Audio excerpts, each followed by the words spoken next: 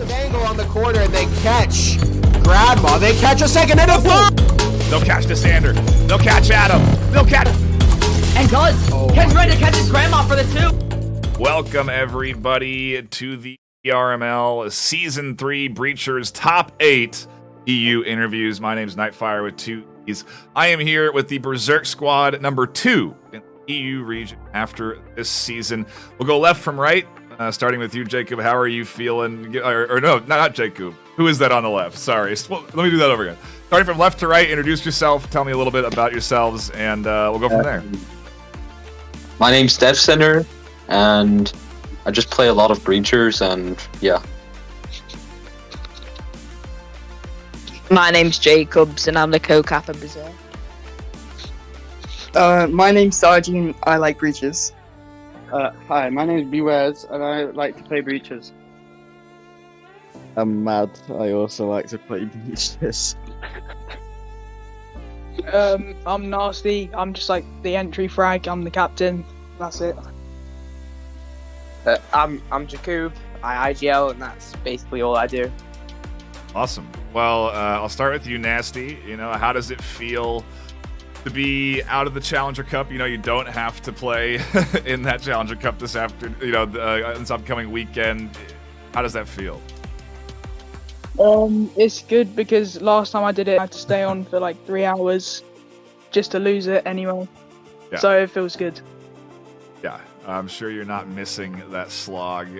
Mad, you know, how does it feel? Is this sort of where you expected to finish this season? Did you think you would, in the top 8, let alone second in the region? Yeah, definitely. I was confident in it. We'll go with the IGL. Big Coobs, you know, what was your best moment this season? What was like the match, the moment, the play that sticks with you the most? I think definitely our wins against like SR Zin, because we were outvoted. A lot of people thought we were just going to lose those matches, and then we ended up winning. So I think that was quite good for our team. And yeah, I think that was some of our best moments. You ever let those those rankings, those community votes affect you? Do you try not to look at those before you get into a game? I never really care. Like I occasionally vote, but not too much. And I actually like to look at them when it's our team, just to see who believes in us and who doesn't. But yeah, find out who the loyal fans are and who aren't. I like it. Yeah.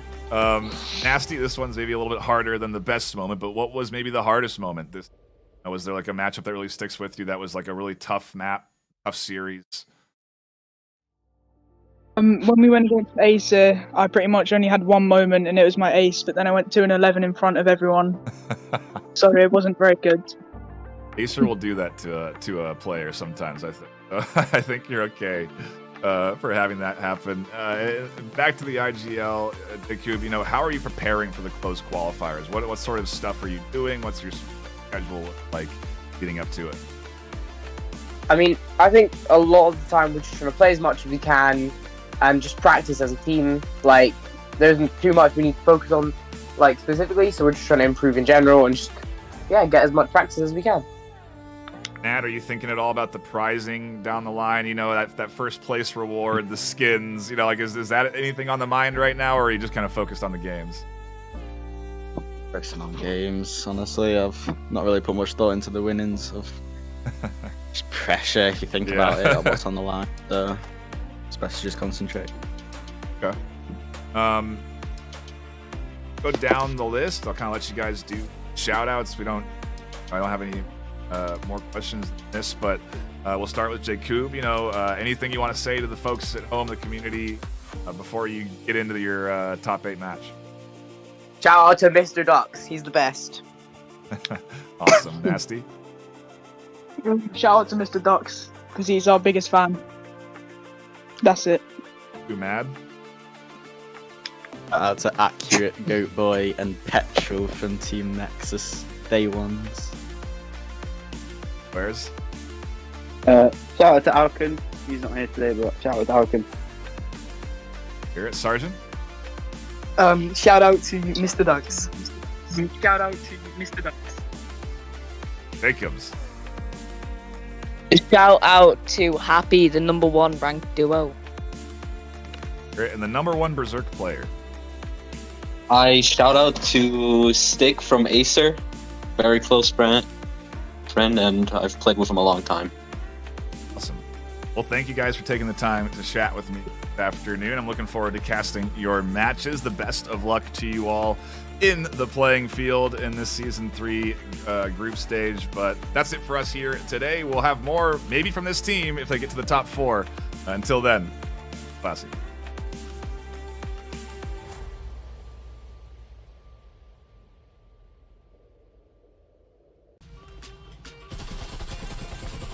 As Adam might catch nearsighted. No! Adam does, but oh my goodness, what an aggressive angle on the corner, and they catch Grandma. They catch a second and a Welcome back, everybody, to the Breachers VRML. I'm your host, Skibular Bob, and today I'm joined by Acer EU. With me today, I have Ran6, Rise, and VR Zeta. How you all doing today? Yeah, good. Awesome. It's all right. Awesome. And so just a couple quick questions for you here. First off, how does it feel to skip that Challenger Cup? We haven't ever really played in the Challenger Cup, like ever, so we're not too worried about it because we all know that we can consistently not play it. So not really much of a feat anymore. It's just like a job, really, just to skip Challenger Cup, get that out of the way. Not a day in the office. Exactly, yeah. And then that extra, like, game that we have to play is just not a worry for us at all. So we have more time to focus on the playoffs and what's coming forward. Yeah, you get to skip a long day of Breachers there, so always a nice benefit. Now, did you expect to be that #1 team when you finished this season? Yeah, we pretty much expected it. As Rand said, it was not really that hard to get it. But since we didn't lose a single time during the season, only 2 draws, everything else was a victory. We kind of expect that we're going to be at least top 3, and we're not surprised that we are top 1, actually. Awesome. Now, did you have a best moment in mind for what really stood out to you this season? Yeah, so for me as the captain, and I know it kind of differs from player to player, was being able to recover from the shaky off-season we had before the season begun. We had quite a few people exit the roster, and we were kind of in a very dark place. We managed to pull together some fantastic players who have actually stuck with us throughout the whole season, which is pretty rare, to be honest, in Europe, because you get a lot of roster changes. But these guys have all stuck together, kept their heads in the game, and seeing that team gel together in that second third week of the season, I think it would come together, just was really heartwarming for me, and that was definitely my proudest moment. I think my best moment for the season was not part of VRML, but a few months ago we've been to VR Meet LAN that happened in Exeter, UK, and we managed to all meet each other, make a roster, and play against IVI, and even managed to win that one. Yeah, really special to see that EU had their own LAN. You know, I know we couldn't get you out here for VRMLCon 2024, maybe at some point in the future, but yeah, it was great to see, and I watched it myself, and congratulations on your win against IV there. Now, we talked about the best moments of your season, but does one stand out to you as maybe a worst moment or one you would rather forget? Yeah, the worst moment was probably these last 3 weeks, just about. I mean, we got a win out of our last 3 matches, but we did get a couple draws, which wasn't great. I mean, it kind of looked like we were shaky and sort of losing our place at that #1 spot. But to me, it was nothing really to worry about. I mean, no team is completely perfect. I mean, you can see that in the NA side as well. So the fact that we managed to even get 2 draws and still stay out of 0 losses is really impressive to me. Yeah, I mean, you definitely had, you've had a better record than your NA counterpart. So yeah, definitely super, 2 draws is definitely not the worst case scenario for this season. But talking about the closed qualifiers, which are your upcoming game, how are you preparing for that? Are you scrimming? Are you kind of taking it easy? How has the preparation for that been going? The past week, we've been taking it easy because last few weeks before that have been pretty rough. We've had BCL to deal with, a few bad games in VRML. It's been a bit shaky. So we're trying to split it sort of into 2 parts this whole season. Just the first weeks leading up to the playoffs, we're going to forget all about that. Of course, we're going to remember people's strategies and what to play against. But just forget about mostly all the bad mindset that happened then. Have a break. Well, we did have a break inside the Christmas holidays and New Year. But now we're going to set a fresh mindset and look only forward for the upcoming playoffs and hopefully lock in for that and secure the bag. Yeah, taking it one step at a time. Absolutely no problem with that strategy. Now, this final question is open to anybody who wants to answer, but if you did win that prize money, what would you do with it? For me, I'm more just focusing on getting to the prize money, not what I'm going to do after we get it, because just because we came first doesn't mean we're going to win. I think for the last couple seasons, in fact, the team that has been ranked number one hasn't won the season, in Europe even. So we definitely have to focus on getting there first, taking one game at a time, and then I'll worry about what I'm going to do with the money. Yeah, as Rise is saying, I think the money is just a cherry on top. What we really want is the title. Exactly, because all three of us have never won a VRML season. We're all looking for that title, and it's going to be amazing if we get it. It's going to be ever so sweet. All right, then. Well, we do want to thank Acer EU for giving us the opportunity to interview them. And quick shout out to this Acer EU team because they've had to sit through this process a couple different times, a couple retakes that we've had to do from my end. But are you recording now?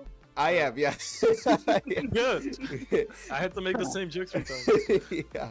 But really quick, before we wrap up here, do you guys have anybody you want to shout out? Oh, yeah. Shout out to BlazeU. Thank you, BlazeU. Shout out to Hyper, Legolo. I hope you guys win the CC.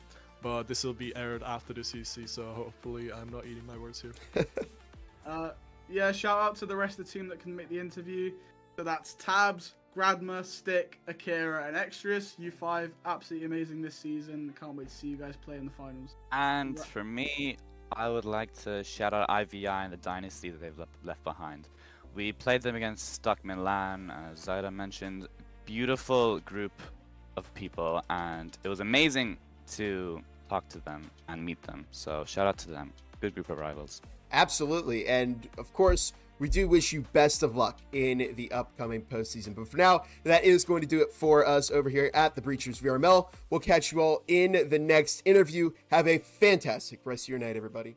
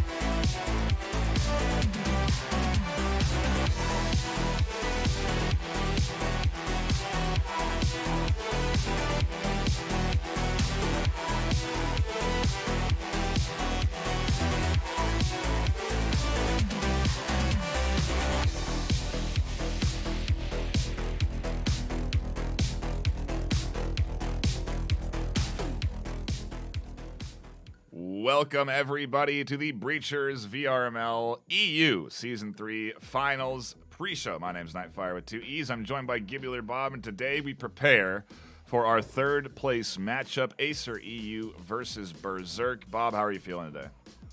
I'm so excited. I'm topped off with energy. You know, we have waited so long to get to this point. These teams have gone through so much, and we're finally here at the end of our season. And it's crazy to me that at the end of the day, we are going to have 2 champions, one for NA, one for EU. Yeah, it's been a long road to get here. 13 weeks of regular season gameplay where these teams have battled for their chance at qualifying into that top 8 during the regular season ladder. We then take the top 7, automatically qualify them into the closed qualifier, and then play the Challenger Cup, where we have that 8th place team qualify in. We then have our closed qualifiers, which was last weekend, where 4 teams make their way out of that closed qualifier. 4 teams, seasons ends. We then had yesterday, where we had both of these squads battle out in 2 best-of-3 matches. And Bob, what an upset, because I don't think you or me expected that in our third place matchup, we'd be sitting here with Acer EU and Berserk on the scorecard for third place. In my mind, these 2 teams were going to be the ones that are going to be battling later today for the money rounds. But no, I mean, Sunset Ravens and Nexus have really proven us wrong. They've proven that they have what it takes. They've not given up, even when the matches got difficult. You know, they had tough teams to go against. They persevered. And so now we're going to see them battle it out later. But, you know, Berserk, Acer EU, still 2 very solid teams. And so I'm sure that our third place match is not going to be one to forget either. 2 solid teams is an understatement, Bob. Acer EU hit their first loss all season long for maybe the last 3 or 4 months. They lost the first time. They lost for the first time in like 3 or 4 months yesterday. And so they have, been knocked down into this point. And to your point, the worst time to get your loss, because there's no chance of moving through a loser's bracket. There's no chance of getting first or second. Third place is the best either one of these teams can do. And to be seated first and second and be right here, it's a testament to how solid Nexus and Sunset Ravens and really the top 8 of EU has become. It's really developed into a very strong hyper competitive region, and I love to see what we've been seeing, Bob, especially with the shakeups in both EU and NA. Acer also knocked out of the North American region for contention, and so it's been a big shakeup for the VRML as a whole, and it's exciting times. To those that maybe don't know, we do also have another best of 5 grand finals matchup following this one. That'll be between Nexus and Sunset Ravens. That will be determining who gets $1,000 in cash prizing for first place or $400 for second. And so obviously a big difference there. Double your money if you come out on top in this best of 5. And that's all thanks to Triangle Factory, supporting the VRML and sponsoring us in our quest to bring VR esports to the masses. They're a tremendous sponsor. The development efforts they put into the game. I mean, Bob, we can talk about it more before the start of the map, but the changes to the game, the incendiaries, the economy updates, the SMG changes, it all has really impacted how this game's played at a hyper-competitive level and kept it super fresh for me. I think we're seeing a lot of people excited to come in for next season already just because of all these updates, and I'm definitely looking forward to Season 4 already. I'm thinking about it, but I can't be because the finals are right in front of me, and this is what we wait all season long for, to your point. This is what we do all of that casting and broadcast and hard work for, so that we can know who's going to be where and what their teams are going to look like, what the strategies are going to be.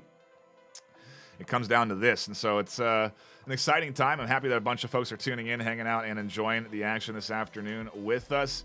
We are going to be starting our first map in about 10 minutes' time. That'll be the start of this best of 3 bronze third place battle.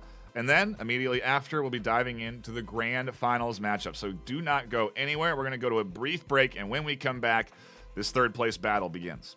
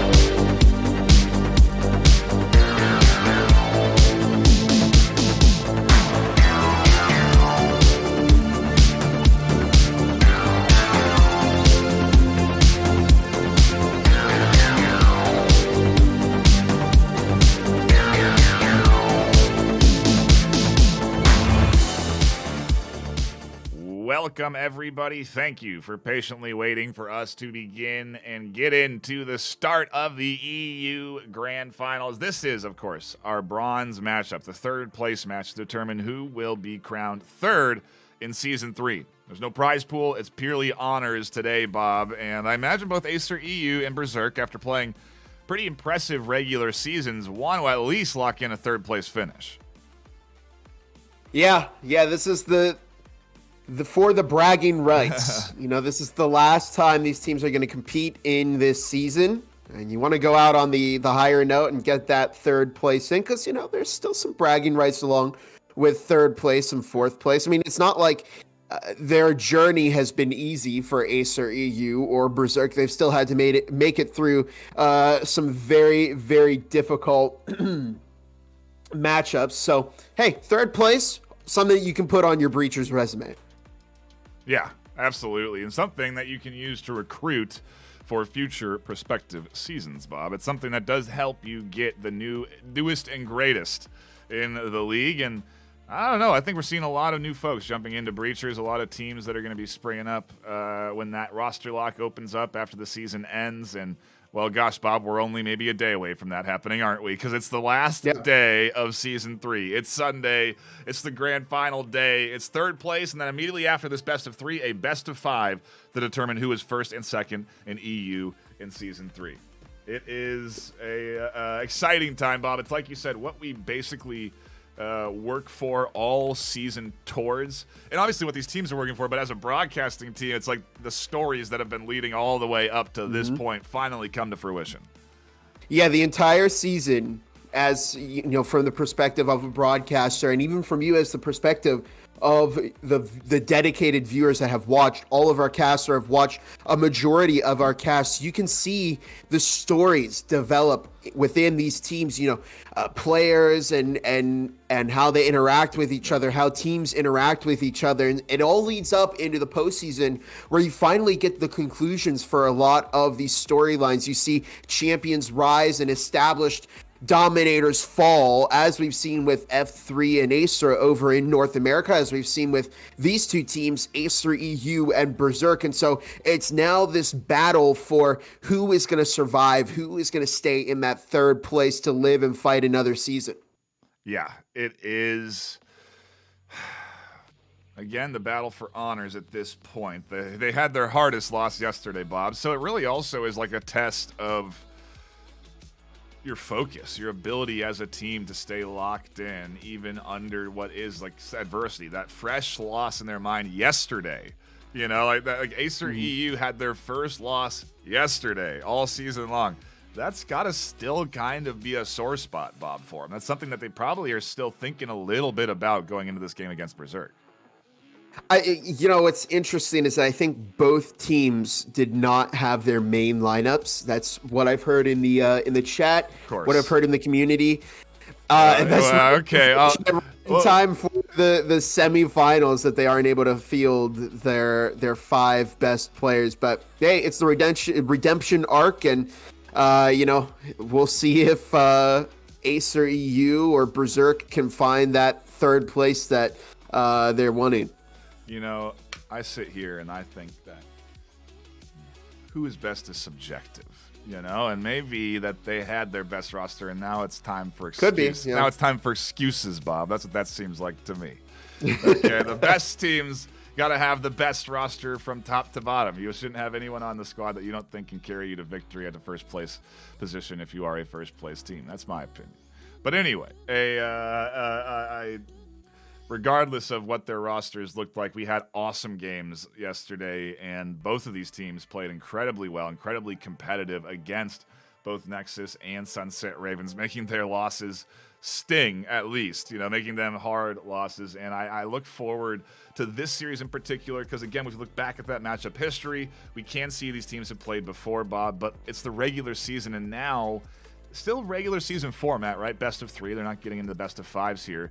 But I am curious what it's going to look like coming in from these two teams this afternoon. And we are just stalling and waiting for the squads to get ready. We do apologize for the delay.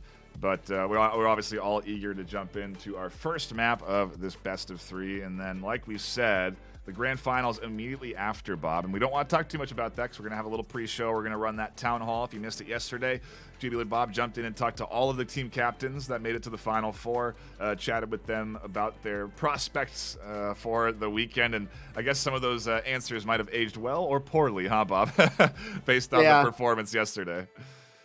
Yeah, it's definitely something, that a couple of our teams have kind of flamed for, for making comments. But, to be fair, a certain amount of ego is entitled to these teams who have, worked to get up to this point. They were able to skip the Challenger Cup. And so that confidence is normal. But, hey, part of the experience is that when it doesn't work, you have to eat your words. I certainly do it plenty of times, and some of these teams have to do that. Yeah. But interestingly enough, we're just waiting on a few more from Acer to join. But first map, going to be Arctic. Ooh, how did that go for Acer yesterday? Because I do believe we played that in that first series. They lost in a clutch scenario against LPC, but it was close. I do remember that. Was that I think the nade double kill, something like that down the hallway? Yeah, it was a grenade kill from, I want to say it was LPC onto Extrius. Yes. And then LPC had a crazy swing out clutch to put Nexus in to the finals. So it was, you know what? Go ahead and watch the semifinals from yesterday when you get the chance. Of course, stay here for this one because this is also going to be really important. But yeah, it was if you like to watch EU breachers, the top and the best of the best compete against each other, watch yesterday's semifinals between Acer EU and Nexus because that was absolutely fantastic. And we're getting ready for this matchup, which is going to Arctic. It's the first map of the day and the last map of the day for some or the last time these teams will play Arctic this season. That I can guarantee you because it is the last day of the season. And what a season it's been, Bob. I mean, if we reflect on all of the changes this season, these teams have had to deal with a lot. I think Martini said it's the season of change.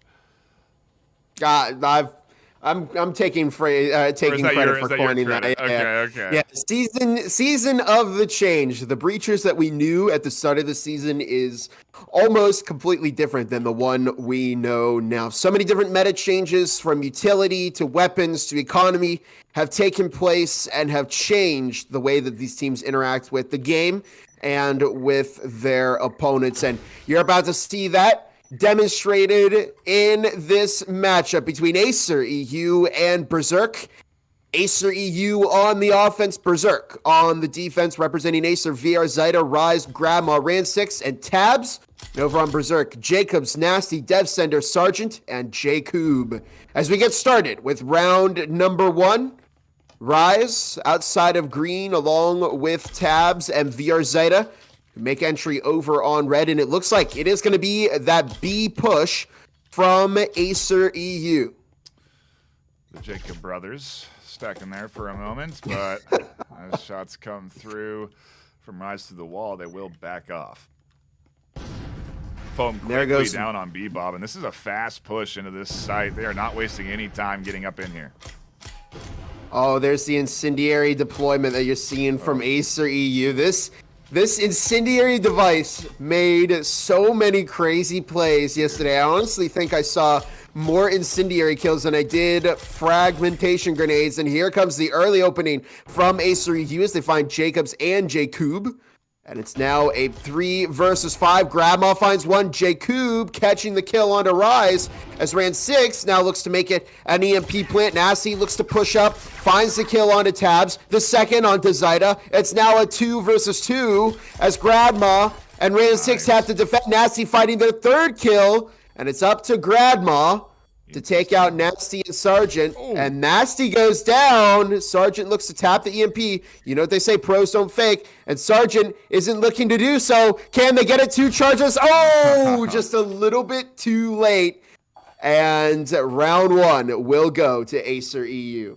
Grandma took a little look at the EMP to just see how close was I to losing that round right there, and it was close. That take came awfully close, but a nice retake in particular. Bob coming in here. As I hit the wrong replay button. Apologies for that. You can look back at us laughing. But a great effort there coming in from the retake from the Berserk squad in particular, obviously. Finding those solid kills and then almost getting that full defuse. Like you said, Bob, pros don't fake, and I think they had 2 ticks looking on that third. It's all about timing. Yeah, and you got to know if you're defending, right, that when someone does fake or stick, like you have to assume that they're gonna go for it. So you have to know that you have to push onto that third. Like timing is learned. And that that timing that we saw right there is very much like, okay, I know as soon as they've hit that audio, I have this many seconds. I need to move at this pace to get to this time to stop the deep. Like it is a super practiced bit of timing there that you really only get after going through so many retakes, in your time as a player in this game. Here's the thing, too. Grandma was probably also listening for some footstep audio because usually when people bait out the EMP, they run around a little bit and it gives off some audio to the player. Grandma didn't hear that, and so they probably are like, oh my goodness, they might be actually sticking this. No, 99% of Breachers players don't stick the EMP, but that 1% of the time when you don't check is when they stick it and you lose the round. And so it was a good call from Grandma to go in there and check. Honestly, if I was Sergeant in that scenario, maybe just shoot behind you with your Spectral to kind of try and bait out Grandma, but I don't think it was the wrong call. Grandma actually team killed Rise there for the Omen. What on earth? Here's Jacobs on the flank, by the way, with the Jesper, and they catch Grandma looking for another one on a Ran 6, but that Omen keeping this Acer EU team alive. Here's the unfortunate thing, though. They're completely cut off from the EMP. Yeah, they've got a nice position here from Zadia, who's really dumping damage down onto the trio, who's tucked into the corner. A big nade chunks down Berserk. That's tossed to the back line as well. And while they are nicely tucked in, they are also bunched up. Does make it an opportunity for a multi-kill as Zadia nicely leans over the top, scoops up that first of 3 or 4 they'll need to come back here.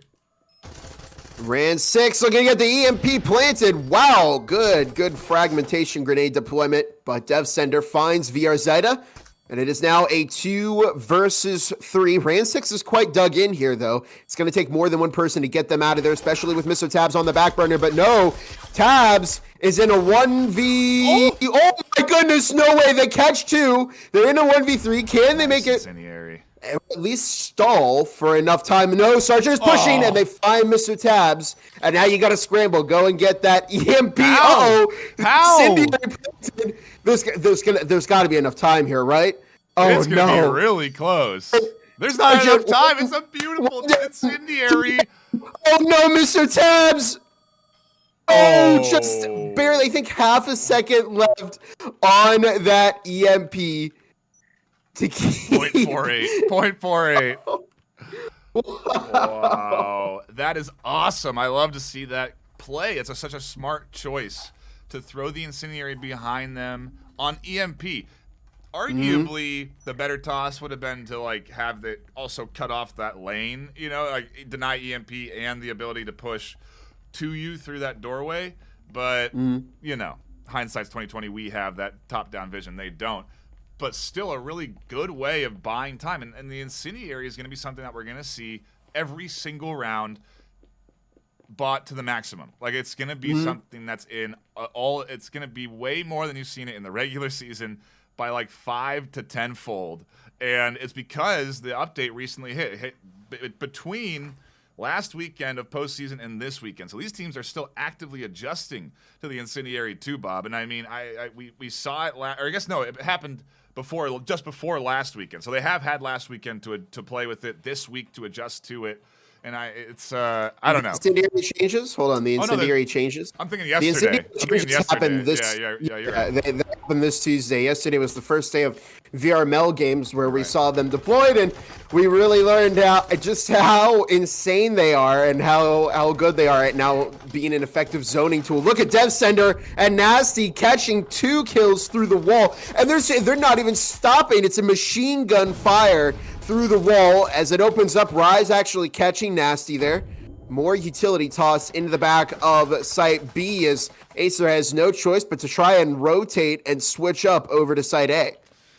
Yesterday felt like a weekend, Bob. You know, with how crazy those games were, it's got me mixed up. But you're absolutely right. It was such a recent change. They're still adjusting. And here we go into this push to A site. That transmitter going to be clutch on giving away that position and allowing the rotation to come in and set up on the outside of A in time. Look at how quick they swung here, Bob. And Rise and Grandma looking to push into Site A now. Sergeant picking up a lot of damage. Oh no, Rise is caught in the furnace and they go down, but not before taking Sergeant with them. It's up to Grandma in a 1v3 again. Mr. Tabs almost won the 1v3, but Jacob finds Grandma before they can even get started. Berserk taking the lead here of this matchup.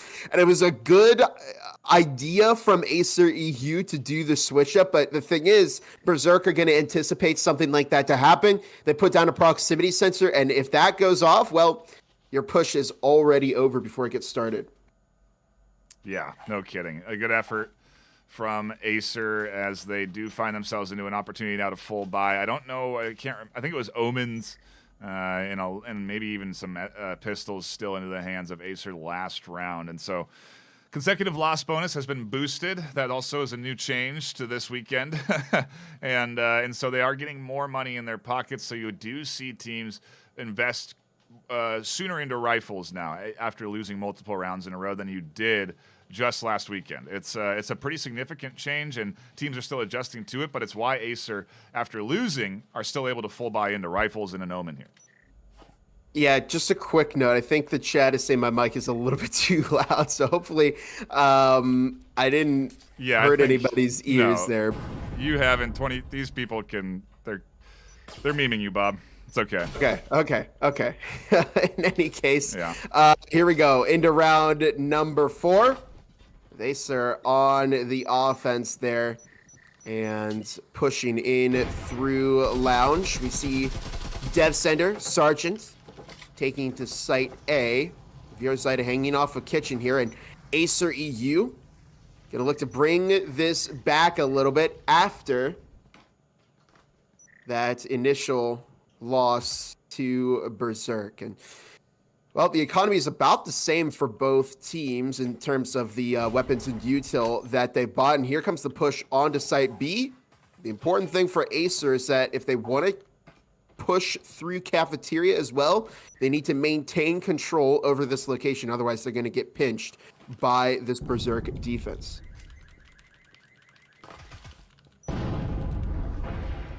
And there goes the incendiary deployed as a frag is tossed. I think, oh, that was Prime. And Nasty looking for some shots in the back. Here comes Jacob. And they don't find the frag grenade, but a minute 10, and Acer have yet to get that EMP planted. They're starting to run a little bit low on time here.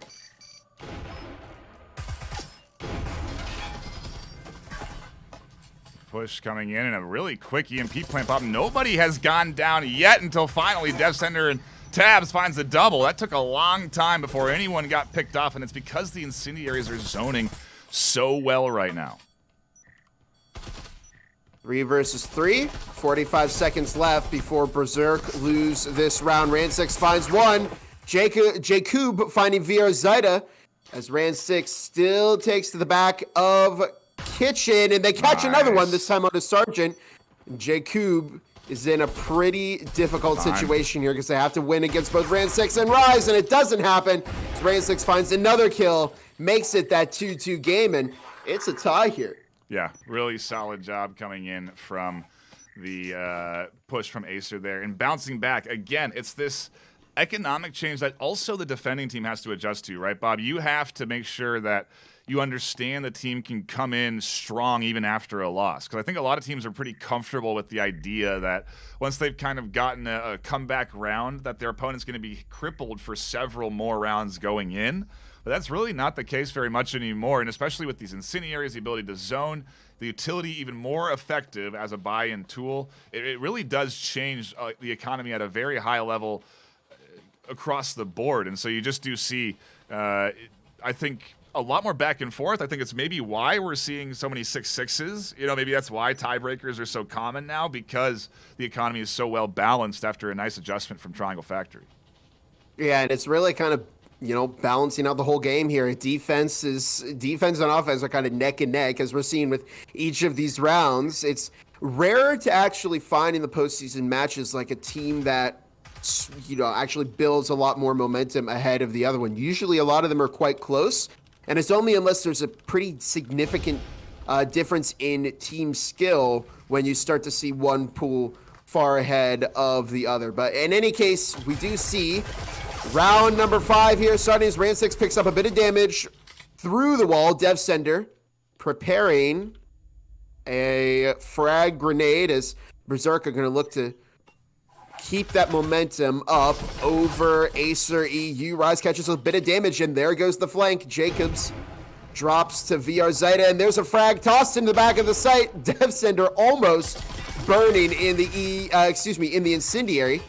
Jacob and Tabs both finding a couple kills. Dev Sender still manages to escape from being killed, as Sergeant is now down to 2 health. Jacob is down to 46, and there's a pretty big health disparity between these two teams.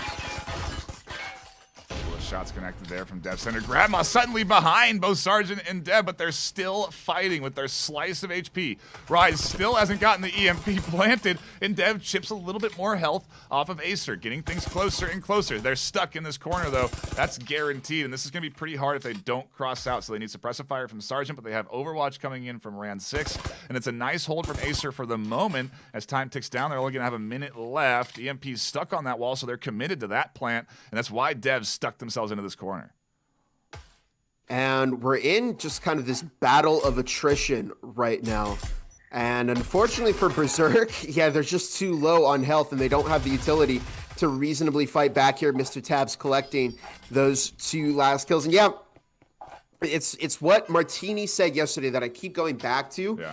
In this new meta with these new incendiaries, it's all about baiting out the utility. You wait for your opponents to throw their frags, throw their incendiaries, try and stall them for as long as possible. And then once they've used all of that utility, then you go in and you plant the EMP. And that's kind of what we saw from Acer there. They waited, they played for picks, they killed a couple of Berserk players. Yep. And then once their final 2 players were so low on health that they couldn't really fight back, then they just went in, planted the EMP, and just collapsed in on the site, Yep. killed the last 2 players. So really well played by Acer EU. Into the final round of the half, Bob, as Acer have crawled their way back into this one on their offensive side on Arctic. I still think we're headed 3-3. I'm still feeling 6-6. We've gotten so close to multiple 6-6s already today. Who's to say that, or yesterday, who's to say we're not going to get more today? I guess I'm also looking forward to the best of 5 format coming in, you know, for the grand finals. That's following immediately after this. That's going to be exciting.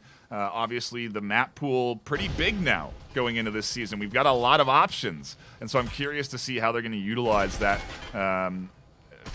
Not paralysis of choice, but how that's going to affect some of these teams when it comes to that map pick.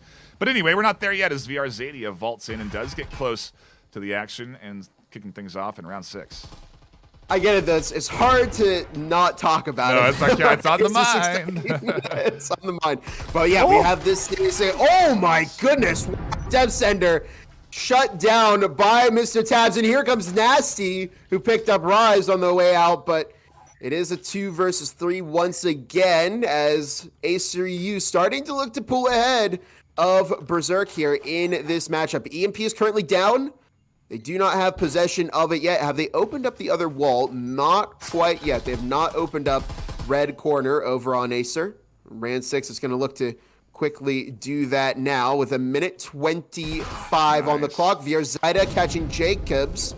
And it's up to Sergeant, who looks to get VR Zaida, but no, they catch Grandma. Okay. And they're just pinched by Ran6 and VR Zeta, to give ACU that 4-2 lead heading to the second half, and this could be quite good for Acer.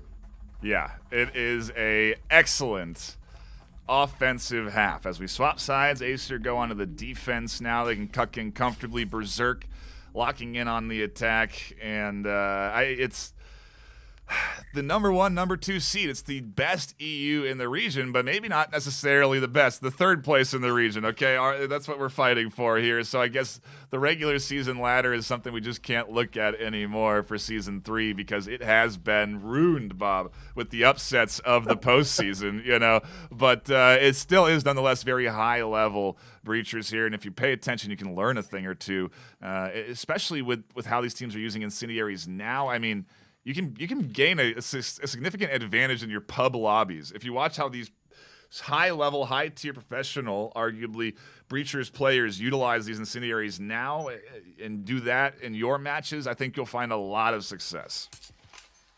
Yeah, definitely. You know, we're enjoying the professional breachers gameplay, and it's all been about the utility here in Season 3.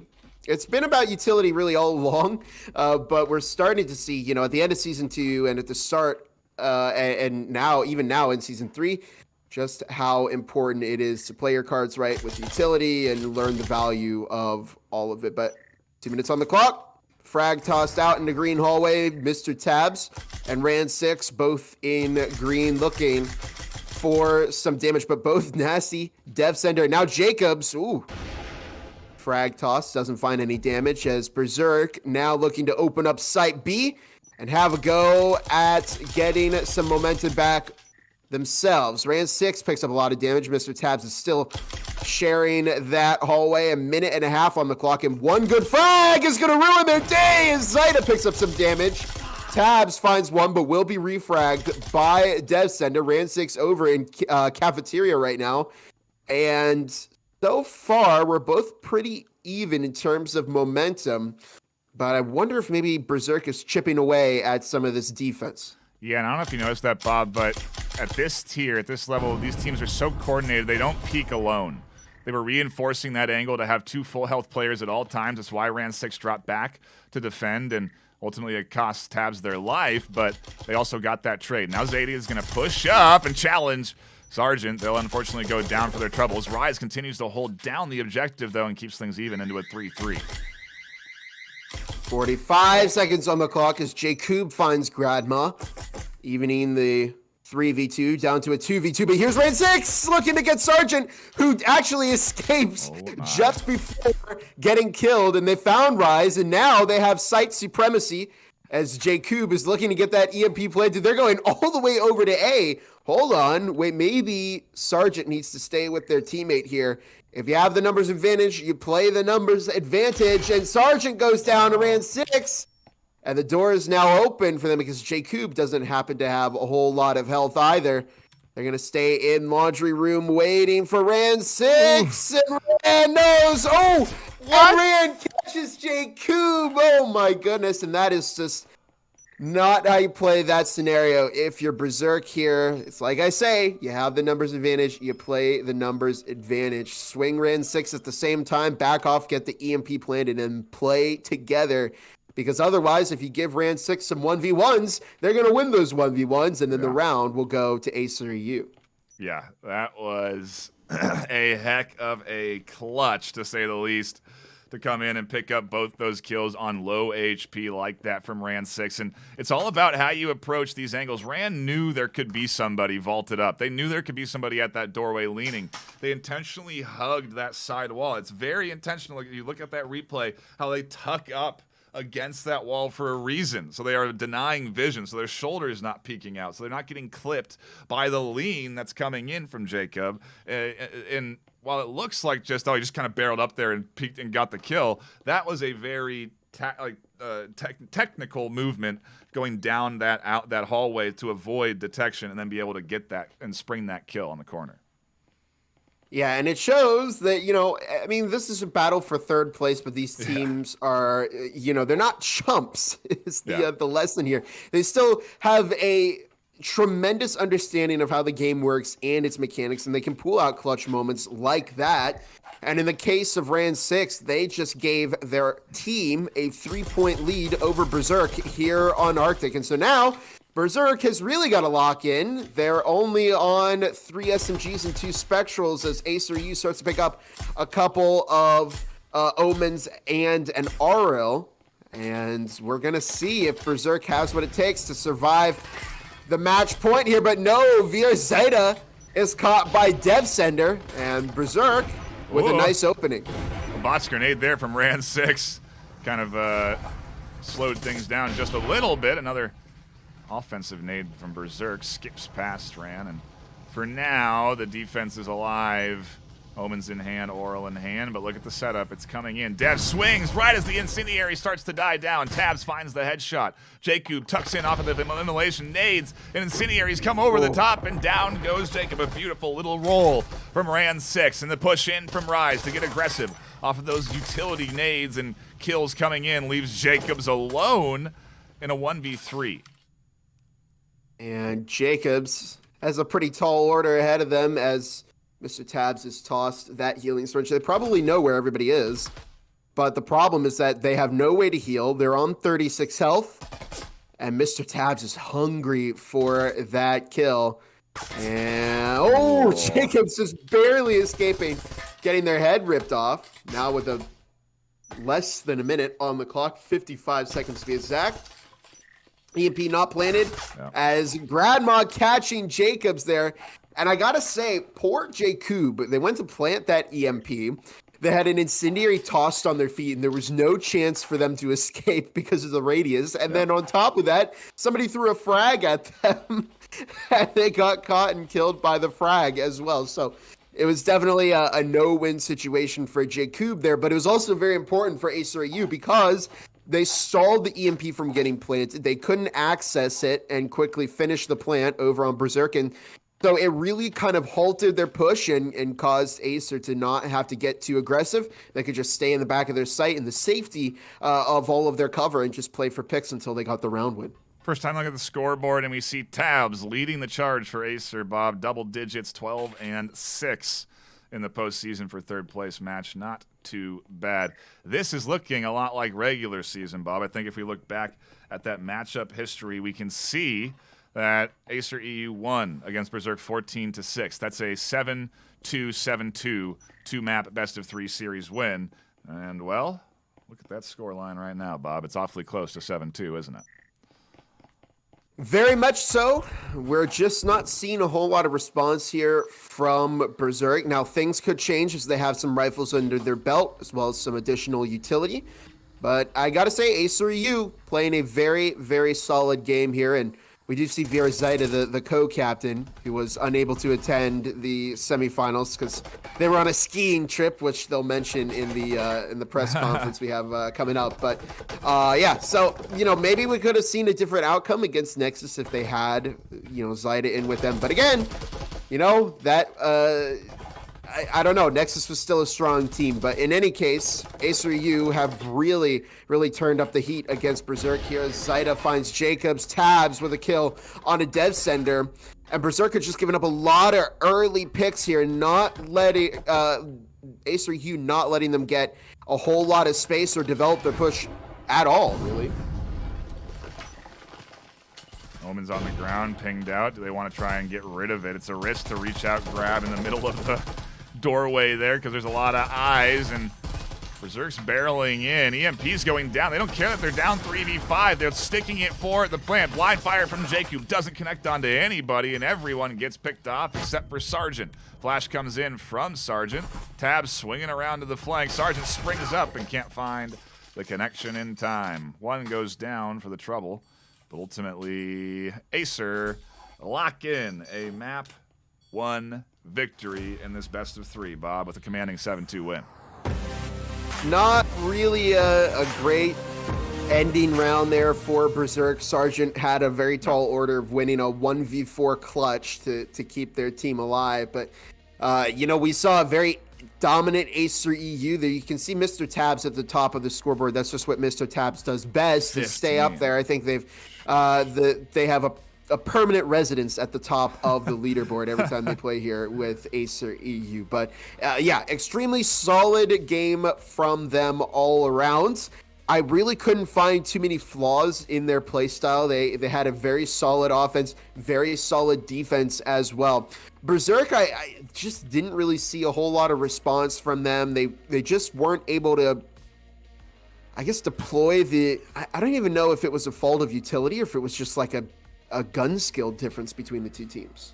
Yeah, I think a combination probably of the two, to be honest, because we did see great utility tossed in here, great pistol rounds, pistol shots, big kills coming in from the Acer squad. And Berserk had clutch moments, multi-kills, close back in Forest. They had a solid couple of defensive points on the board there that ended up putting them competitively into this first half. But that back half, once we swapped sides, was very much locked in. And in control for Acer EU. And it's much more of, I guess, what we were anticipating to see against Nexus, quite frankly. This is what I thought they would do to Nexus yesterday. I thought we'd see 7-2, and then who knows what we're going to get for Map 2 and what that scoreline is going to look like. But, you know, I anticipated this kind of performance from them then. And maybe to your point, the roster, all of that sort of definitely an impact. But I also do just think that what we're going to get for finals between Nexus and Sunset Raven is these two teams that, while underdogs, they're performing at their best. You know, because they had to be in order to beat both of these squads, both Acer and Berserk. Both Nexus and Sunset had to be in their form, their best of the best, in order to challenge them and be able to go to those grand finals. So it's why we do the postseason. It's the joy of having the extended season long leading into this point, because you get the unknowns when everyone's super practiced. You know, when everyone's really locked in. And obviously Acer are locked in today for their third place match. They do not want to be knocked out of first, second, or third in that 1, 2, 3 honors on the web page. You know, again, it's about the bragging rights. And as a brand, Acer have been historically present on that page for every season, right, Bob? This has been, I'll tell you what, this has been a really, really difficult season for Acer all around. I know I'm not too versed in Veil, but didn't they lose the Veil finals there? Yeah. Yeah. I think they got knocked out early, too. Their NA team is out of Breachers. Their EU team went out before the championship. So that Acer EU brand, really, that you mentioned, that has been kind of that best of the best in VR esports, is really kind of crumbling this season as we see them take a number of very, very tough losses. So, you know, a third place win here from Acer EU would probably be a very welcome recovery. Yeah, a nice concession for the season at the very least. And yeah, it's either that or the crumbling or the strengthening of other squads, Bob. You know, as these seasons have developed, maybe teams have finally just caught up to that skill ceiling that Acer have sort of set and then sort of gone higher. You know, I mean, we're seeing, again, excellent utility play coming in that's making or breaking these rounds. And when big changes like the Incendiary change drop, you have to be able to adapt, especially throughout this season. You've had to be able to anyway. So it's not really new for these teams to adjust to updates and be able to be competitive in them right away. And I guess it's just at a higher tier. So here we go into, I guess, another thing that was changed. The start of the season, Ship, with its new layout introduced in Season 3. These teams obviously now, after several months of play, are pretty dang familiar on Ship. They should be bringing some high-quality A-tier strategy to the playing field. I see in chat, Berserk are going to win 2 maps, and, well, they're going to need to if they want to take third, because we are 2 series point for Acer EU, or excuse me, map point for Acer EU. In what could be the final map of the series here before our esteemed finals between Sunset Ravens and Nexus. We see Berserk taking the offense, Acer on the defense, and, well, we see Acer bring out a cut and dry win here on Ship. Well, we'll find out soon enough. This was actually one of the maps that Berserk won in their matchup against Sunset Ravens to take us to that third. So it could be a tough round here for Acer EU because Berserk are quite experienced on this map. But in any case, the push developing out here into Helm. Dev Sender Jacobs over by Coffee. As the communications push begins, there's foam on one wall. And amazingly, nobody has taken any damage through the wall except for Dev Sender, who got caught in the foot a little bit. Ooh, Incendiary and Tabs getting caught in the foot a little bit as it burns. Zones off the corner here, and another Incendiary through the hole. There's a nade to the back line that catches one, and in a trade of grenades, the utility continues to be the MVP for both squads, 4-4. VR Zyda looking to have a go, but no. Sergeant finds Tabs as Dev Sender taking out Rand 6. It's up to Zyda, who catches one, looks for the second, and now it's, well, can Gradma get this flank here? And the problem is that, well, they waited way too long on that flank, and you can see Jacobs just swinging out, catching the kill, and there you have it. Berserk taking their first round. I think we might be in for a oh gosh, a dominant Berserk game here. And this is again, you know, if I'm Acer EU, or you know, if you do any research into Berserk, Ship has got to be the map that you ban against this team because they're very good on it. Yeah, we can pull up the match history, and I guess again, how much do you rely on it is the question. But 32 rounds played for Berserk, 63% win rate. The problem is looking at stats for Acer is that all their win rates are super high because they never lost. So obviously you're going to have 70% or higher win rates if all you've ever had is 2 ties. But there's no ties here. And looks like Berserk are down a player. Hopefully that reconnect comes in time and they can reinforce their roster back to 5, because right now in the bye round is not when you want to lose a attacking teammate. Especially because Daniel here has decided to purchase the Cadillo, and they have the EMP, so they either have to hurry up and kill the bot here, yeah, or their player has to reconnect, and it unfortunately results in them having to kill the bot. So they're going to start the game a player down. And in addition to that, Daniel didn't even bother buying a suppressor on their Cadillo. How could they? But they did buy an extended mag, so there's a little bit more ammo to work with. In any case, the drone moving into Site B, live pinging both Tabs and Gradma as Berserk getting ready to push in here. They're already established into fire. And Bewares connects. It looks like a little bit of substitution here for Berserk. Gradma catching one. Through the smoke, nonetheless. Mr. Tabs is deciding to get a little bit aggressive and might look for a kill of their own. Jacobs finds Rise. In the meantime, 3 versus 4 with Acer U still holding the numbers. Nice smoke kill there from Jacobs as well to get the attacking side back in order, but the HP bar is definitely favoring the defensive side as Gradma swings out, scoops up that Oral. And it's up to Jacobs and Jacob to come back here. Tabs getting aggressive, starting to push up.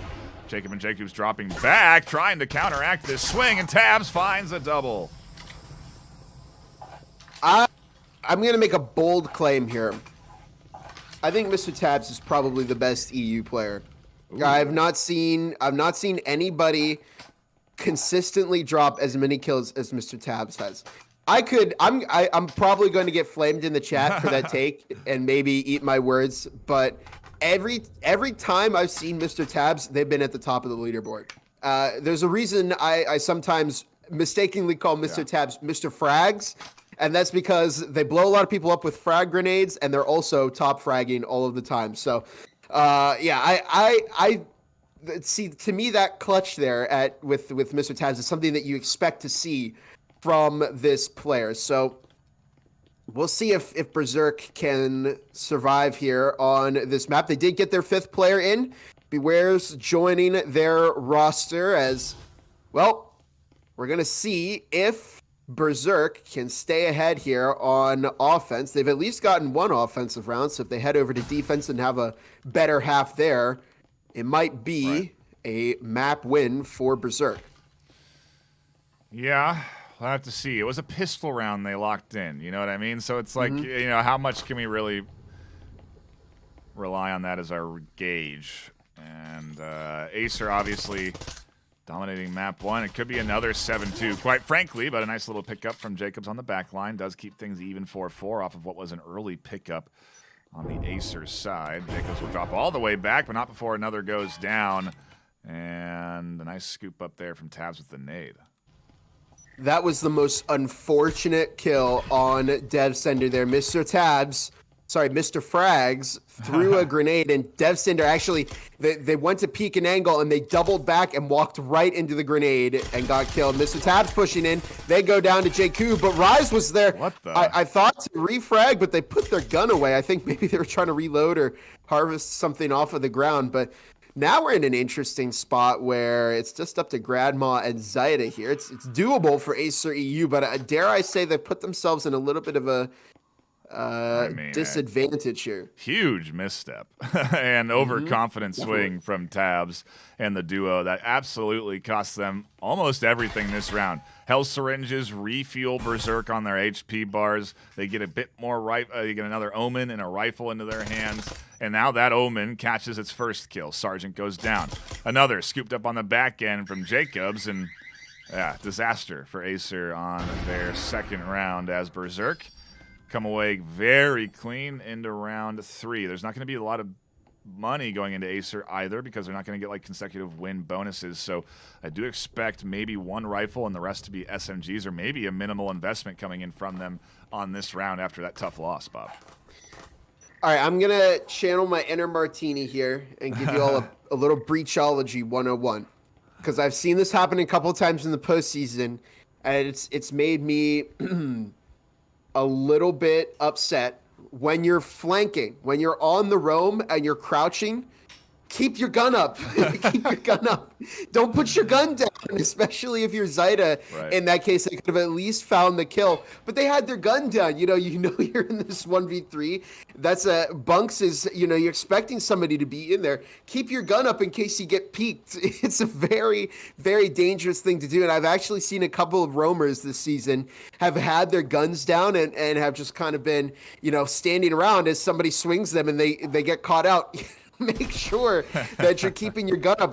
Don't let your guard down, because you're playing against the best of the best here, and a mistake like that is going to cost you some rounds. And it costs Acer EU here, especially with some of a little bit of a misplay with Rise pushing in there. But we'll see if Berserk can keep up this momentum. They've already found their second round, and they're looking to push in. They got some rifles now, and Acer EU not quite as rich. No, and not quite as rich in players either, as they've lost 2 very quickly to this A entry point. Tabs getting chipped apart a little bit as well as they retreat away from what is the complete take of site, or the outside of site at least at A.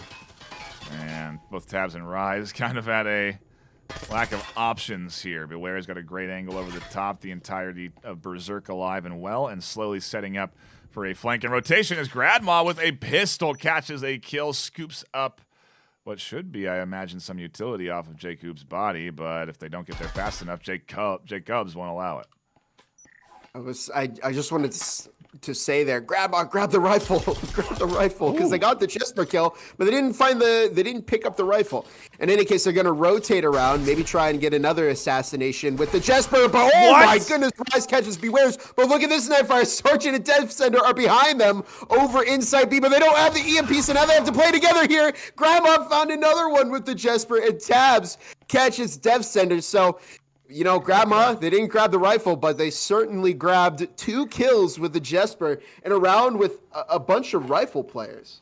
That is the swing back and forth, Bob. I mean, it goes into Berserk's hands. It's their round to lose, and they lose it. Now it's into Acer's hands. It's their round to lose. We'll see if they lose it, because they do have a definite advantage on economy now. They're managing to take a couple of rifles through with them on that round, on top of the round win bonus and the lack of investment that they put into that one. I mean, that is just a huge bounce back right there, and now the 7-2 I feel like is ever closer. I mean, obviously the 2 points in the door for Berserk are nice, but with Acer right now in control, it's going to be very hard. I mean, who knows? Obviously, the pendulum is just flying back and forth right now as we swing left and right, and Acer could very easily throw rifles, and they can just chuck a Vezin into the hands of Bewares for all I know. What's going to happen coming up here? I was gonna say, don't catch your chickens before they hatch, because we still have a whole entire second half here left in this game. Berserk still has to go on the defense, which is, from what I hear, in the general community, the easier side to play on this map. But here we go, into round number 5, the penultimate round in this first half, as Berserk looking to push in outside of navigation. Nonetheless, it looks like it's going to be that site B push. Dev Sender dropping in as the EMP is tossed over to them, but they're going to have to be careful about Rise firing through the wall. Dev Sender catches the door blocker as the rest of the push is developing. Now Jacob's dropping in. They are one of the 3 rifle players on Berserk, and Dev Sender, Tabs catching Sergeant. And their kit is going to be harvested by DevSender, but again, not a great start for Berserk as Mr. Frags finds another kill. Yeah, they're having a hard time getting in to B site right now. This pre-fire through the wall is slowing them down. The little bit of damage that has come through is enough, and with Marui's, it's definitely a danger. What a nice flash to the back line. Zones Rise out, but Rise had Incendiary in hand, ready to stop any sort of movement through that hole in the wall. It slows down the advancement. Gradma able to find one over the top. Bewares scoops up a little something with their Spectral on the back line from Zadia trying to pull off a flank, and the duo continues to press at B site. Yeah, Zaida tried to go at the pinch there, and we see Mr. Tab stacking up outside of the breach. Are they going to go for a spring kill here? They might catch Bewares. They're looking for it, and it's a battle of the cat and mouse there, and Tabs walks out as the winner, giving Acer EU the lead of this matchup. Best case scenario for them is that 4-2. I was going to say a little bit earlier, maybe it was unrealistic to think about the 7-2 happening, but so far Acer EU are still on track for that to be a possible outcome. Yeah, it is a close one already here, Bob, and maybe again another 6-6 potential on the board this afternoon. If Berserk can lock it in here, they've got the ability to full buy now, and unlike that last round where they had 2 Spectrals, they'll be a little bit better equipped. That might have been the determining factor if they had Omens or something of that nature, but they didn't, so you know, it's not even worth speculating on as we get into our last round here, and then we'll swap sides. And yeah, it's Berserk starting to get a little nervous, right? I mean, obviously there's not competing for cash, but your ability to get third is slowly starting to kind of creep away from you. Yeah, Berserk, I feel like they might be losing a bit of steam here over on ship. And if this setup is concerning me a little bit. We see a couple people upstairs, and it's making me wonder, are they going to try the full send down the hatch? Okay, no. They're sending people down outside of sight. Okay, I think those were just trip mines that they baited out, but that was almost very dangerous. You know, I heard the explosion, and I looked at the feed. I was waiting for like 3 names to pop up. Didn't happen, though. Here's Mr. Tabs with the Incendiary to keep Jacob and DevSender out of the kill box for a little bit longer. 2 minutes on the clock.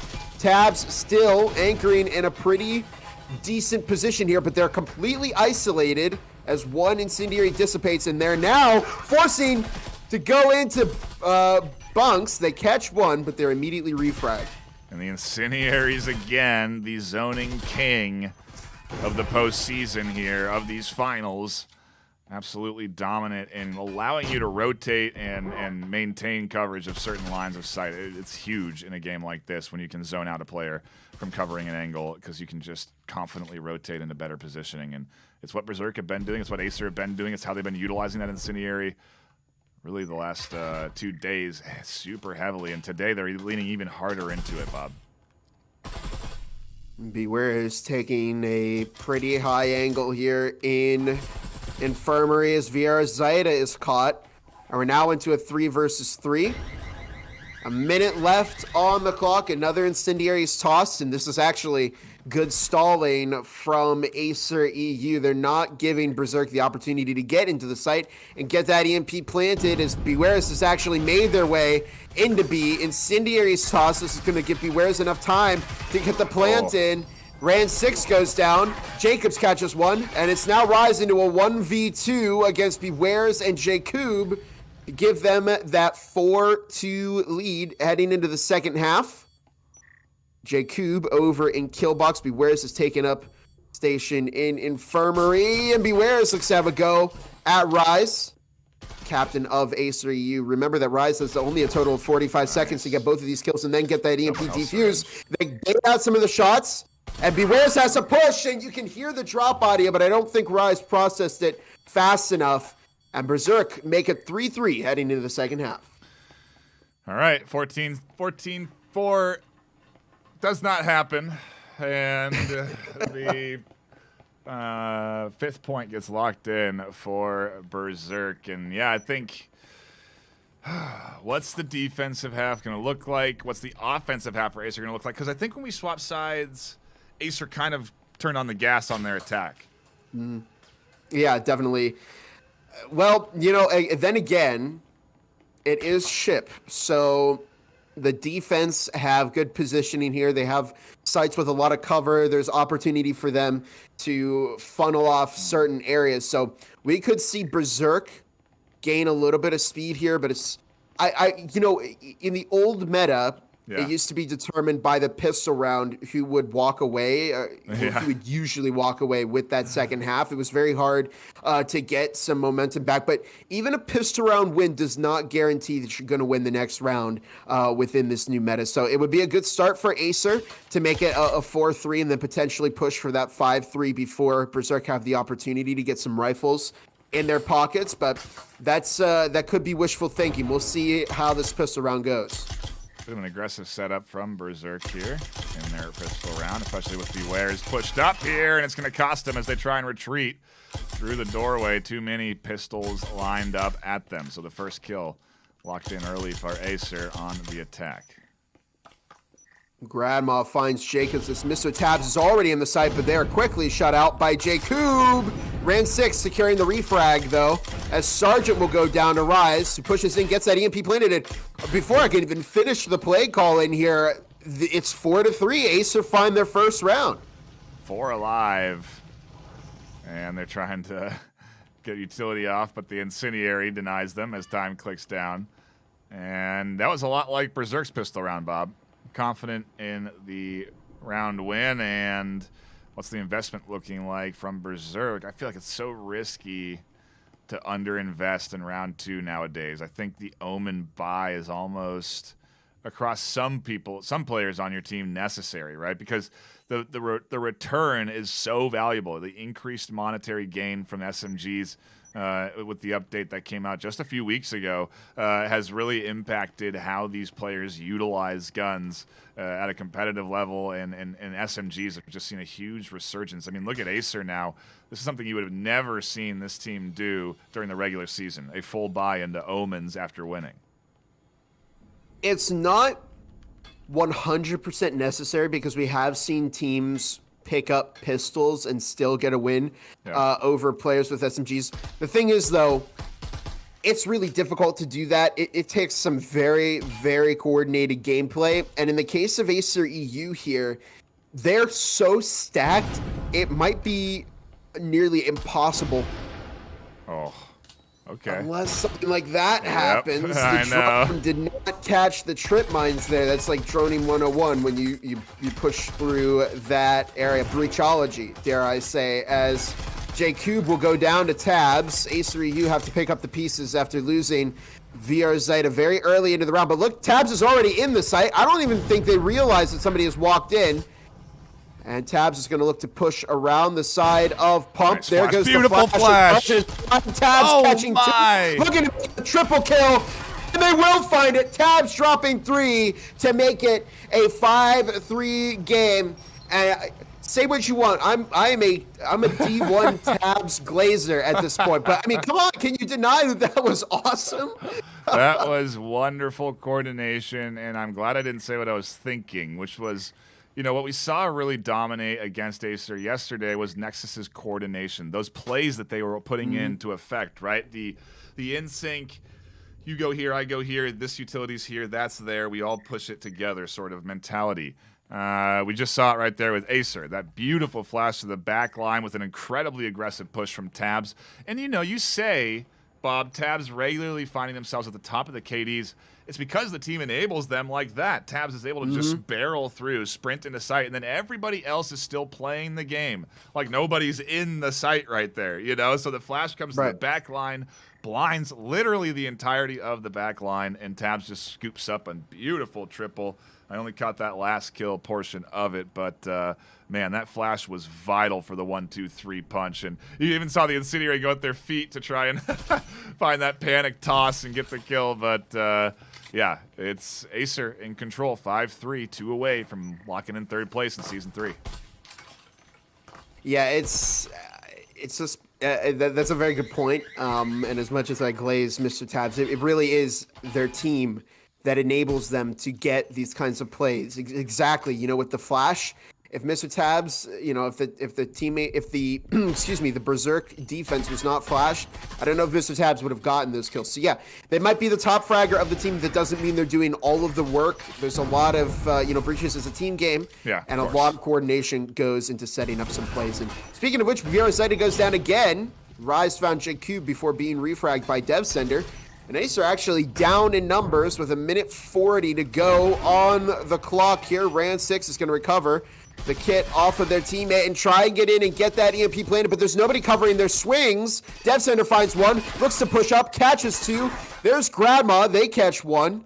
And they're in a 1 versus 3 looking to have a go at Jacobs here. But, you know, we talked about coordination from Acer EU, and I didn't really see it a whole lot this round, you know. When you go to plant that EMP, you got to have somebody covering your swing. And that means looking at the angles where they're vulnerable for somebody to swing from. And unfortunately, that didn't happen for Acer EU here. We are also obviously getting ready for the grand finals match that'll follow up shortly after this one finishes. So a reminder to those just tuning in that even though you've missed map 1 and most of map 2, we've still got plenty of gameplay left for the EU finals. This is just the third place match. The best of 5 starts immediately after, which could be an extra map, Bob, if Berserk keep coming back here and defending. They just need a few points themselves. They need to lock this map in, and we'll go to a third map in this best of 3 for third place. Here we go. Berserker slowly building up some momentum here. And Acer EU able to buy at least one rifle. We'll see if Ran6 decides to go for that, or maybe they'll buy an SMG and just eco for an extra round. And that might be what the play is. No, okay, Ran6 is going to buy that rifle. Berserk's pockets are a little bit deeper this time around. If they lose this round, Jacobs and Bewares, maybe even J-Cube are still going to be able to buy a rifle. So it's important for Acer to cut their momentum before they can build too much of it. And it's kind of do or die here in this round. They don't have massive kits of weapons, but there's still potential for them to find this round. It's just going to be a touch difficult. Yeah, just a touch difficult as we see Acer. Yeah, they're relying on that hero, and yeah, it's they have the luxury, at least, the cushion there of this 1 point to really not overcommit to this round. So it makes sense. There goes the wall open into Workshop. 2 minutes 10 on the clock as Rise makes their way into Workshop. Incendiary's tossed, but unfortunately for Berserk, it landed on a box and it didn't fully deploy on the floor. So it's a little bit of a technical error. But pushing in is the drone. It's going to spot Bewares. And Berserk preparing for this push here. Bewares might have a go at a aggressive play. Rise with the Incendiary, tossing that into the back of site A, and now there's some isolation happening in a pump as Jacobs finds Ran 6. Grandma catching the kill onto Jacob. VRML catches Bewares. And it was actually a refrag as they took out Rise before going down. Jacobs, in the meantime, finds Gradma as the Acer offense gets worked down a bit, but Tabs keeping it alive with a kill onto DevSender. And it's now a 2 versus 2. It's up to Zyda and Tabs to keep their team alive. And with momentum, they bait out the EMP audio cue. And Mr. Tabs finds one. Looking for maybe a second onto Jacobs. They're going to push into the static. But no, it doesn't happen. And it's up to VR Zyda and Jacobs in a game of ring around the rosy until one finds the other. Zyda, don't push into the static there. Oh, Zyda almost had it. No, Jacobs gets it, though, and makes it a 5-5 game. And, well, it's on the board that we could go to a third map here. It definitely is. It's in the cards. It's a possibility as Berserk lock in that round, but arguably a net positive for Acer considering the investment made. Only a single rifle purchase. They found all of those kills in that round, and I gotta wonder if I think they're going to be able to afford a few. Yeah, they should be actually pretty well off. You're seeing here almost a fully kitted out team coming in with Vezins, Maruis across the board, except for, I think, maybe one of their players who will be doing the scouting and drone work. But, yeah, they're just sharing economy, Bob. That's what all this tossing around is. They're buying the rifle and giving it to their teammate, who the teammate's going to put all the attachments on that rifle and spend their money on attachments and not buy the rifle. It's an interesting way of coordinating and working together on the economy that we don't highlight a lot of, but is obviously main staple of how these teams work through these economic choices at a high level. Into the round that's really going to decide who is walking away with match point here. Yeah. We're getting down to the end of the game. This is a big opportunity for both of these teams. I actually thought Acer U would be a little bit poorer, but no, they're able to field 4 rifles still, which is probably why they bought in as much as they did in the last round. So there's opportunity for them here. VO Zyda, unfortunately, has to run with the Spectral, but they do still have a fair amount of utilities. So Rise opening things up with a kill onto J-Cube as a frag is tossed out over into Coffee, doesn't find anybody. Ran6 picked up a bit of damage, but is caught by DevSender, and maybe got a little bit too aggressive, but Mr. Tabs is able to secure the refrag with 1.5 minutes on the clock. But look at this, Nightfire, it's a switch up over to B. They open up the walls, Berserk in the corner, and nobody's covering the swing for Rise. Oh my. 2, very, very sloppy from Acer. And it's up to Gradma and Tabs, who are both insanely low on health. 21 health between them. And they have a tough job. Tabs goes down to Sergeant, and it's up to Gradma, the 1 health winner. We'll see if that's their title, as there's less than a minute on the clock. Sergeant over in Connector right now, looking for Gradma. And the EMP is stranded, and I gotta say, not really the best round here for Acer EU. We didn't see that coordination, especially when Rise was planting that EMP. No, not at all. And full health has come through on the syringes. Grandma doesn't have it. 30 seconds left. Maybe we get an eco, but I think they hear Sergeant here, and I think the push is coming. It could be all about timing, too, if Grandma swings when Sergeant turns and rotates away from the angle, or if Grandma peeks when Sergeant's holding it. It's all a matter of timing. Maybe Grandma's just going to tuck in, avoid pushing up, try to carry that rifle through with them to the next round. Well, they got a rifle, they got a drone, so yeah, it might be the play here to just keep the kit, and that's what they're going to do. They're going to save as we go to do or die time for Acer EU. So now, the only way for Acer to win this map is to win this next round. They have to win this final round. Oh, really bad for them, too, as they're only able to purchase 1 rifle. Sorry, 2 rifles. Yeah. But 3 of the players are going to have to run SMGs. It's not the end of the world, but anyways, the only way for Acer to win this is to go 6-6 by winning this round, and then in overtime, they have to win the overtime round. But the thing is, whoever wins this, if they win this round over on Acer, I think that'll give them enough score to do the overtime pick. So if Acer wins this round, it could be an Acer win, but otherwise, Berserk are going to take us to that 3rd map.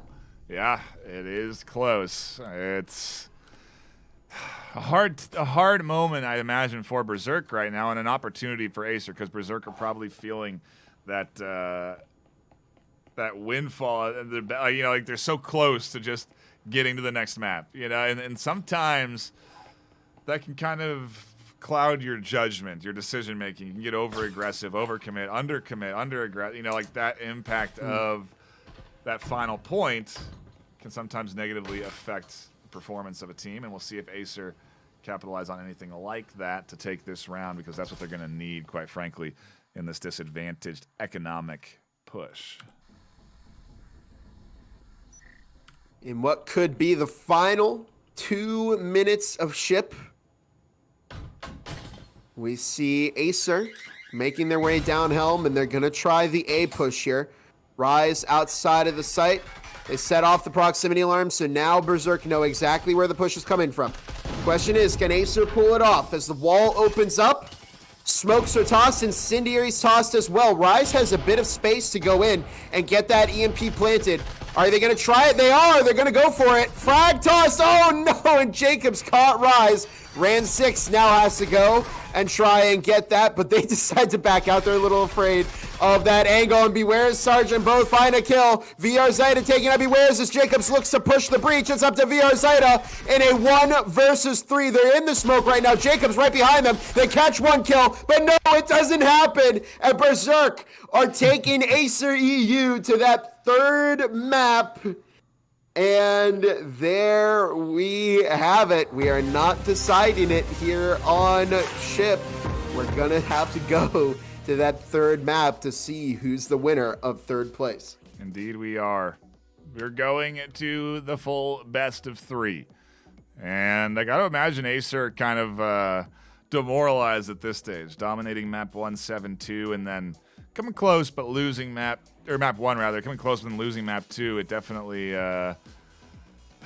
puts a bad taste in the mouth leading into the final map of the series for 3rd place, where you're not competing for prize money.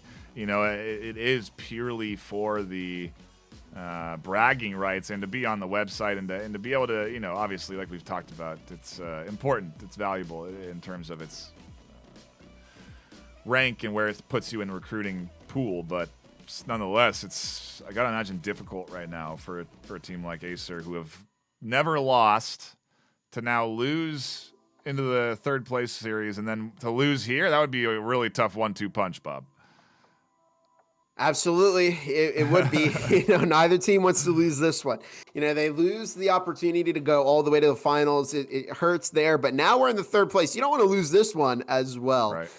So we're going to head to our 3rd map, and it's going to be Skyscraper. Yes, I'm so excited. I love watching Skyscraper. We almost never see it in the Breachers VRML, but, well, I'll figure out what's going on, and we might have a timeout called. Yeah, we may indeed. Maybe the players got to recharge, get a sub in. Gives us a quick time to shout out Triangle Factory, our sponsor for Season 3. They're supporting us with prize pool money, contributing into that cash pool at a large degree, and enabling us to give away $1,000 to 1st place, $400 to 2nd for EU, and over $22,000 for, I almost said 2,200, $2,000 for 1st place for NA and $1,000 for 2nd for NA. So it's a tremendous amount of cash contributed in to that prize pool from the Triangle Factory dev team, and we really do appreciate their support. Not just there, but also obviously with the in-game cosmetics, because if you've seen the ad, you've seen the trailer, you should watch the video now. The Season 3 skin is sick. It's red. It's awesome. It's going to be on everyone's gun that made it into the top 8 in their region. And it's ultimately a lot of reasons why people compete in the regular season too, just for that skin, Bob. But we're ready. We stalled long enough. We're diving in. It's Skyscraper, map number 3. Here we go. The final map of the series. We're not going past this point. We're going to either see an Acer EU win or a Berserk win. I'm actually a little bit unfamiliar with the statistics of these teams on this map. Can we get a view of who has the better Skyscraper gameplay here? Oh, okay. So it is, well, statistically Berserk. They played 24 rounds here and they've only won about half of them. It's not even listed for Aces. So a bit of a wild card is being tossed our way. Yeah, I imagine that Acer obviously haven't gotten to this point with this against this team in the regular season because they don't go to 3 maps. But also that they've probably likely banned this map more often than not in the regular season. And yeah, here we are in a Skyscraper. Look at Jacobs on a super roam for Berserk to open this up. Yeah, we saw, actually, I think it was Aspect yesterday that spent like half of the round clearing the entire opposite side of Skyscraper looking for a roamer.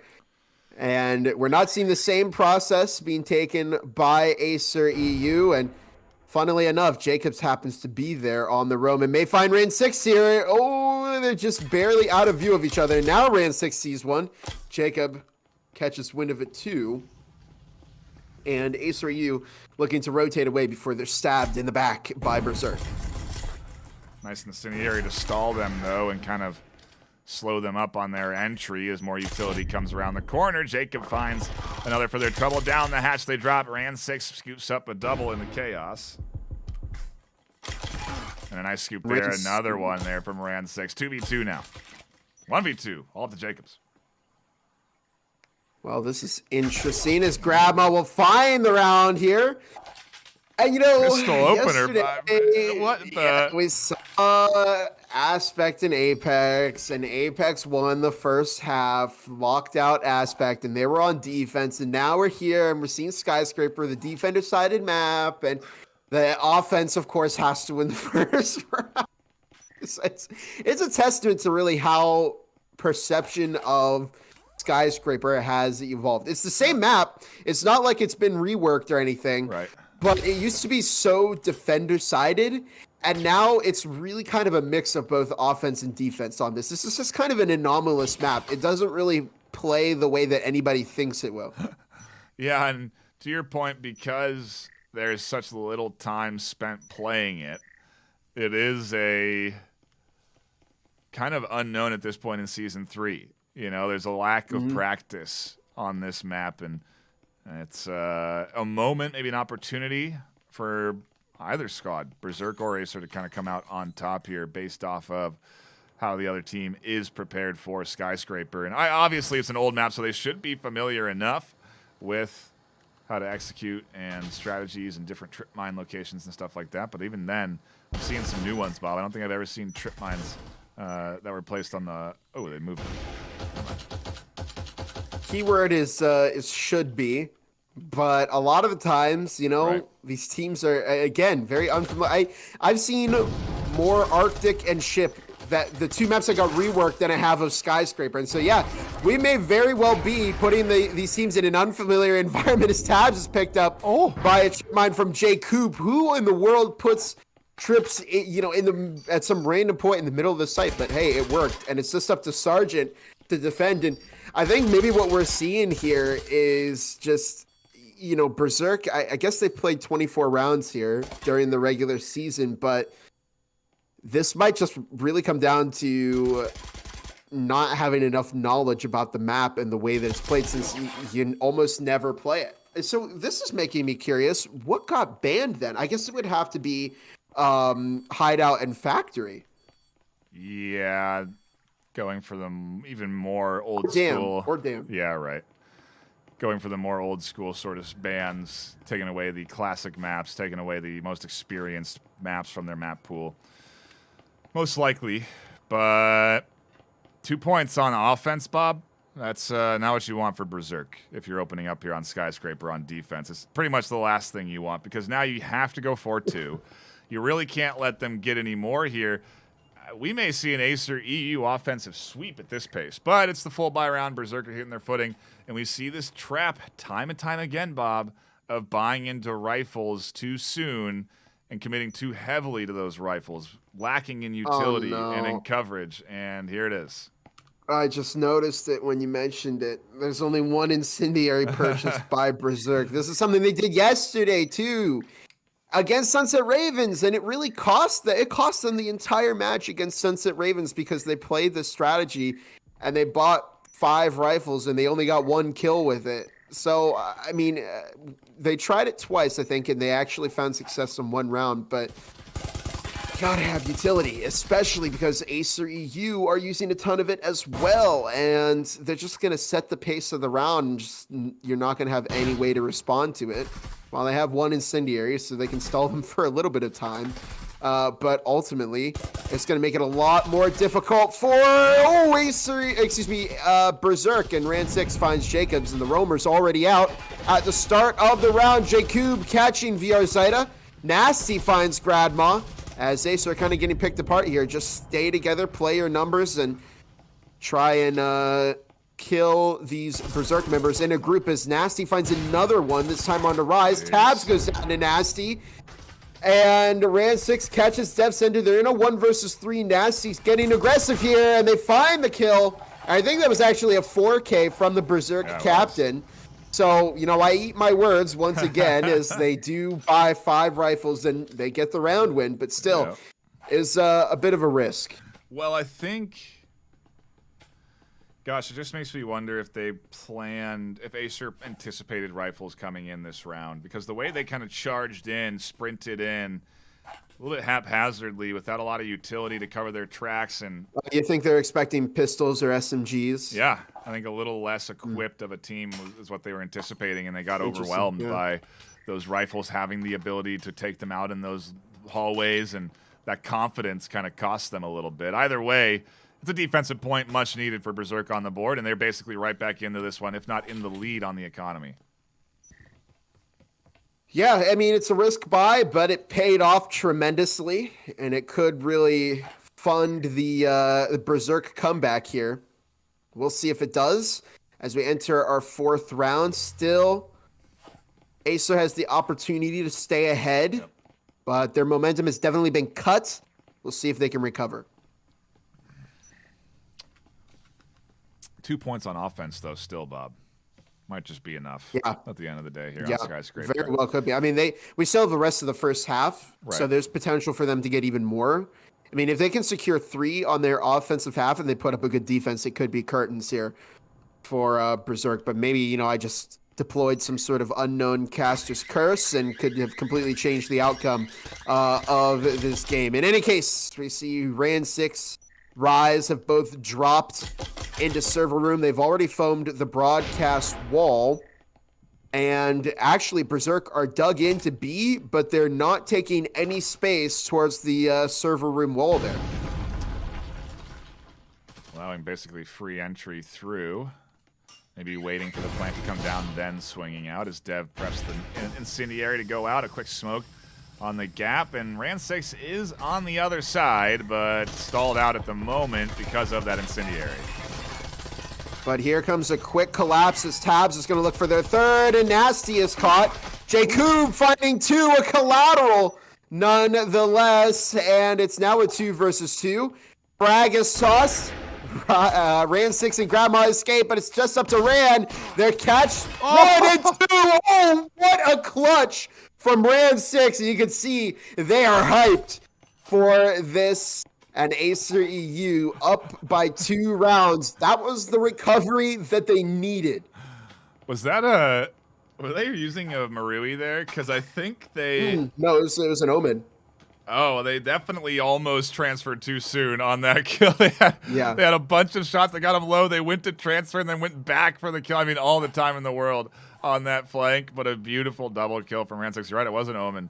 And that's why it took so long. That's why he transferred too early. He was going with Vezin timing on the time to kill. And a little too fast, but still a beautiful double. And Acer got 3, Bob.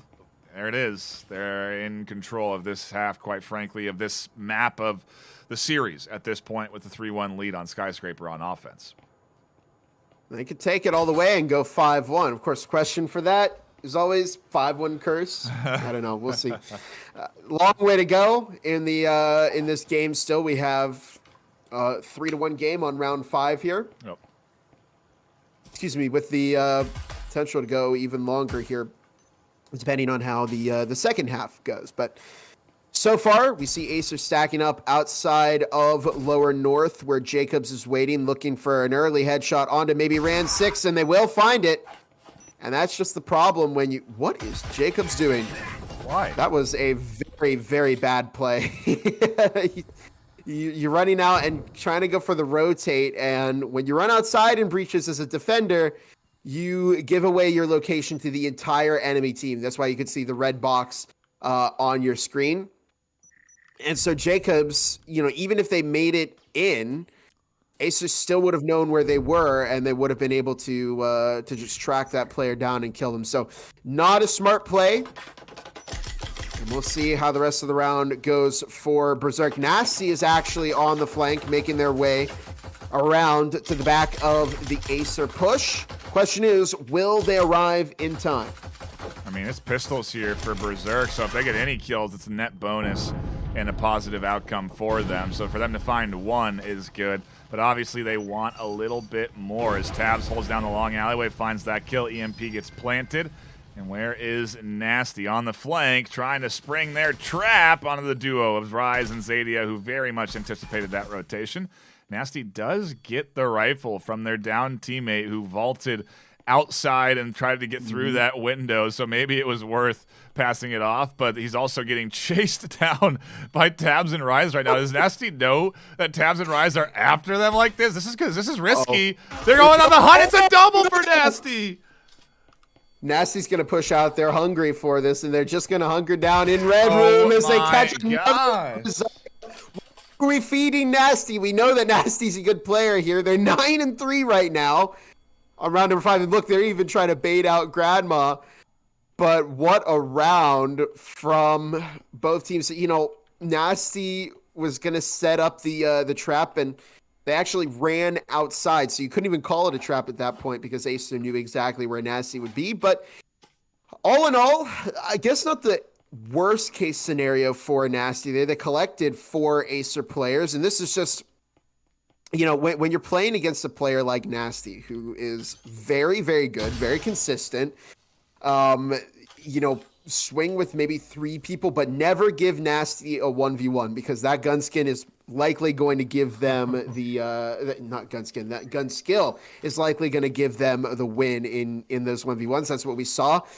And ultimately, it hurt the Acer EU economy here a little bit. They're able to buy some rifles, but they don't have as much in the bank as they were probably hoping for. Yeah. Gun skins do make you win, Bob. What are you talking about? Especially the Breachers Season 3 VRML gun skin. What the heck, dude? Gun skins are the best. Also, if you do want to pick up your Season 3 merch, we just dropped that on the Exclaim store for the EU and NA regions. Get your Season 3 Breachers VRML shirt. We're going to be doing a lot more merchandise leading into the next this year entirely, so do keep your eyes peeled for all of that coming up. But obviously stay locked in right now, because after this, we go to our grand finals matchup of Nexus versus Sunset Ravens. It is coming up, and we do appreciate everyone sticking around waiting for it. Rising Grandma actually made me think. Here's a little trivia fact for you. Did you know that you can actually be flashed while you're droning, and the flash will blind the drone? Little interesting Breaches fact for you there. But in any case, a minute 40 on the clock. It's the halftime round.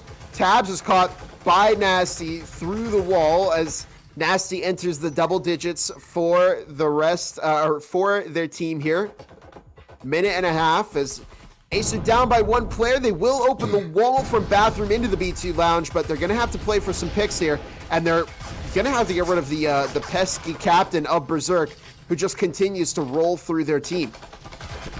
The nasty captain. And it's up to Grandma and Ran 6. Minute left on the clock. Ran has that cloaking device, but this push hasn't really gone the way that Acer probably wanted it to. However, they did get 4 offensive points, so as long as they have a good defense, there's potential for them to walk away with the win on this map. That, of course, involves them having a good defense. So we'll see if that's what's going to happen. But 40 seconds on the clock, Ran6 inching ever so closer to the breach. Still have the cloaking device on. They recover the EMP, and Jacob decides to peek. They catch the pick onto Ran, and it's up to Grandma, the last member of Acer EU, standing here on their offensive half. They catch DevSender. There's 1 kill, but they picked up a lot of damage themselves. Jacobs still on the breach, and Jacob will find the 2nd kill to make it a 4-2 game heading into the second half. Into the second half we go, and we swap sides, reset economies. Berserk attack, Acer defend. Arguably, defense is the more advantageous side on Skyscraper, and so Acer are in a statistically meta better position than Berserk are, but does any of that matter at all in the postseason, Bob? I'm starting to wonder. Statistics.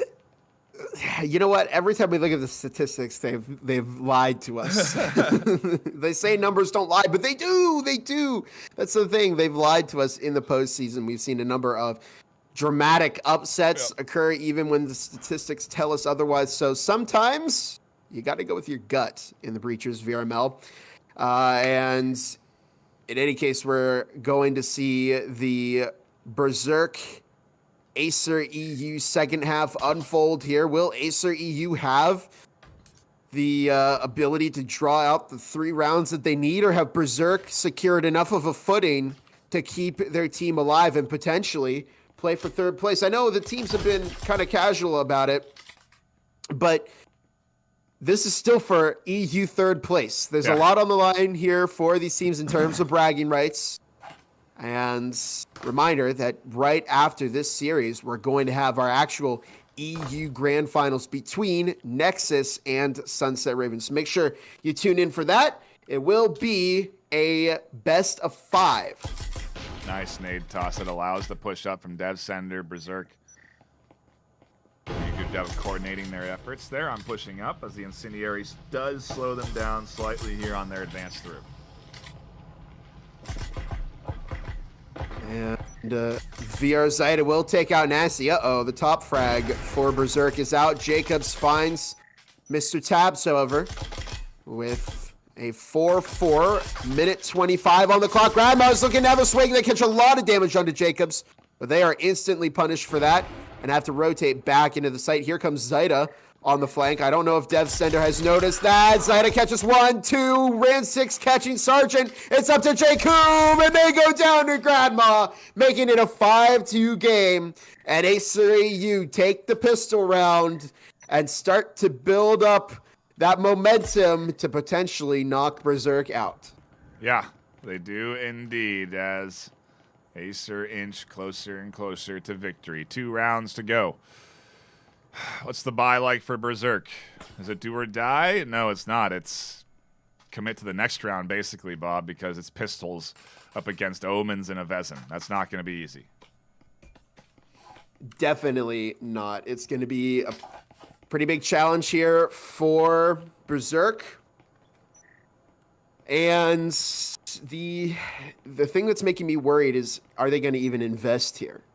Right? They're super ecoing right now. I only see Jespers.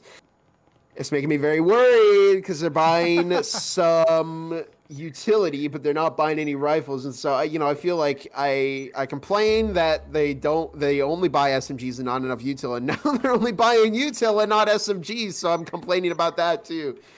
But we'll see what happens for Berserk here. They're going to have to find a pick onto an Acer EU player. Maybe what they'll try and do is isolate a roamer or something and then try and harvest their gun off their body. But what you're going to see is that they're going to play together here as a team. Grandma is routed back to the broadcast room, but they can't meet. Oh, my. And then never mind, because they can meet the Acer EU defense with some full momentum here. They recover the SMG, and that's 1 weapon secured that could help them come back here in the second half. Just like that. Easy as pie. Fly out, get your pistol kill, scoop up the Vezin or the rifle before the incendiary can do anything about it. Proximity alarm letting Berserk know, letting Acer U know where the push is coming from. Minute and a half on the clock. Incendiary toss, and it almost gets Rise, but it's a little bit shallow. And Rise will manage to escape it as Nasty Jacobs outside in broadcast hallway. Minute 20 on the clock. And here we go. We're going to start to see the push here. Tabs finding Jacob. Remember that Berserk only have Jespers. They can't meet the full force of Acer EU. Rise catches 1, 2. Zaida caught 1, 2. And it's a match point for Acer EU. And they are 1 round away from taking third place in the European Championship. I mean, oh, it's so close, this series, you know? Like, this was, again, what I think a lot of people predicted would be our grand finals. They anticipated these two teams to be battling it out in the best of 5. But they're not. They're instead here, giving their all in this third-place series, and it's a great back and forth. Berserk making every step they take difficult for Acer to deal with, whether it's with pistols or not. They find a decent bit of economy out of that round. And so they're now able to come in with the full buy like they sort of planned. 4 rounds in a row are needed, which Acer was able to do on the attack. So if Berserk can replicate the similar level of success Acer had, which they've proven they can so far today, then maybe we'll see a 6-6 tiebreaker for our final round of the EU season for both these teams. Either way, we're close. This could be the final round right here as Acer EU go on the defense for series point. It's the last map of this best of 3, and right after is our best of 5 grand finals, so do not start to leave or go anywhere because we're only beginning the day. After that is NA at 2:30 p.m. PST, 5:30 Eastern, and we do the same thing all over again. Third place matchup and the grand finals, and man, that has been a crazy postseason as well, so you do not want to miss those matchups either. Do or die for Berserk as they super ecoed in the last round to buy as many rifles and utility as they could for this one. And I guess at the end, it did make sense that they super ecoed because it helped them scrape together their final offense here. Well, it could be. You know, if they win this round, they have the ability to go into overtime here, and that's a whole other can of worms, but they got to take it 1 round at a time.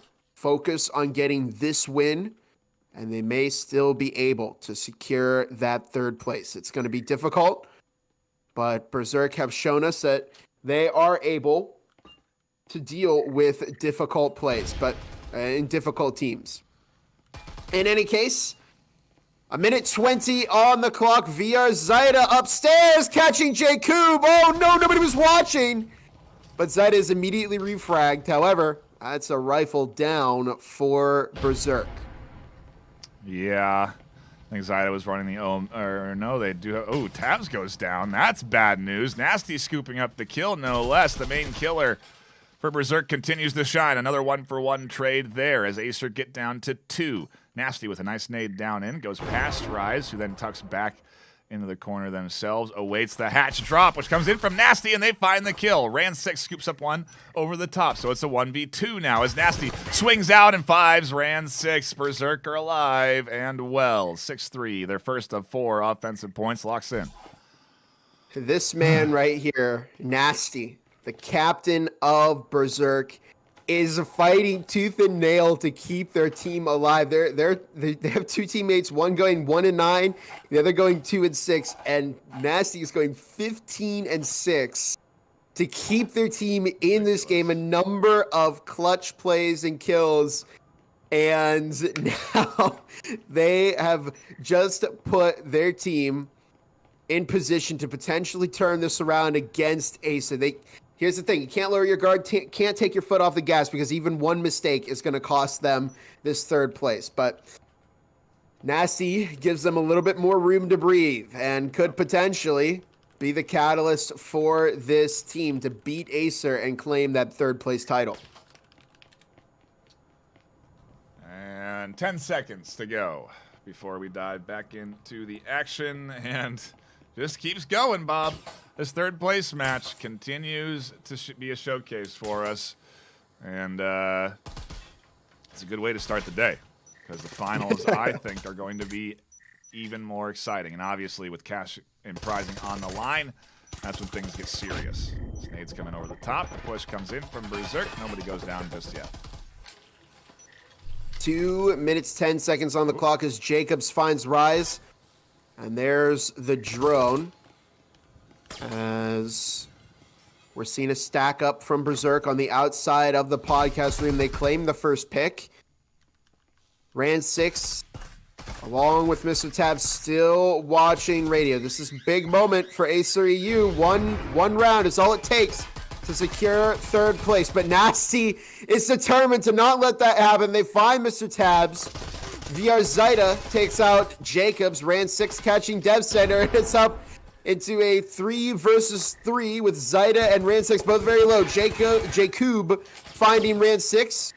Rotating back outside. Nasty pushes in, catching 1, looking for 2, but Zaida will find that kill first. And there was no heal on the body of Nasty. So it's up to Zaida to take out that 1v2 with just 20 health left. Yeah, they're hoping to catch the duo by surprise, tucking into a tight corner and anticipating that they're not going to check their angles. As Zaida gets flashed, they stay tucked. They do not overextend. Now they're going to go for the peek. I don't know why. They didn't even know they were there. Just stay tucked in, but it's the aggression. It's Acer. They just can't let it go. As we go to another round, we just keep going in this best of 3. Into round 11 now, Bob. It's I see a lot of people in chat like, we want Nexus and Sunset Ravens. Like, one of these teams needs to win. And it's like, I agree, but they are relentless. Both of them on the pursuit for third. They do not want to let this go all the way down into this third map, Bob. Yeah, and I just think, you know, a lot of it could have been prevented if Acer had just banned Ship. You know, this is the team that has just historically always won on Ship. And if you could cut off their momentum a little bit there, they might have been able to just end it on that second map. But no, I mean, Berserk has been relentless. They've come back on Ship for the win. And now here on Skyscraper offense, they could turn this into a win. So it's an exciting third place match, but it is definitely a war of attrition between these two teams. Here we go. Round 11. As a shotgun opener for Rise. And a nade toss out almost kills Jacob on the drone. Quick heal up, and Zadia not able to capitalize much more off of it. But Berserk down an early player. Are they going to try and catch this rotation? No, I don't think they are. 2 minutes on the clock. 4 versus 5. As long as Nasty is alive, 17 and 7, yeah, for real. There's still potential for Berserk to pull out a win here. Only 1:50 on the clock as Ran 6 hanging outside of the vent. And Berserk setting up for that bathroom push onto the B2 lounge. Foams down. Ran 6 aware. Nasty going to be leading that charge. As they wait for Gradma to slowly rotate, it's all about timing. When do they deploy this wall? When do they break it down? Right now, needs to be the time as Nasty does a quick check and then again turns back to watch for the flank. Tabs wins the long range engagement. Rise wins theirs. Gradma's peeking out for the double, and it's that. Acer, our third place team, they are locking it in for the Season 3. And we are finished after a hard-fought map. It's Acer. Let's take it away. And there you have it. After the long 12-week season, exiting the postseason early. Number 1 in the seed. semifinals, the number 1 seed finishes number 3 in the EU Championships. Well done to Acer EU. And shout out to Berserk, especially to Nasty, who has kept their team, who really fought for every single round for their team there. Tremendous effort from both teams, but I think we have wasted enough time, and we're getting ready for. Yeah, maybe.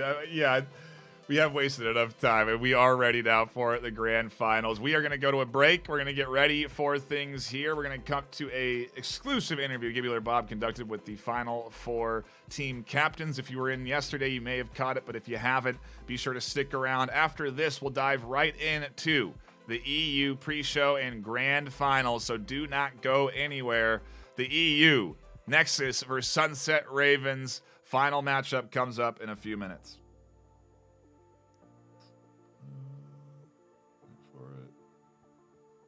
Somewhere here. Hold on, I'll find it. Don't worry, guys. An aggressive angle on the corner, and they catch Grandma. They catch a second and a third. A triple for Mario. A fourth for...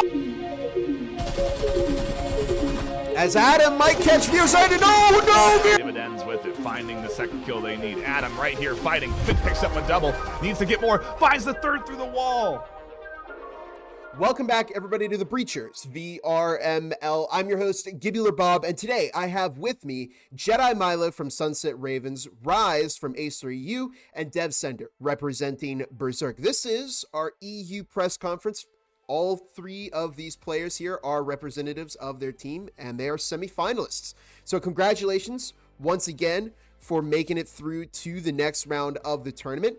And we have just a couple of questions for each of you here that are relating to your previous matches that you had this past weekend. So first of all, how you all doing? Why don't we go ahead and have you quickly introduce yourselves one more time for us. We'll start with you, Jedi. I'm Milo, or Jedi Milo. I'm the captain for Sunset Ravens. Rise? My name's Rise. I'm the captain of Acer EU. And yeah, I'm sort of like the IGL, I guess. All right, and Dev Sender? I'm Dev Sender, and I'm just a member of Berserk. Awesome.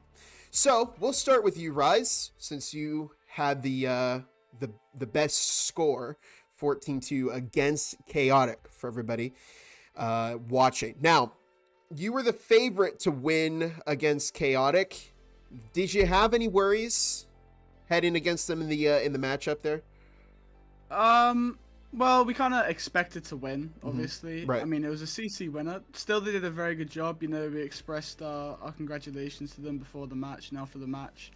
But I think the most worrying moment was those first 2 rounds. We lost that first pistol round, and we were like, right, okay, these guys might have something up their sleeve. So, you know, we need to take it as if we're playing any other team in the league. And then I think we went 14 rounds unbeaten after that. So yeah, that was actually my second question here was, you know, after this, because they won the first 2 rounds of that, was there any kind of worrying after you won after they won those first 2 rounds? I mean, deep down, yeah, I was terrified, but I tried to, you know, keep that mask on. I was telling the team, you know, it's the second round. We lost pistol round. If we lose this round, it's fine, but we'll just pick it back up again in the 3rd round. And you know, everyone did that exceptionally. I think we had 5 alive after that 3rd round, and from there on, it was just the mental was high, and we just kept winning rounds, which is really, really good. Awesome. Now, Jedi, your match was against Cheeky Breachy. Were you expecting it to be that close? Honestly, based on previous scores and how we'd sort of been playing, not really. I think we did a good job of pulling it back. Well, as I say I sort of had a sore head and shouted at Tony Co to play instead of me, and then went and had like 6 ibuprofens. But like, map 2, not very important. We don't that didn't even happen. The other 2 maps we did perfectly fine on. So I think overall we did quite well. Yeah, definitely. It was I think you were one of the only teams to go into that 3rd map. So but you came back there strong. So congratulations. And moving over to Dev Sender for a moment here. This is your team's first season playing in VRML, and you are already here heading to the semifinals. You know, I got to ask, what do you think has made your team so successful to get to this point? I would say we got a great IGL, which is Jacob. He got us a lot of strats. When we went against Acer or SR, we looked at the VODs, looked how they played, and just kept trading against harder and better teams like IVI right now, or Acer, or let's say Nexus. we keep training and then we get better, keep trying new strats and see what works best for us. Definitely, yeah, and I mean, you're two again. Like I can't congratulate you guys enough. This is it's a really big feat to be able to do that. So and stand here with Rise and Milo to establish teams. Now, you turned a lot of heads with your fast plays and coordination there, Dev Sender. Where does your team get that confidence from to just go in and run and gun? I mean, I don't have a straight answer for that. We just have most of our team members, like Nasty, Jacobs, me, Alkin, BeAwares, we just have a lot of gun skill.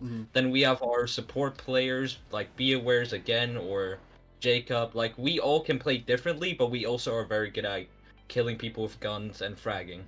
Awesome, yeah. Now, moving back over to Jedi Milo. Ship was kind of that pivotal map in the series, I think, because it was such a good comeback on your defensive half. You know, how were you feeling moving into the second half of that, you know, of that map where it was morale low? You know, what was the team like? Pretty much we were just like, oh, it's defense. We got this. We're not gonna lose this. I think it was a bit of a shock to be down so many rounds, but we sort of knew that we could still pull it back because it wasn't like terrible. I'm pretty sure. I wasn't fully paying attention to the rounds, to be honest. I just assumed it was like pretty close. Right. Like I don't need to check the rounds. I'm sure it'll all work out in the end. You see, you kind of just take it one round at a time. Yeah, I would say so. Now, Rise, Mr. Tabs was kind of the cornerstone there of your team, dropping just an insane amount of kills in both maps against Chaotic. I gotta ask, are they gonna be there this weekend? I mean, it'd be stupid for him not to be there, I think. I think, you know, he did really, really well. I'm not gonna, like, he dropped, I think, over 30 kills across both maps. But one of my favorite phrases I like to use is, the higher up people go, the harder they'll fall. So, you know, he did very well against Chaotic, don't get me wrong. Tabs, I love you. You carried the hell out of us. But, you know, it's important that he stays grounded, you know. He's not going to drop 30 kills in 2 maps against every single team, especially in the semi-finals against Nexus. So, well, if he does, I mean, I wouldn't complain. But, you know, it's not as easy, I suppose, to do it against a top 4 team. Now, I've kind of asked this question to Dev Center, but you're also another team that I see that is really good at just applying overwhelming amounts of pressure on your offense. You're just like in the site, already killing your opponents. When did you kind of first start adopting that play style? Again, I think it was after those first couple of weeks of the season, like I mentioned in the previous interview before the final started. Right. But especially over these last couple of weeks, we've really been honing in our skills on utility. You know, since the smoke grenades got that update where they deploy as soon as they hit the floor, we were really focusing our skills on that. And all the new the new throwing mechanics, that put a big twist onto our season. So, you know, we try to play together as much as possible. The unspoken chemistry is sort of getting to the levels that I'd want it to be at, especially for postseason. And yeah, the only way we're really doing that is through scrims, practice, trying to keep everyone in good terms, no falling out, and it seems to be working all right. Definitely, yeah. You're kind of on fire right now in the postseason. So, good luck with the rest of it. Now, going back to Milo, I noticed when I was casting your team that there were some rounds where you would buy less utility and you would just invest in some better guns like SMGs or whatnot. Do you regret that more in hindsight? Do you think you should have maybe invested in a bit more utility, or do you think it was worth it to just buy the better guns? I think utility plays a massive role in the game, so realistically we should have been doing it. But as long as we were getting the kills with the guns, sometimes, you know, we're going against the Vezins and stuff, you know, if you have a Spectral, it's always going to cut it, so you might want to just go for an SMG. As long as you're getting the picks and winning, then sometimes it can be the gun, but most of the time util is probably better. I think a few times wasn't really paying attention and accidentally. I think one of the rounds I like saved like 800 on a last round, and everyone was making fun of me for that. I wasn't really paying attention. Right. Yeah. I was mostly all of damn was me thinking. I wonder if I can get Tonico on. Right. So moving over to Dev Sender again. One of the teams you tied against in the regular season was Niffin, and they were actually your first opponent here in the quarterfinals. Did it feel good to kind of knock them out?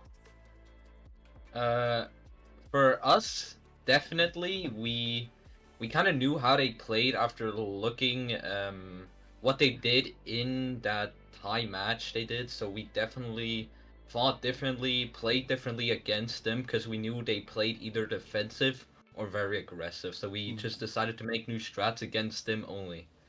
So it felt very, very good for us. So very kind of like team specific there. Yeah, I mean, some teams you can do the same thing to multiple. Some teams it's team specific. It keeps changing from how they play and their play style. Interesting. So they almost made a pretty good comeback against you on Factory once your team moved over to defense. Are there any changes being made to kind of the defensive strategies heading into this weekend?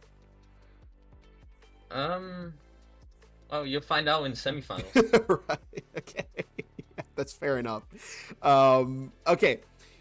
Rise, your next opponent is going to be Nexus. And they were actually one of the two teams you tied against this season. How do you reckon it's going to... Okay, and then we have this... We got... Who is this? Nexus is going to win. And what? Wait, we're not supposed to be on this... I didn't want to interrupt, but hold on.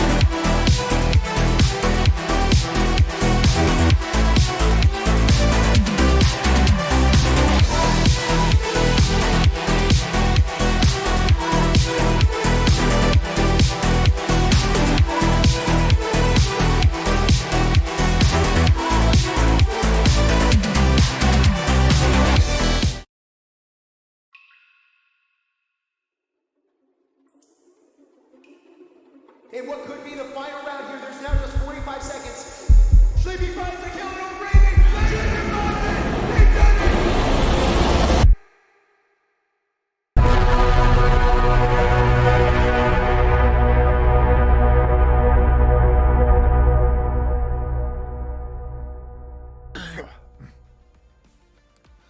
Hello and welcome everybody to the Season 3 Breachers VRML EU Grand Finals. My name's Nightfire with 2 E's. I'm here with my host, Gibular Bob, and I am not reading from a script. I can guarantee you that. There is no script.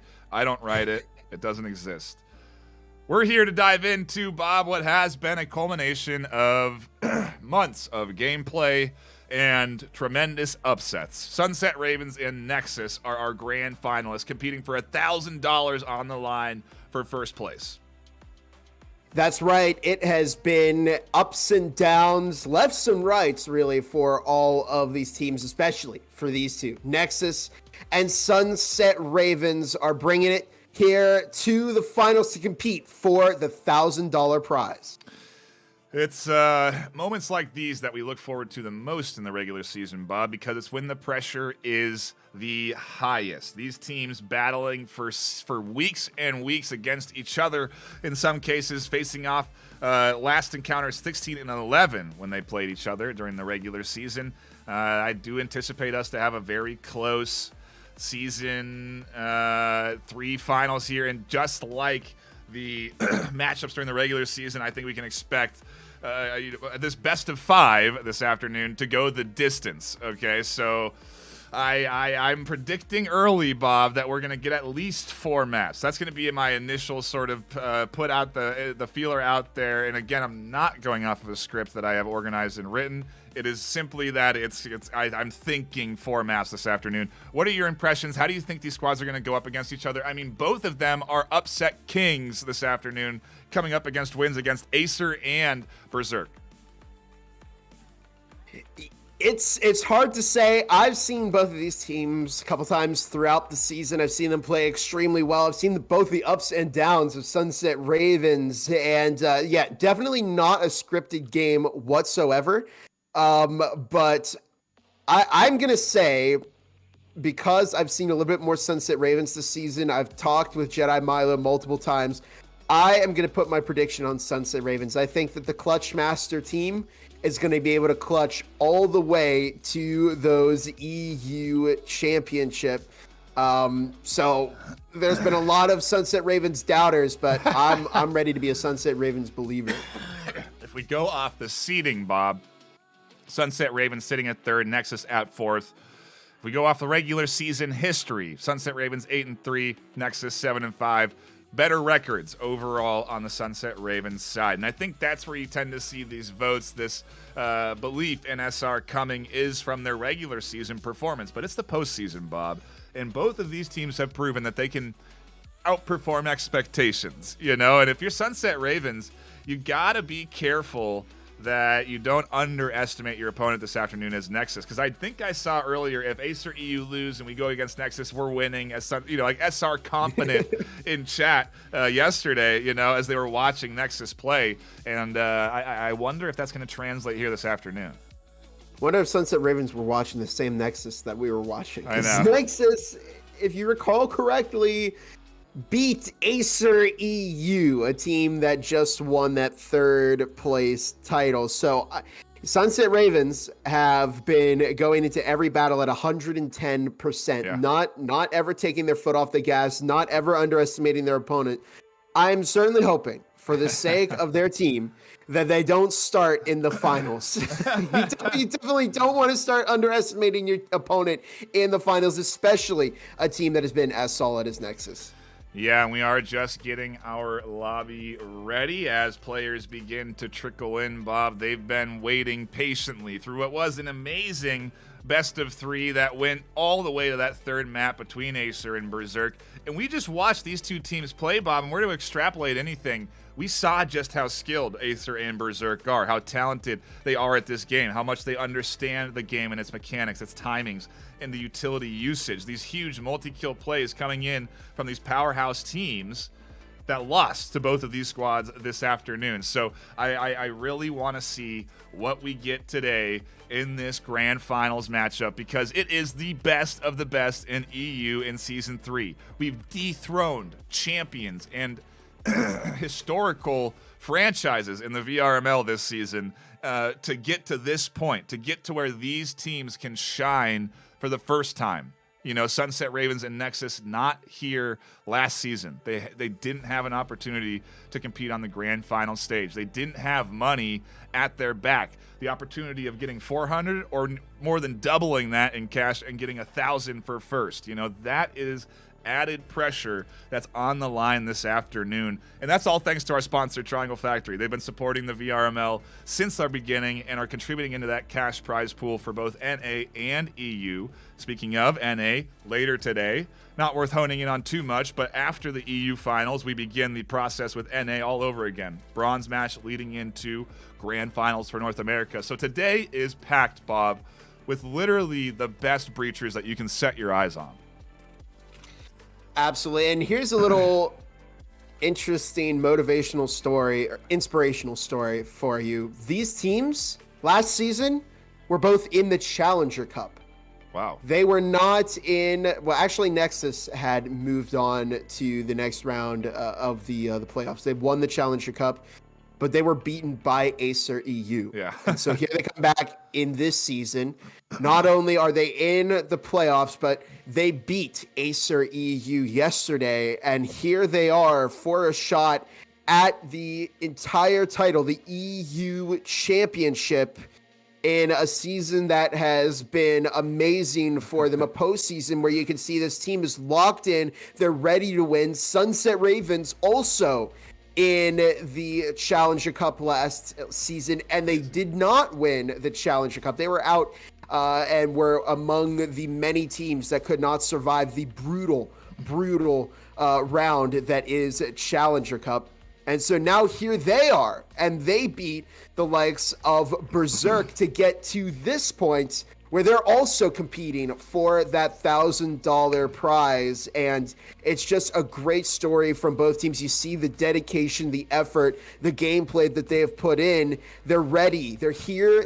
They want to win, and we're going to see which one is hungrier for that win today. Yeah, they have definitely prepared for this moment, and I gotta wonder what additional research has been done. I imagine they've went back and watched the valuable VODs of yesterday. I got to imagine that the performance of these teams yesterday is factoring into the bans today and what they are going to try and avoid based off of how well Nexus did, because arguably both Nexus and Sunset Ravens were forced to put their absolute best foot forward to get to this position. So you can arguably rely that if you are Sunset Ravens, that Nexus are going to deploy some of the same plays they deployed against Acer EU, because now they didn't expect to get to this stage. Maybe they did, but we clearly saw organized plays from Nexus, Bob. If you know what's coming on the Sunset Ravens side to counter that, that's going to be a big tool to be able to utilize here and get that one up on Nexus this afternoon. But it's not going to be easy, because when I think back to Nexus's performance in particular, as also a Sunset Ravens, the reason they won against Acer EU was coordination, in my opinion. It was superior plays as a team that got them to this grand final stage. Absolutely. They were locked in, especially against Acer EU yesterday. With each other, the team chemistry was on point. You could tell that they knew how each other played. They were very experienced with the game, its mechanics, and how their team works. And so if they can bring that same performance here against Sunset Ravens, I think Nexus has a very good shot at winning. But I'm here with maybe the underdog pick. A lot of people don't believe in Sunset Ravens, but I'm going to believe in them today as we head to our first map, which is going to be Hideout. Okay, here we go. You've waited long enough through an awesome best of 3 that goes to the third map and goes the distance. We're now here in a best of 5. I know the scoreboard above will show 3 maps to go, but believe us, it's 5. We just don't have the ability to do this for 5 maps because we never have to do it. I think the only time we've done a best of 5, Bob, is maybe VRML Con. I don't know if we did one in Season 1. But I think we might have not have, because we didn't have the map pool for it. I don't think we had enough maps for a best of 5 in Season 1 to do it. But I could be wrong. Yeah, season 1 was a best of 3. I believe the first iteration of the best of 5 format was VRMLCon 2024. I think even the EU playoffs were still a best of 3 in Season 2. But we're here. We're going to best of 5, and so that means if you want to win, you got to win 3 of these maps. Remember that overtime is enabled, so we could see a team with a straight shot get all 3 maps back to back. But come on, this is the EU finals, and nobody's going to let it be that easy. As we see Nexus on the offense, Sunset Ravens on the defense. All the marbles. Here we go. As Toniko picks up a lot of damage at the start of this round, they have that Cyclone with them, picks the players in, getting the foam on that site A wall, 2 minutes on the clock, as Nexus have established a lot of presence into Family Room Balcony.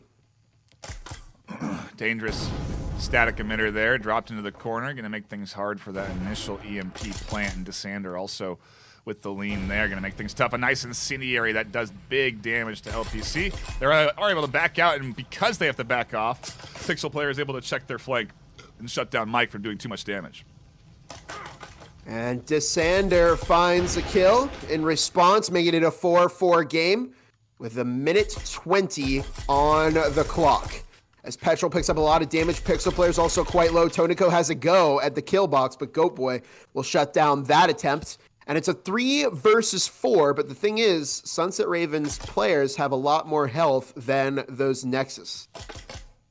What's utility looking like too, Bob? It's nice. They got a frag and an incendiary still, and that's pretty big. Pixel also with an incendiary, though, so they can use it to zone, potentially kill Adam, who's tucked into this A-site bomb. I think they're going to try and thread it to the back line, and yeah, ooh, that is going to hit Adam also. Adam will go down to that incendiary and allows Pixel to get the EMP plant. Up over the top, the duo tries to fend off this plant and can't, and now 4 players with pistols in their hands will back off to defend this EMP. This is going to be an incredibly hard retake for Sunset Ravens. Yeah, it's going to be nigh impossible to get this. It's definitely not completely impossible, but it's going to be very difficult as DeSander goes down. It's up to Mac. They catch 1, look for 2. And have to rotate back, but even if they get the kills, they still have to defuse that EMP as well. And Peter Whiffen finds the kill to give Nexus their first round of the EU Finals. A nice opener for them, for sure. Pistol round, though, is hard to get a read on and to predict how the series is going to go. We've seen some dominant rounds on pistol rounds with just last best of 3 with Acer and Berserk, and that definitely wasn't an indicator of how that map went at the end of the day. So Nexus is here to play, and they've got their comfortable lead. They're going to invest a little bit into this round, not over, as we see Omens come through. And in comparison, Sunset Ravens, partial buy is what we'll call this one, I think. Ooh, there's 3 Omens coming in. So they're committing a little bit, and I like to see that. I think the SMGs are big money earners, especially when you've lost that first round. But it's a big risk, Bob. You're taking, it's hard to invest that 1,000 that it costs to get that Omen. Into round number 2 we go.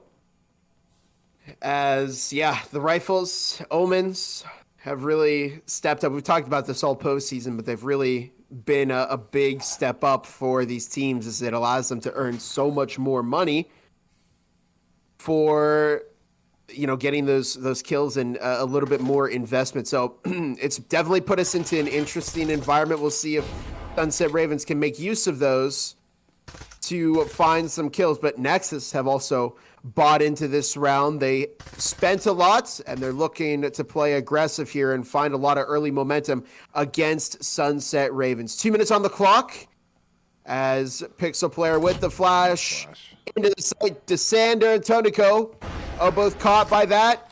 And there's 3 Sunset Ravens players in garage, but Nexus has yet to make their move. A good flash that keeps getting another follow-up flash, but there's no push off of it. It's just making Tonico and DeSander scramble a little when it could have definitely resulted in a couple of kills if they had applied that extra bit of pressure. But Nexus are being extra cautious in these early rounds, Bob. They're not over-investing or over-committing. And I think the play is an organized one. They have been drawing attention with these flashes, with this utility, the cheap utility, to keep them at B. And Sunset Ravens have recognized that that's exactly what's happening. And look at the read. Everyone's shifting here to try and counter this rotation. There's a 1 for 1, 2 for 1, and a net positive for Nexus. As they start their advance in, another goes down, and the Omens getting big bucks into the Nexus pockets. Mac going down. It's up to Tonico in a 1 versus 4. In a round that did not go too well for Sunset Ravens. And although they were able to adapt to the push, they knew where it was coming from. I think they took too many ones, and they sent their players in one at a time and ultimately weren't able to survive the overwhelming Nexus force. Because Nexus are grouping up here. They're not taking ones. They're keeping their team together. And their players are coordinated, and that's how they're getting the EMP in and planted. And look, this is that coordination that we saw against Acer EU. They know how to play the game. They know how to make plays and keep a team out and get that EMP planted. And so now, not only is the EMP planted, but they've got snipers outside in the form of Goat Boy, who's just waiting to assassinate anybody who tries to rotate through. They're covering off every possible angle. And it's why Nexus are such a strong team. And if Sunset Ravens can't respond to that, they're in for a very, very rough best of 5. Yeah, no kidding. I see some people in chat, 21-0 is getting called out by Namguden. Name that we're familiar with, Bob, as they've been playing in some high-tier breachers, a name that I've cast multiple times. So shout out to the folks that are tuning in. You're all players, probably. We really do appreciate you tuning in, hanging out. If you're not, share it with your friends. Get more people into this to watch it, because this is the culmination of the entire season. This is the prize money series. This is the best of 5 that you want to watch if you're ever going to watch EU Breachers. And it's only the beginning, Bob. It's only the first 2 rounds. Nexus are sure in a comfortable 2-0 position, but you cannot count your eggs early in this game, especially with the adjustments to the meta that have been threaded in between our postseason. Between last weekend and this weekend, there have been adjustments onto the earnings of loss bonuses, consecutive loss bonuses, and obviously the major adjustment to the incendiary grenade. And so far, we haven't seen really any come through, Bob. We did see some on that first round. One of the players on Sunset Ravens did die to it, but not as much use so far in this. But look at the Nexus push. We're actually going to see them head over to Site A. They've got 3 players over outside of Wine right now, Goat Boy, LPC, and Petrol, as they're all getting ready to move in. The thing is, Mike D10 is over in Site A, though, and I think maybe Sunset Ravens are going to start to realize where the push is coming from. Nexus have got to go fast with this push, because the longer they wait without firing or without deploying any util at that breach, the longer that Sunset Ravens has to realize that the push is actually coming from the other side of the map, and that's exactly what they've done. Mike D10 and Mac are now both preparing for it as Mike opens up the round with a kill onto Petrol. Minute and a half on the clock. Mike looking for another one through the wall. Pixel player will catch Mac. Mike tossing that incendiary, going to block off the Nexus offense for a little bit longer, and I'm wondering if maybe we're going to start to see Nexus either push here on the site as Peter Whiffen has made their way in. They might find Desander. They're looking left and right, and they catch Desander, and it's now a 3 versus 3. And here, this is exactly what I thought would happen. They're going to try and switch up and go back over to Jim, where Mike D10 goes down. Wall is foamed and it's open. Pixel player tossing in the incendiary, and Nexus are doing an incredible job of mastering the switch-up play. Adam gets caught. It's now up to Tonico once again to prevent the hat trick here from Nexus, as that EMP has been planted. Tonico in the 1v3. Is it possible for them to get this? No, it doesn't happen, as Pixel player will find the kill. I mean, like a yo-yo. Back and forth, this Nexus team pulls Sunset Ravens around from the opening breach onto B site to draw attention, which was quickly read wonderfully by Sunset Ravens. I was thinking, gosh, they just countered that push so hard from Nexus. That was a beautiful read. Desander to be tucked in and catch that kill. Only possible because they go, hey, look, we did our research. We know Nexus does this stuff. They are a team that's coordinated and will swap sides and go to the opposite end. The trouble is if we overpredict and then the Nexus team just barrels through the front door and no one's home, that can be a problem too, right? And I think that Nexus are planting that seed right now that, hey, you don't know where we're going. It's going to be A, B, A, B, A, B, B, B. Like, who knows what the push is going to be, even in the middle of the round. A great swing. Mike D10 has been reading things nicely so far as they read this rotation over to A site. They read the rotation back to B. They were there to fight, but you need more than just one. You need the entire team. You need the calls. And so far, Sunset Ravens are working really well together. It's why this is so close, Bob. And, man, it's going to be hard to beat Nexus right now if they're going to keep playing like this. Yeah, this is that coordination, once again, that we were talking about against Acer EU. And yeah, the randomness of their pushes is really throwing off Sunset Ravens, and it's going to keep them guessing. They're going to play normally here, but it's like you said, they're planting the seeds. Are they going to stay playing normally? Are they going to suddenly take control of Site A? Tonico is flashed as the Nexus stack just waiting outside of Garage. You can see Goat Boy checking, watching for Desander. They've pinged. They can see, I think, the barrel of the gun. They do, and they catch Desander. And that's one Garage player down. Tonico again flash. And look at the use of utility here from Nexus. They are just disrupting every Sunset Ravens player in Garage by throwing. Here comes another one, and it gets Tonico. And now they go down as Pixel player confusing their opponents. Mac will catch 1 and 2 onto Peter Whiffen with the trip mines. They push for, and Adam finds the kill onto LPC, but they pick up a lot of damage from Goat Boy, and we're now into a 2 versus 3, and this could be Sunset Ravens' first round as Adam finds 1. It's now just up to Goat Boy.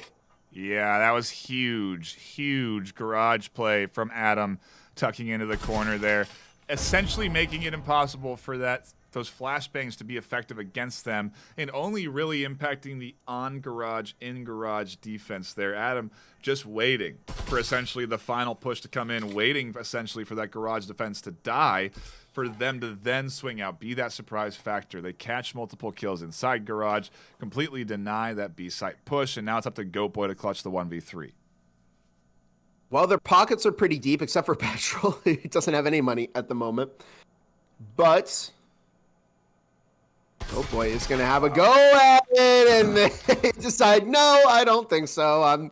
I'm just going to head upstairs and tuck away and not risk losing the Vezin and the heal as well. So Sunset Ravens put on a good defense this time around. I think maybe a little bit of the problem was just Adam in garage. Of course, they did lose a player to the trip mines from Mac.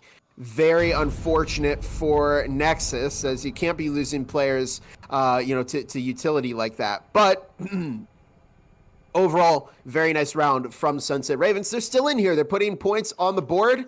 And if they can continue to outplay Nexus with good trap placement and stay anchored on their site, they may have a shot at this win. Yeah, they may indeed. A nice, vital round to stop the bleeding, Bob, because I think if a team like Nexus can really get momentum and start to get rolling, like we said, that 21-0 is something you're looking at. 3 map wins in a row is a potential. I think the 24-0 is what it would be. I don't know. Math's hard. No. What's 7 times 3? You tell me. 21. Yeah, okay. I had it right the first time. Yeah. Anyway, it's why we have the automatic scorekeeping going on, so that I don't have to keep track of math and score. But regardless, it's a solid bit of back and forth that we're into here, Bob, right now. And it is going to be a full buy for Nexus, a full buy for Sunset Ravens. This is a big round 5 here. And into family room balcony they go with 2 minutes 20 on the clock. The drone notes the door blocker, but it's looking for other utility. For instance, trip mines and a proximity sensor. And since it's rotating through this kind of back belt over here by bedroom, it's making me wonder if maybe we're going to see another switch up from Nexus. As Petrol found a kill onto Adam, but was quickly refragged by a member of Sons of Ravens. The push center today, as the foam goes down. Pixel incredibly safe from any sort of pre-fire there, doing it behind the couch on the corner. And wisely so. You'll see teams very accurately hone in on anyone planting foam. Tonico tucked into that tight corner, going to try and be a sudden threat with that shotgun, and no, Pixel, I don't know if that was by accident or not, but they catch the headshot right on the Tonico. If it was accidental, it was the luckiest accident that Pixel players probably ever had. But a minute 20 on the clock. Round 5 as Nexus. I've seen calls for the 3-1 curse in chat.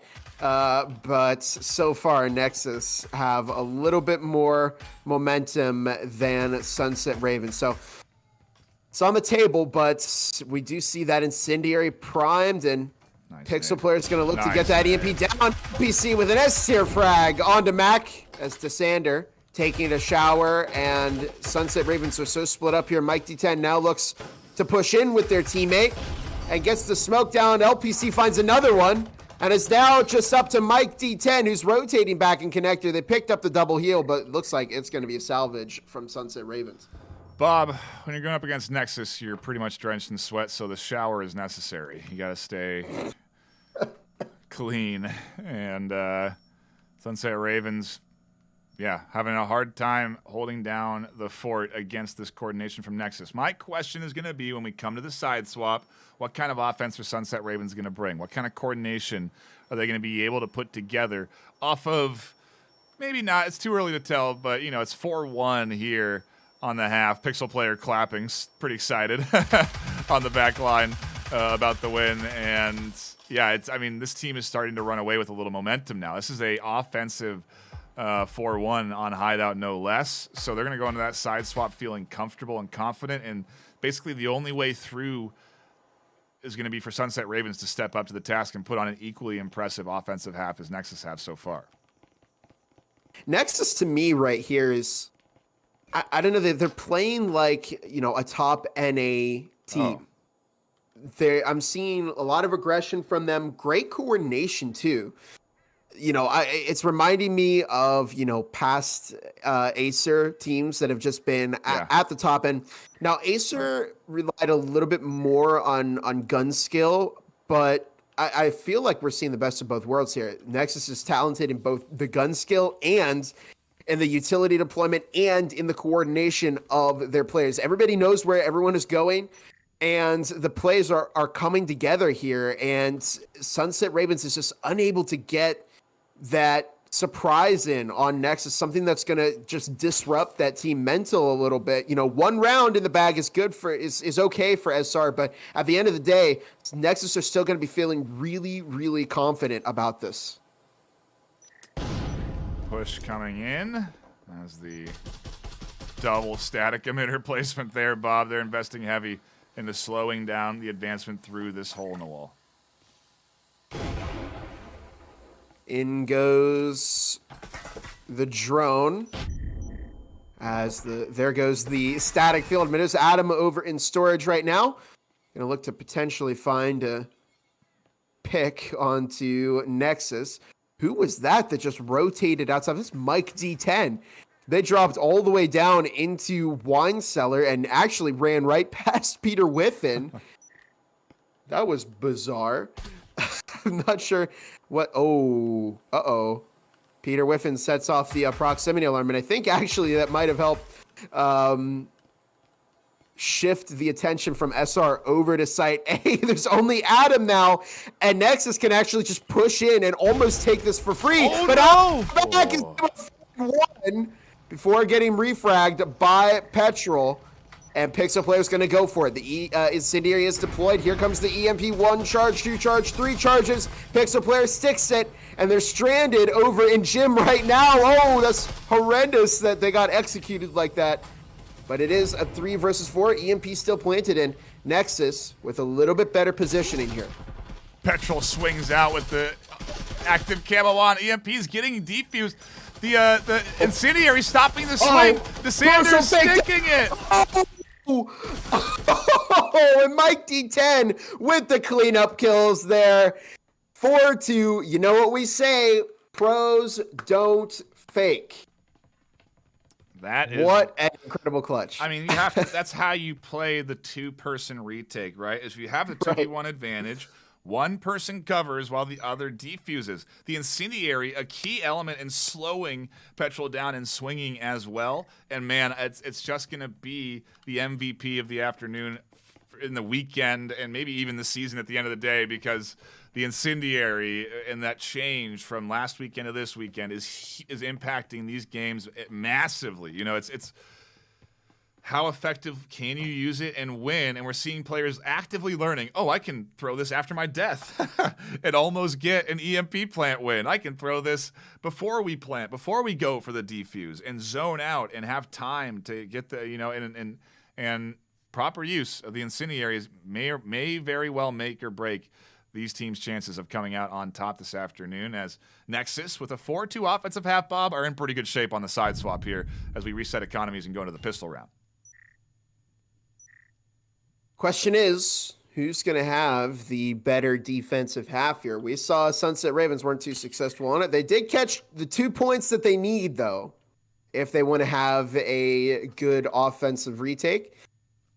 So they go 4-2. They've given themselves some padding, but Nexus, we'll see if they're as coordinated on their defense as they are on their offense. And here we go into round number 7 as Peter Whiffen finds a lot of damage onto Adam.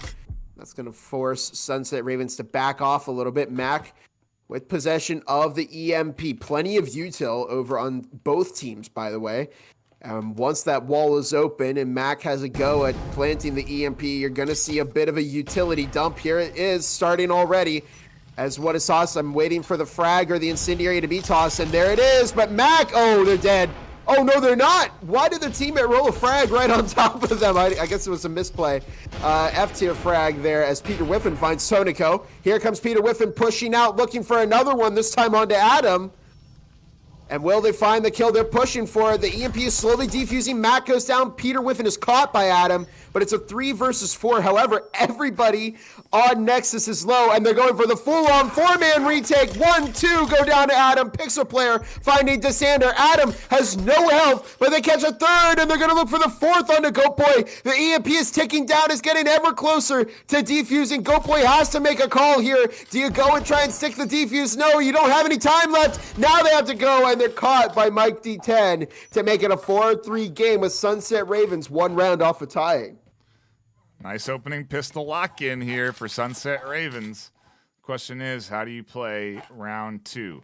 Nexus going to go into the Omens and invest into the SMGs in the hopes that they can overcome, find some kills, and get that extra bit of cash into their pockets. In comparison, what are Sunset Ravens doing here, Bob? This is an old school economic choice of a Vezin and Omen after you win. You need to invest a little more. There we go. Omen's coming in, a Viper. That's more like it. You got to fully equip if you want to have a chance against what is going to be the fully equipped Nexus defense. I think this, Bob, is the way to go in round 2 if you've just lost round 1, especially now with the new economic changes. Definitely. You need to be investing here, and that's exactly what Sunset Ravens and Nexus are doing. It was a good offensive round for Sunset Ravens. And, you know, we talked about this. They got padding. Maybe they just don't have a good hideout defense, and we could be seeing the Sunset Ravens turnaround here on the offense. They seem confident. They picked up some rifles. Let's see if they can keep the streak going. But with 2 players up on the second floor of hideout, I'm wondering what the play is going to be here. Patience, Bob. As we allow them to slowly work their way into garage. Mike doing a bit of drone work, and ultimately won't find anyone in any off-meta, over-aggressive, tucked-in positions. But it's smart to be extra cautious against a team like Nexus, right? Because you don't really know if they are going to try and throw some kind of off-meta roam at you, or if they are just going to stick to the standards and stay tucked in around site, which is what they're doing now. Both B and A defended with a 3-2 split. Now, I think I remember this push, or no, maybe it was Aspect that tried something similar where they're going for hatch supremacy. But I think what it actually is going to be is a bait for a full send down into gym. And they're actually going to completely rotate over to site A and try and throw Nexus off here. We actually see Pixel player down in wine. And Pixel could potentially counter this play as there goes the hatch. Nexus. Don't even take the bait as Pixel is ready to open up. He has a tie shot. off as nobody clear the corner. Pixel's just waiting, catching one, finds another, and beautiful patience there from Pixel as it's up to Tonico, who dropped the hatch, and nobody on Nexus is over there. They're all over on the other side of the map, completely slaughtering the team. That was wonderfully done by Nexus, and all because of Pixel tucking into that stairwell and hearing it. He was able to call out that detail to the team. They're able to react accordingly, reinforce. They find a couple of kills. They're not ready for Tonico, who is on this flank, does scoop up one. A nade comes out, but fortunately, it's on the other side of the wall, so Tonico for now won't find that kill on the Petrol, but almost does there as Petrol scoops it up, and Nexus maintain their lead. Almost 4-4, Bob, but they're still up in advance 5-3 here, map 1. That was an interesting play for Sunset Ravens, but such a misplay to not push and check Wine Cellar. I can't believe they didn't do that because Pixel Player was just behind and waiting for the entire team to stack up. And, you know, okay, so they have an entry go and try and foam the wall. But second frag didn't turn around. Third frag didn't turn around. Nobody that pushed didn't turn around. If they did, they would have seen Pixel Player standing there aiming a Viper at them, waiting for them all to stack up. And fortunately for Pixel Player, they didn't even have to wait as their other Nexus teammates were already over there taking out the Sunset Ravens players. But just a push that just did not work at all. It was very, very unfortunate for SR. Yeah. It's time for the bounce back. They need to start locking in here because if Nexus wins this one, they're going to be on match point. Here we go. Into round number 9. As Sunset Ravens found a little bit of footing in a few of these offensive rounds, but Nexus continued to play extremely well. That defensive round win, just the patience from Pixel, not to jump out there, Bob, is at this tier with prize money on the line. That's a hard decision to make. Something that you'll see from Nexus, discipline. They're a very disciplined team. They're high energy, but they absolutely know when to wait, when to be patient, and when to not be patient. LPC finding the kill onto Desander as the hatch is open. Sunset Ravens are going to try for Site A supremacy as Adam goes in deep, catching 1, 2, looking to push into the pantry, looking to make it 3, and they almost do. Peter Whiffen and Petrol with a quick bounce back as Tony goes quite low. The EMP has been planted, and now a blanket of fire as Petrol runs right into the blaze, and Petrol finds the kill on the Mac at another beautiful retake from Nexus to make it a 6-3 game, and one more round, and we're going to see our first map winner.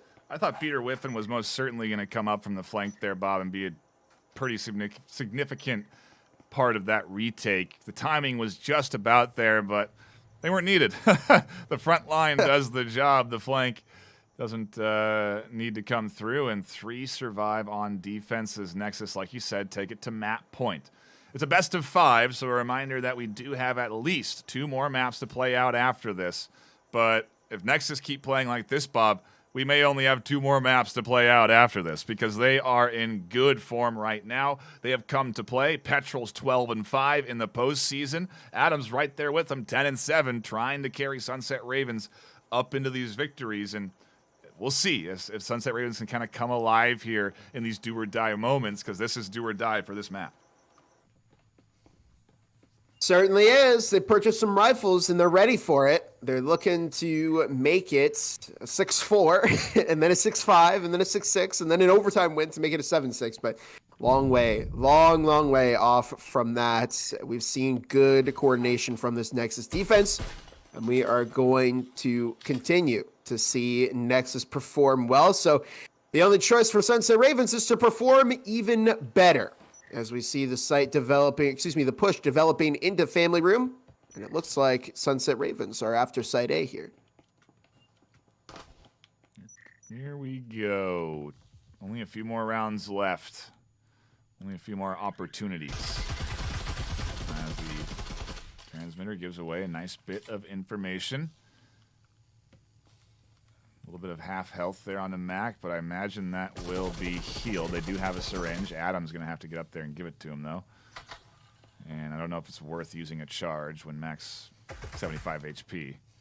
They're thinking about going for the EMP plant, but that static emitter, Bob, is one of the more thorny ones to get rid of. Minute 20 as the wall is opened up into Site A. And this, oh yeah, the static. now I remember it. The static that has caused nightmares for Acer EU yesterday, and it's looking like it's going to cause nightmares for Sunset Ravens. This is where you get the frag grenade and you just throw it in that corner to get rid of, or you just lean in and shoot it. And it looks like maybe Mike D10 is going to try that, but you don't just ignore it. That's priority number 1. Do not ignore the static field emitter. And this is for everybody watching as well. Don't ignore that because it is going to... It's going to come back to haunt this team. And there it is. I knew it! I knew it, and Mike can't escape, but they can't even get the EMP down in time.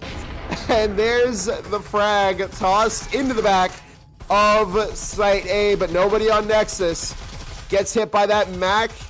Picking up a little bit of damage from LPC, who's now in center site. And look, only 20 seconds left on the clock. Do or die for Sunset Ravens. They have to push in, and it has to happen now. Desander finds one. LPC drops a collateral. Desander gets Pixel Player, and no, it doesn't happen as Nexus take map 1 against Sunset Ravens. They're now a third of the way to securing the EU championship.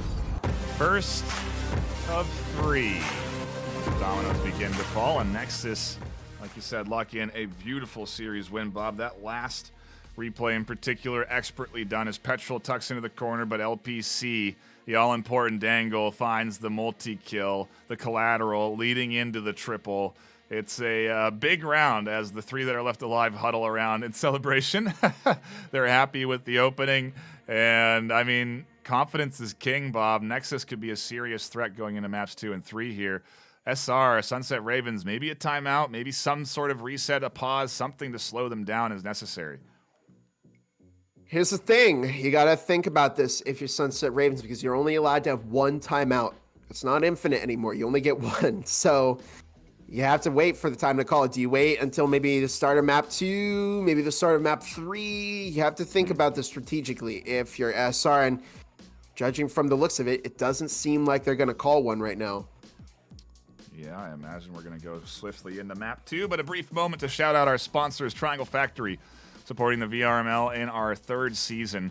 As you could obviously see in the pregame lobbies, we have the banners in the basketball arena. We really do appreciate everything that the Triangle Factory team does for the VRML, including contributing into that prize pool with cold hard cash, Bob. Hot hard cash too, I guess. I don't know, depending on what you want. But either way, it's cash, and it's into that prize pool. There's 1,000 on the line for first place. Whoever wins this best of 5 takes that away. Loser comes out with 400, so not too bad at the end of the day. They're still making some money there. And in comparison, NA also battling out for cash prizing and hardware coming in from HyperX. So the prize pools, Bob, are what make the difference in these series. And Nexus obviously aren't really thinking about that because they are playing just like they did yesterday. Or maybe they are thinking about it, and it's what's driving them to be this coordinated because they are locked in this weekend. Absolutely, and without further ado, we're ready and heading into our 2nd map of the series, which is going to be Arctic. Arctic. An interesting choice. A thorn in the side for Acer EU, if I remember correctly. As Nexus, I believe, ended up winning this. I think maybe we had a tiebreaker on this map. I can't remember, Bob. It all starts to blur together, but should be a exciting map number 2 here. And, I mean, momentum is heavy in Nexus's favor right now, Bob. There's no denying that. Sunset Ravens really got a rally right now, and as we can see on the cam, maybe I can get over there in time. No, there was a little bit of a huddle from Sunset Ravens beforehand as they do get ready to go on the defense for round number 1 here, and Nexus on the attack. I mean, that's got to be a little nerve-wracking if you're SR, considering Nexus have been so locked in on the offense. They have been, and they are going to continue to be. So like I said, if you're SR, maybe it probably would have been a good idea to take that time out and figure out how you can respond to Nexus, because you have 10 minutes. Yeah. Maybe go through like some rounds, like watch back in the cast as it's going on, and examine some of the rounds, see what's a common theme that Nexus has over our team that we could be doing a little bit better. What's a weakness that they're showing? What's a counter that we could use? And maybe they're waiting to do that until they have some more data, maybe get a 2nd map under their belt before they can start analyzing what's going wrong. But, figure if you lose a 2nd map to Nexus, you got to use that timeout, right? Because you only have 1 shot left. Yeah, but maybe you don't want momentum to dip down. You want to keep locked in. You want to keep your team warm. There's drawbacks to also cooling your own team down as well. So it depends on the performance here. To your point, if it's quick and swift, then you might as well take a little pause and reset. And so far, Nexus locking in on the pistol round. 2 quick kills. EMP going down. Incendiary just preventing a big swing, but Desander is able to get 1, 2. Mac over the top finds another. The pinch on the side leaves Mac alone in a 1v2, but favorable on health.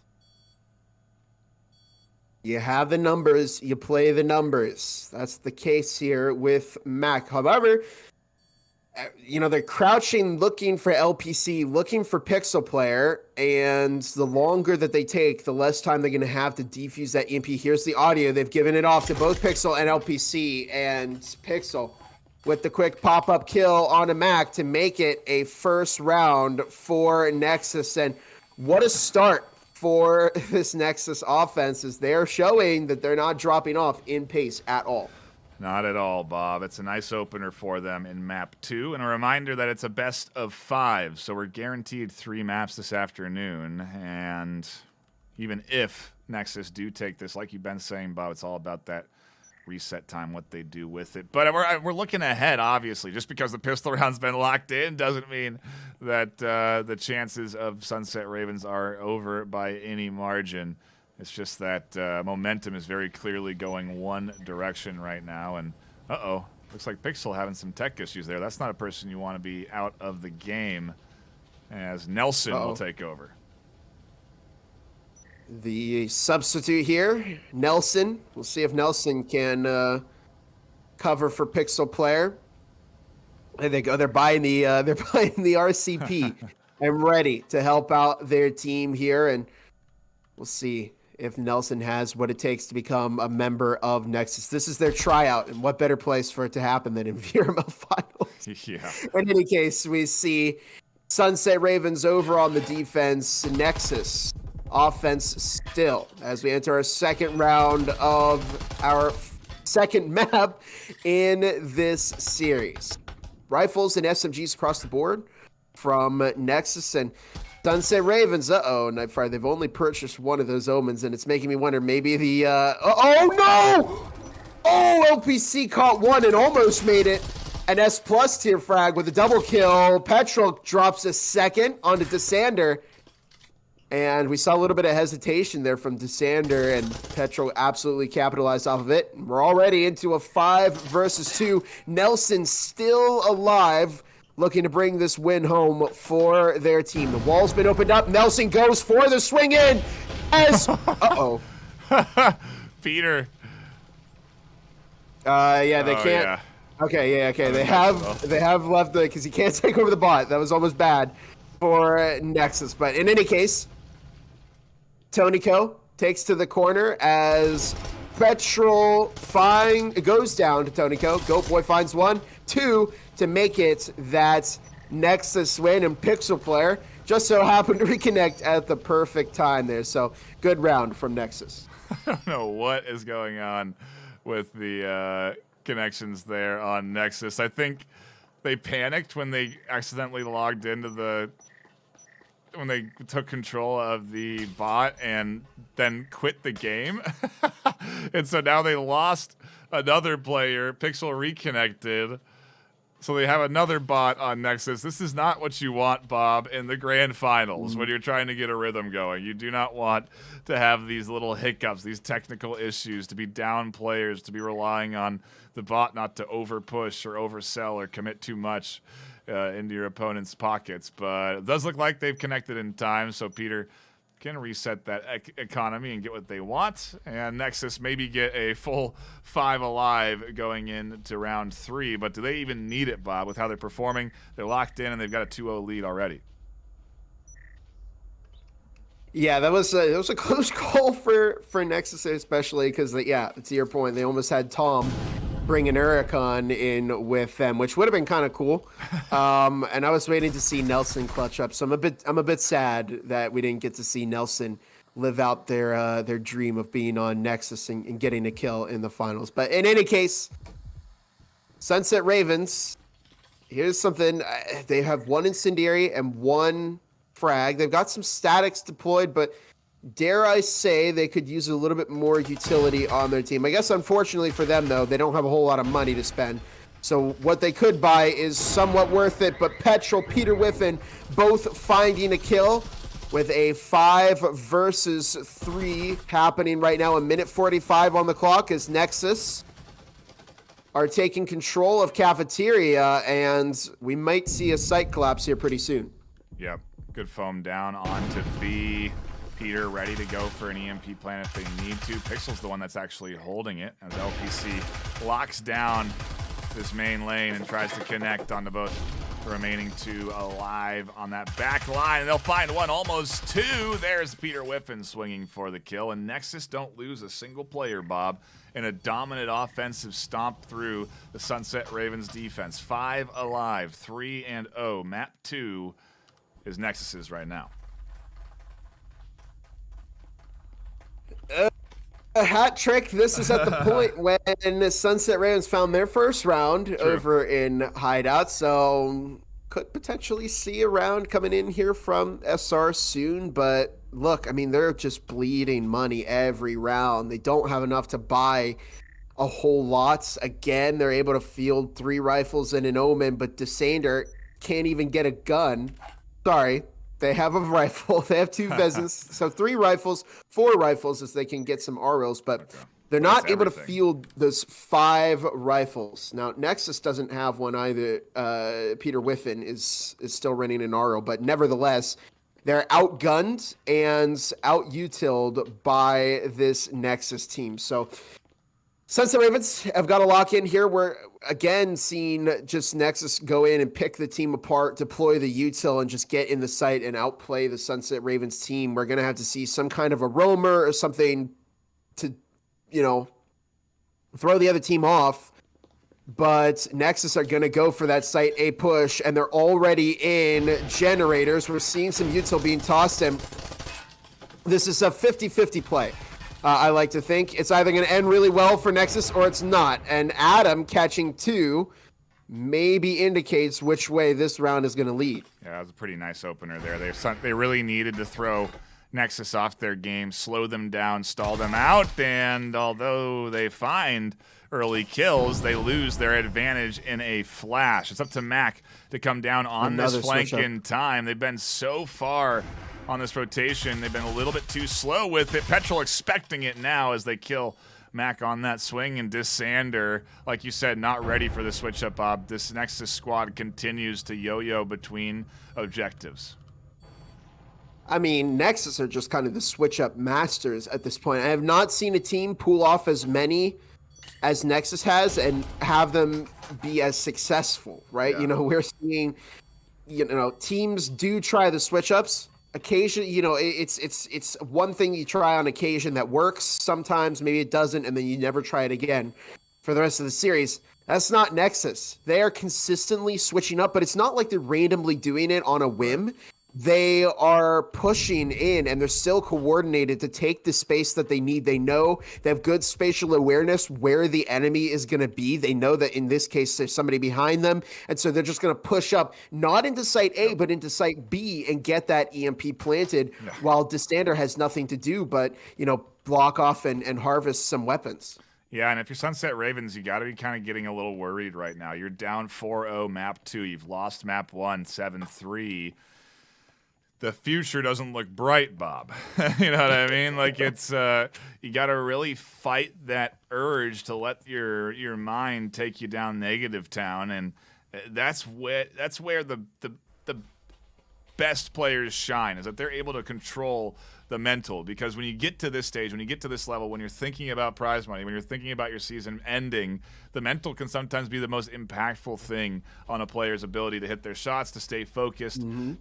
These Nexus players are doing great jobs, to your point, of maintaining the information across that round. They know, okay, we cleared this corner, we cleared that spot. We're going to trust that it's clear and go back right through it and utilize that that knowledge to then push more efficiently on our rotations. It's a lot of processing power going on, and if you let your mind kind of drift, it can be bad news. This Mike doesn't let their mind drift, swings out for only 1. And a 1-for-1, and the Sunset Ravens are down to 3 quickly, Bob. Oh, Disander caught 2 as it's up to Mac, who does find the kill onto Petrol. And I'm sorry, we are not even 30 seconds into this round, and it's a 1v2. must have missed a ton of action here. LPC finding one, by the way. Looking for a second on to Adam. But, you know, I don't know. I'd like everybody dropped the hatch. I blinked for a second, and already everybody is dead on both teams. This is bizarre. Under 30 seconds, we're into a 1v1. 30 seconds, and it's up to LPC. Oh, but Adam tucking behind the box, and I think maybe LPC might know that somebody's there. They look to grab the EMP. Can they escape? Oh, they pick up some damage, but there's the incendiary at their feet. And Adam has no choice but to wait it out. Oh, wait, no, it's behind them. I don't think they realized. Oh, no, not good for Adam. Oh, they realized too late. The EMP was taken by LPC. They weren't going for the kill. They were going for the plant. And LPC escapes into the cold night to wait out the 45 seconds. And I bet you can see some frustration on Adam here, as they just it was in their hands that they could get their first round here, but now they're gonna have to go and defuse this EMP when LPC is just carefully waiting, and you're gonna see perfect read from LPC there for the 5-0 game, and Nexus are one round away from a first half lockout here on map 2. I mean, that's so much practice goes into that play that you don't see, right? Just the ability to get the EMP, rotate out, know that you're going to, when you grab it, it's going to make an audio cue, and that someone's probably going to pop up, because they immediately grabbed, went for immolation. You know, it was grab, immolation, throw right away as they retreated, like behind them, you know, a scatter kind of, throw behind them. And then to go straight for that EMP plant, they know we have this wall available. Maybe the team's calling it out. Hey, use this wall bang. This is a good spot. Put it here. But but either way, the knowledge comes together to enable that EMP plant, the rotation outside to go to the other side of that wall and wait for it. Makes it impossible really to read. How the heck do you anticipate someone's over there, especially on defense, outside of going out of the, you can't make that same route because the wall's not broken. You don't have a foam on defense to break through the wall. So it's a really high level play, a good solid defensive rotation, and ultimately, or offensive one rather, puts Nexus up 5-0, and finally DeSander and Sunset Ravens get an early advantage on the kills. First pick is always good to secure. It'll cut the momentum of Nexus a little bit, as Sunset Ravens looking to pick up the pieces. They've purchased some utility. They've got the ability to get one round here and maybe turn it into a 5-1 curse against Nexus, but they have to bring it home. This is it. This is their last opportunity before they get completely locked out. And then, you go 6-0 into the second half, and then it's just a pistol round. A pistol round could be the difference between you surviving and staying in the map and going immediately to that third map and having Nexus be 2 up over you. That would be crazy. In any case, we see Adam upstairs on the flank as Tonico does manage to find Peter Whiffen and LPC. Goat Boy goes down. It's up to Pixel Player, and it came pretty late. But this is really what Sunset Ravens needed. They can stay alive if they get at least 1 point here. Adam looking for Pixel Player, and they will go out the window. And this is the Sunset Ravens defense that we needed to see the entire time. DeSander, oh no! They just barely survived through the fire. But, well, they're on offense now. It's going to have to be a near perfect offense, because even one mistake is going to put Nexus on match point. Yeah, it's a big pistol round, to say the least, Bob, as they do go on to the attack. Nexus got to be happy with the performance there on their offensive half, though. They've got to be feeling confident going into this defensive rotation. 2 immolation, 2 incendiaries, and a frag grenade coming out on the utility front as well, Bob. Oh, no, actually, yeah. Okay, I thought they might go 2. Yeah, wow. 2 frags, 2 incendiaries coming in. Big utility commitment, and ultimately a little bit more than sometimes you do see coming in on the defense. In comparison, Sunset Ravens also going big with a drone, breaching foam, and sticking to the camo, Bob. I think that's interesting considering its recent nerf. I mean, literally just before this weekend. Nerf is a bit of a strong way to put it. I guess maybe adjustment, maybe balance. Because honestly, I've seen a lot of the cloak use. Yeah, same. I've seen it used a lot, even despite the nerfs that it did receive. So, I think, and we've talked about this a little bit more, is that it, instead of just being nerfed to the point where it's unusable, it now takes a little bit more skill to use, exactly like Adam did, where you get to the early kill, but LPC doesn't even let them get any breathing room in, and immediately responds with an S tier frag. The EMP's down, by the way. Nobody on Sunset Ravens has recovered it yet. They've opened up the wall, and now somebody's got to cross back over to get that EMP. The question is, will Nexus let them do that without giving them a bunch of damage? There's a frag tossed. LPC escapes. A minute and a half on the clock as it's a 3v4. And Mac, oh no, they get burned too! And there's the patience with the incendiary. The worst part about it, Nightfire, is that they still have a frag and an incendiary left. So if anybody tries to do that, they're still going to get cooked. A lot of utility on the belt here for the Nexus defense. Still going to make it very hard to get this EMP down, and it's already against the wall. Where you want it to be, arguably, as the attacking squad, you're going to typically want to plant the EMP there, but it's also obviously very vulnerable to incendiaries, which they still have on the defense. So the move for the plant is risky, and they have to bait it out. And that's a bad incendiary. A nade that's nicely tossed, but ultimately doesn't matter. Desandr finds a vital kill. The EMP can now be planted. They have to push out. The Overwatch from Desandr connects for 2. Into this 1v1 as Desandr almost had to go against Goat Boy, the captain of Nexus, who sees the head of their opponent. 30 seconds on the clock, though. If you're Goat Boy, you can just stall, but Desandr manages to find it. Desandr with the clutch. They get the EMP planted as well, and Sunset Ravens still in it. And let me hear it. 5-1 curse, anyone? Crazy.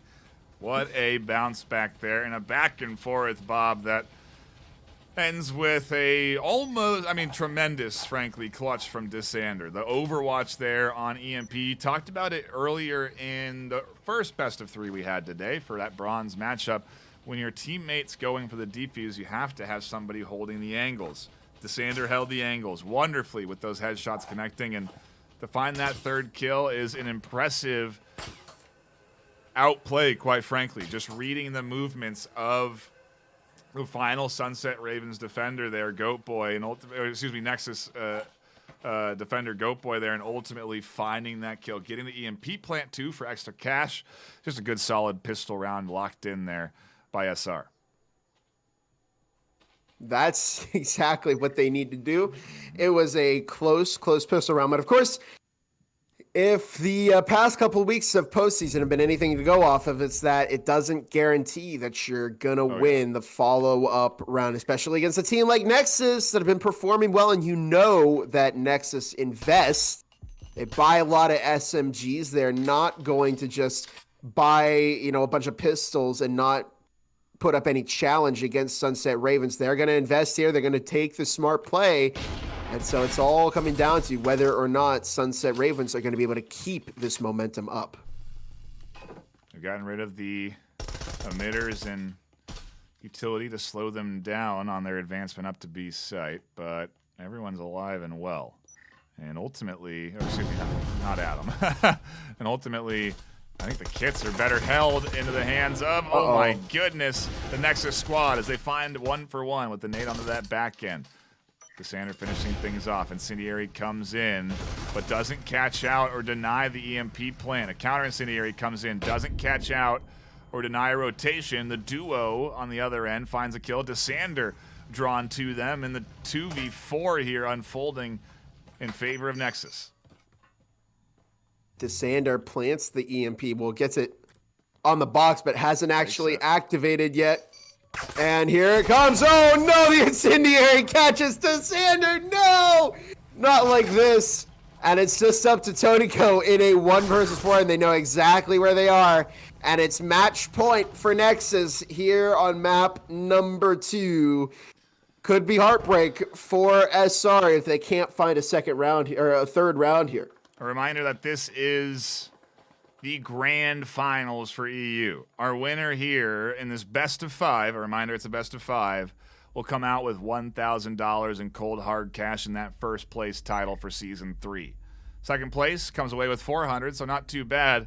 And then after this, starting at 2:30 p.m. PST, 5:30 Eastern, we dive into the North American pre-show and get ready for NA's grand finals. Their bronze matchup, the third place series, with upsets across the board there in the postseason. It's going to be a stellar third place match and grand final series that I think we're all looking forward to, Bob, on the NA side. That, again, starts at 2:30 p.m. PST, 5:30 Eastern. So there's a lot of breachers left ahead of us. If this does end, not this map, but the next one, we still have, again, guaranteed at least 3 maps in this best of 5, but Nexus are looking good, Bob, and they want to take a 7-2 map too. That would definitely keep the mental up. Just make sure if you're Nexus, you're just winning as quickly as possible against Sunset Ravens, not giving them any opportunity to breathe, because every round that Sunset Ravens wins is going to raise their confidence a little bit more. And so it's all coming down to whether or not Nexus can just keep their mental down, keep them, guessing what Nexus is going to do next. And with 2 minutes on the clock into round 9, we could begin what is the final round of map number 2 here in the European finals. These EU teams have been through so much, and to see if, for Sunset Ravens to go out at this point, without getting at least a map in would be very unfortunate for their team. But in any case, Petrol with the swing out finds one and gets refragged as Desander catches. No, 2! What? And they tossed the frag and it was primed. I don't think they meant to do that at all. Tonico picked up a lot of damage from their teammate with that. Minute 15 on the clock, but Sunset Ravens do still have the numbers advantage. Yeah, and they're trying to fight back and stall out this Sunset Ravens squad with what they do have as they all tuck into sight. Some damage through the wall, connects nicely. LPC able to heal themselves up off the damage they did take. Sunset Ravens do have double health syringe, but they're low across the board, so it's going to be a bit of time that they're going to need to use to heal up, let those charges recharge, and then push in. Or maybe not, as they do set up for the breach. Walls open as Mac is going to look to get that EMP planted. Sunset Ravens have to play their numbers here as Peter Whiffin finds Mac with trip mines. However, Adam 1-2 gets rejected by LPC, who pops up and catches another, and it's up to Tonico to keep their team alive here in map 2. LPC making their way through connector as Tonico gets that EMP planted. Oh no! With the headshot on the same exact map, they find another clutch 1v1 to give Nexus map number 2, and Nexus is now just 1 map away from becoming the EU champions. What a clutch, massive, unbelievable play, Bob, as we look back at the highlights here. LPC holding on to what was, I think, a huge surprise pop-up coming in there, over the top, multi-kills, Petrol tucking into the corner there, Bob, where they're effective, and the double kill from Desander to open things up. It certainly felt like that was going to be the comeback for Sunset Ravens, and they were going to start to mount they're starting to get that comeback train in full effect, but Nexus just shut it down, Bob. The 5-2 curse is nothing. 7-2 map 2 win. And we go to a third. And obviously, because it's a best of 5, Sunset Ravens now have a long road ahead of them. 3 map wins in a row is what they'll need to be crowned first place. Meanwhile, Nexus, Bob, are just looking so clean. They've come into this grand finals prepared, locked in, and ready to play. And they are not making any single round easy for Sunset Ravens. Everything's a hard challenge. Let's look at the KDs coming in on the board. LPC with 14 and 4. Pixel with 10 and 4. Desander 11 and 6. It's a hard-fought series, to say the least. Sunset Ravens are there fighting, but it is just Nexus continuing to take round after round, point after point, map after map. And we go quickly, Bob, into our third in this best of 5. Right away into Ship to potentially decide first place for the EU region for Season 3. And if there's ever a team that's deserved of first place, it's one of these two squads, because they are both the upsetters. Eliminating both Acer and Berserk, our 1 and 2 seed, out of contention for first place. I think Sunset Ravens are obviously capable. They just got to rally here on Ship. And, I mean, I wonder what the stats have to say, Bob, about this one. Sunset Ravens on Ship, 59% win rate. Nexus on Ship, 44. So stats tell a story, but do we rely on those? No. No, definitely not. Stats have been incorrect all postseason, and this is the finals. Anything can happen here. Teams can do crazy stuff, flip the switch, and just full send it, and we'll see if Sunset Ravens can find what they need here on Ship. This is their last chance. They are the team that has clutched up the most and had the most clutch finishes I think I've seen in this postseason. And so they might be waiting until the very end to start clutching up here. But we actually have Tice goes down very, very early into the round. And Nexus lose a player as it's now a 5 versus 4 to start the round. Not great if you're Nexus. Maybe they intended a sub and just kind of botched it, and it started earlier than they were ready for. I don't know. But a early disconnect is not what you need on your pistol round of all rounds. You need the players. And Gopoy says, okay, I'll just get rid of one real quick to make it a 4-4.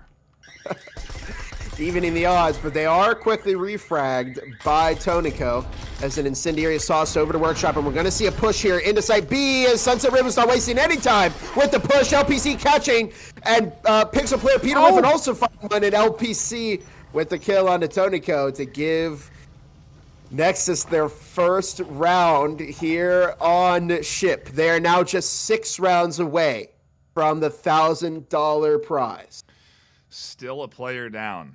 Not what you need, but I guess also not what they need, because Nexus able to win rounds down a player regardless. A good hold from them on the pistol opener, but still solid bit of defense there, and they're going to invest obviously big into this round. We've seen Nexus commit hard every time into round 2, and I think that's the new, I mean, maybe that's the emerging meta strat for round 2, Bob, is to not eco, not partial buy, it's just send it. Go for SMGs, get utility, make sure you're the best you can be with SMGs, and hope you get kills, because if you don't, the consecutive loss bonus money is more than it used to be. You have more options coming off of multiple losses. And maybe the play here is actually, pick up maybe 1 or 2 SMGs and then just have the rest of your players eco and run pistols. Because that's something that we saw, a team like Berserk do towards the end of Skyscraper. Yeah. They just all purchased, they super ecoed. They all had Jespers and, tried to find as many picks against Acer EU as possible. And ultimately we're able to afford a big rifle offensive in the next round. So maybe that's what we need to see Sunset Ravens do. But so far, Nexus are catching a number of very important kills here. But Sunset Ravens stay ahead, especially because there's bot Tice over in Kitchen. And they're actually looking at Tony.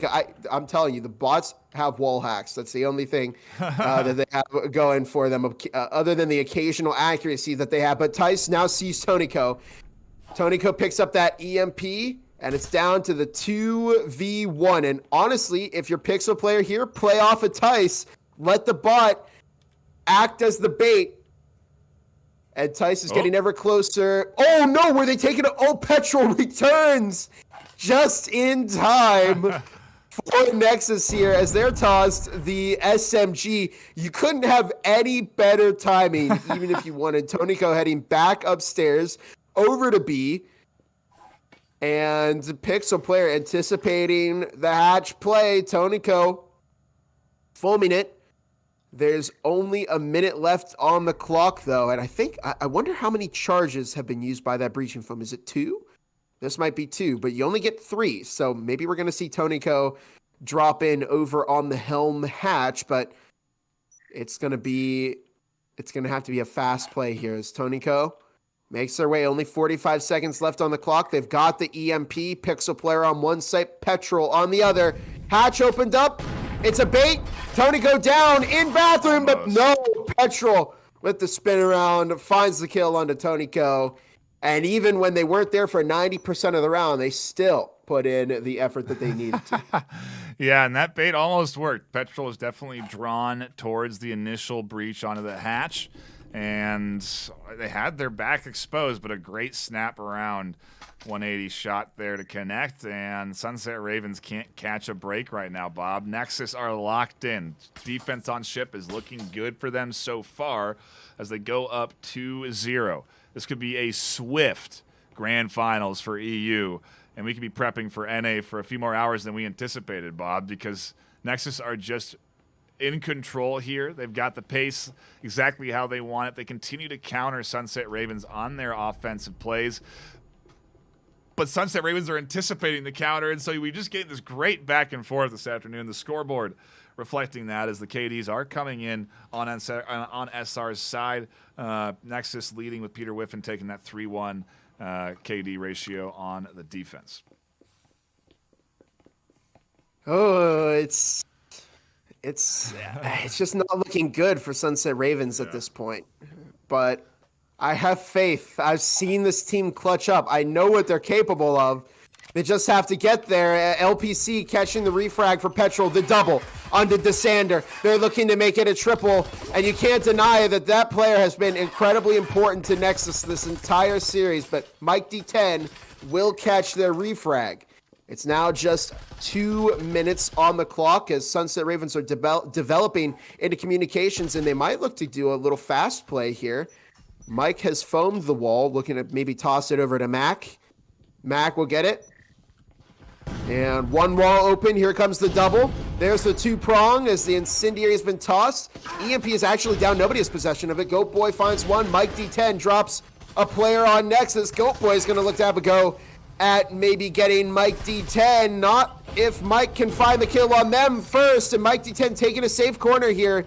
We actually saw Nasty from Berserk try the same angle. And Mike with the double kill, channeling their inner Nasty and making it a 2-1 game. Sunset Ravens not quite out of it yet. Huge. Vital for them to lock that in as they do step up here and slow down the bleeding. It is do or die for this squad in this best of 5. They have to win 3 maps in a row, so they really can't allow Nexus to continue to run away with the score line.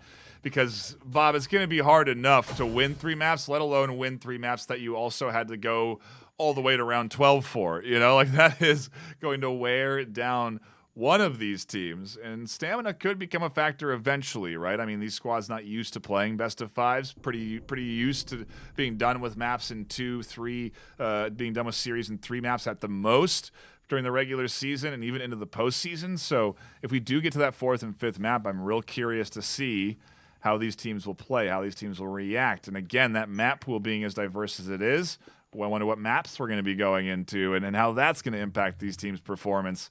It's the ultimate test, Bob. This is a best of 5 to determine who is the best in the region for EU. Finals are quite interesting because if Sunset Ravens locks in here and they find the next 2 maps, I mean, these teams would essentially be playing a full day of Challenger Cup.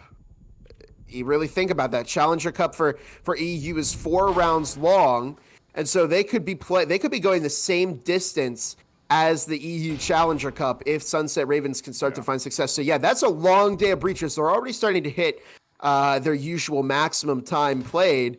Adam, oh my goodness, Peter Whiffen finds one. They get refragged by Mac Petrol, recovering the kit.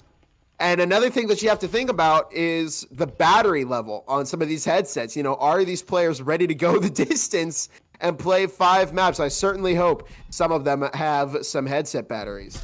Tonico holding down this back end as LPC inches their way up to the stairs, waiting to peek, trying to hear the audio, trying to anticipate when's the right time to move, and it's now as Tonico drops off of the stairs. Mac's going to check, though, and a good thing they did. They'll catch one.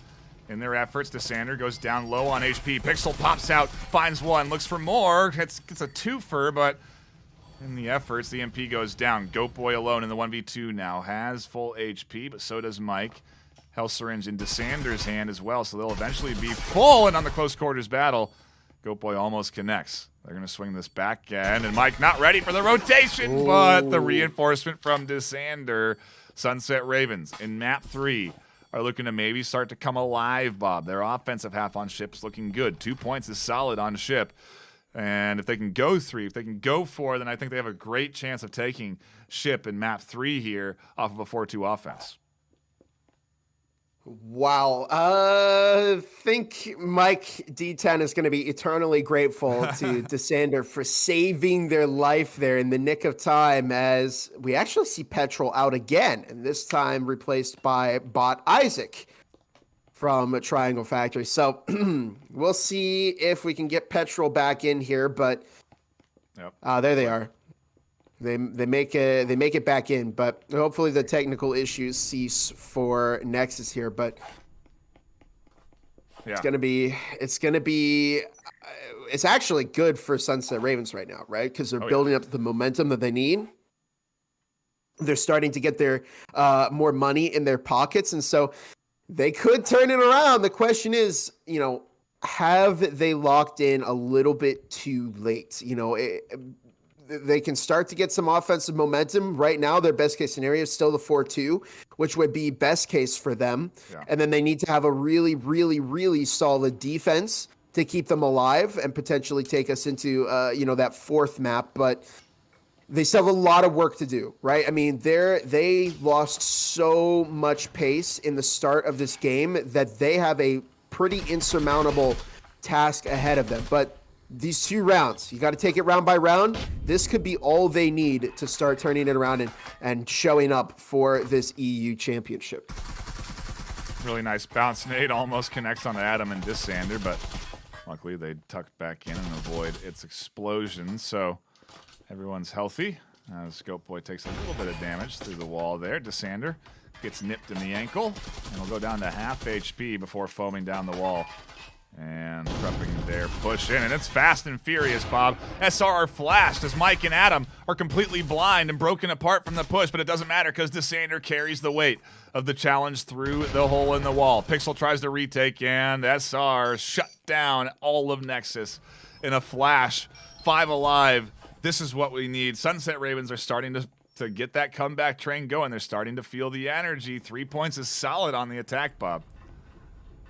Yeah, I mean, this is really the play that we needed to see. This is the Sunset Ravens that I've been used to seeing the entire season. Right. They finally made this appearance, and you could see Mike and I think was it Adam were in that site. They were flashed. They didn't even care. They ran right in along with the rest of their team, and they're just playing their numbers there, and Nexus were just completely shut out before they had the opportunity to get any kind of momentum. So here it is for Sunset Ravens. This is do or die for them like it has been all map. They can go 4-2 here, get some momentum, and then potentially have a good second half to give them the ability to maybe take us to that 4th map. So it's an end game that is possible, but it's still quite a ways away. We're still only in the first half of this game. If Nexus can start locking in, it could be very, very bad for SR. Oof.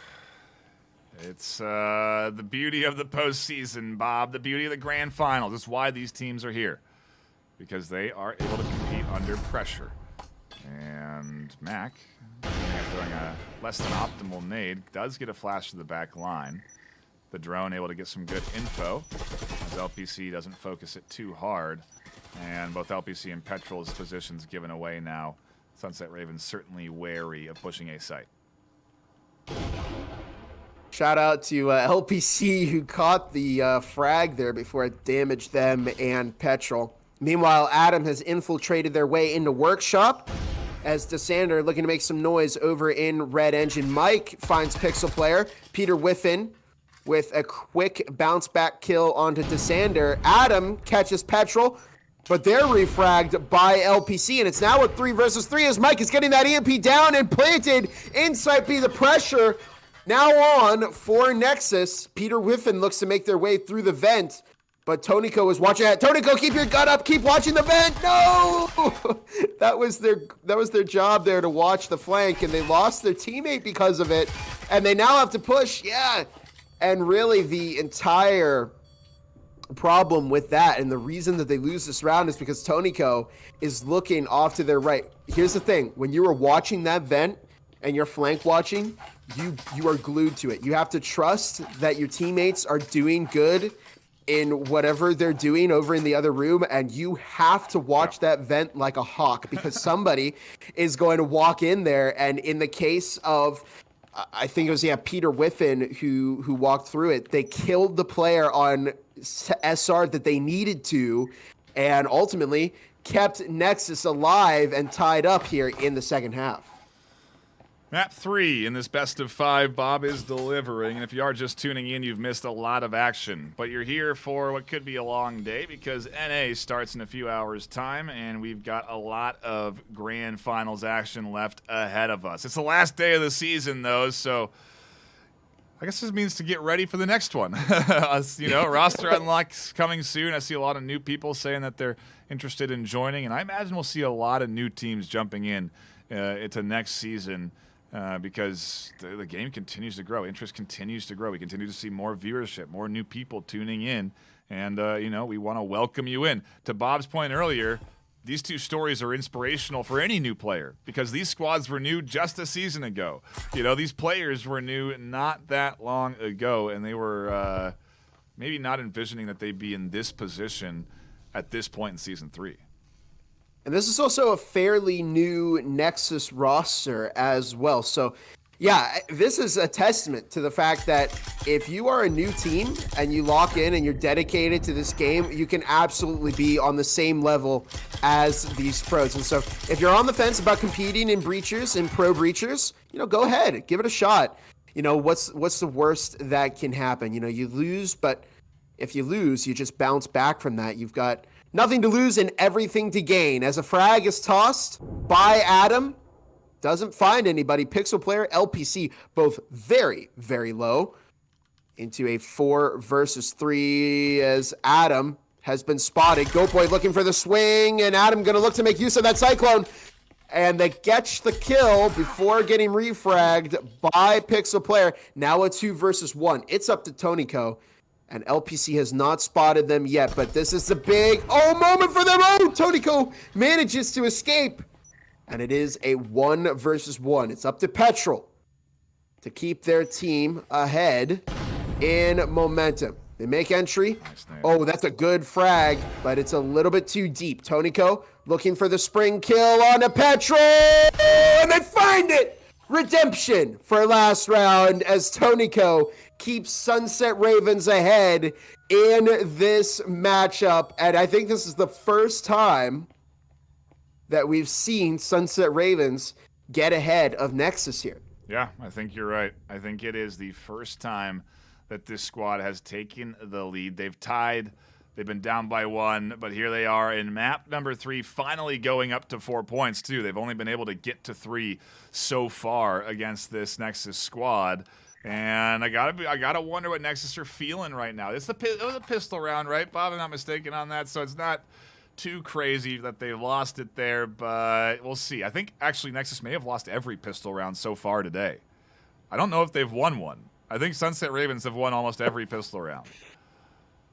If memory serves me correctly, they have. But again, it's it doesn't guarantee that you're gonna win exactly, because Nexus are ahead in this city. So even though they lose, I would argue that this round, round number 2, is far more important for setting the tone of a half, because that pistol round, you're all on the same eco, but judging on how you use SMGs and the rest of your money in this follow-up round, you absolutely have the ability to make a ton of money and be able to purchase those rifles. So big moment for both teams here. It's going to decide who's going to have more momentum in the second half. Fun to see the meta evolve and emerge over the course of a competitive weekend, because that's what we've been watching. As Peter Whiffen throws a nice flash in. Doesn't blind Adam, who doesn't need to be blind. As Peter ends up finding the kill anyway in the close quarters. Tonico just around the corner, though, ready to swing and catch a low HP Peter. Maybe get a twofer with Goat Boy. Maybe pinch with Mike. Or maybe not even be identified as Tonico finds one. Goat Boy goes down to Mike, and there is the pinch that comes to fruition. Dissander scoops up another, and Nexus get absolutely cut down as Sunset Ravens deny Nexus any dollars. Well, I guess one kill has come in. Petrol's going to try and get a few more. Oh, and they will, actually. A free entry there. A nade tossed around the corner. A nice toss there. Another free entry. No, Dissander finds that kill. That was a little risky, kind of going one at a time there. And I guess 2 kills is nice, but still, that was a big investment from Nexus that does not pay off. And Sunset Ravens are in full control. 2-point lead. Map 3. We could be going to 4 here, Bob. We very well could be. They have a 2-point lead. One more win is going to put them on match point. They can get some rifles. Here's the thing. If you're Sunset Ravens and you buy some rifles, you stick to the site. You play off of each other. You stay in the back of the site. You do not let Nexus, under any circumstances, recover the rifles. That's the big play here. They're purchasing a lot of them, so they're purchasing 5 rifles and utility. They're going to go for this. They're going to try and turn it to match point here and potentially start to get some rounds in against Nexus. If they can get a map under their belt, take us to that 4th map, we could start to see Nexus run out of that energy that makes them so strong. They could start to get a little bit fatigued, and I think the longer an SR game goes on, the stronger they become. So for Nexus, for real. I agree. It's about cutting down that momentum as quickly as you possibly can because they are running out of time. Nexus are looking to get aggressive here and play quick on this round. Stacked up, trying to utilize their numbers advantage on the corner swings. And ultimately just getting chipped apart and killed through the wall. Goat Boy. That's brutal. Will go down, and I think, it's going to slow down this rotation a little bit. Mike's looking for an aggressive pick, and we'll catch it onto Peter, and Nexus just not connecting here on this round. Oh, man. Mike D10. You know what the D10 stands for? It stands for defense, and it stands for the number. They're going 11-4 right now. And the name is in full effect as a minute and a half on the clock. Frag toss, and it might catch a little damage onto LPC, but there's Adam on the flank. It's just down to LPC, the last member of Nexus standing. Sunset Ravens clutching it up, and they catch it. Mike D10 with another kill to make it 6-3, and Sunset Ravens now 1 round away from collecting their first map against Nexus. They are not out of this series yet. In control. And Nexus just not able to settle into the rhythm that they've been in this whole series. They cannot get the coordination that they're looking for together here on ship, and maybe it's the map. You know, it just doesn't lean into the Nexus style of surround and collapse on because it has multiple floors, multiple layers. I'm not sure. But obviously every map has multiple floors, so that can't be the factor. But, you know, regardless, it's Sunset Ravens very much in control, and Nexus going for the full buy, Bob. I mean, obviously it's the last round, do or die. And they can take it to 6-6. They can take it to the tiebreaker. They could still win this in 3 maps, but Sunset Ravens are desperate for a 4th. Are absolutely desperate, and I saw SR are mastering the meta. Shout out to Rise in the chat. They are absolutely mastering the meta right now with a number of very, very solid rounds against Nexus, and this could be it. They could find their first series game against Nexus. This is why we love the best of 5 format, because you figure we might not have even gotten to this point if we wouldn't have gotten to this point because Nexus have won 2 maps already.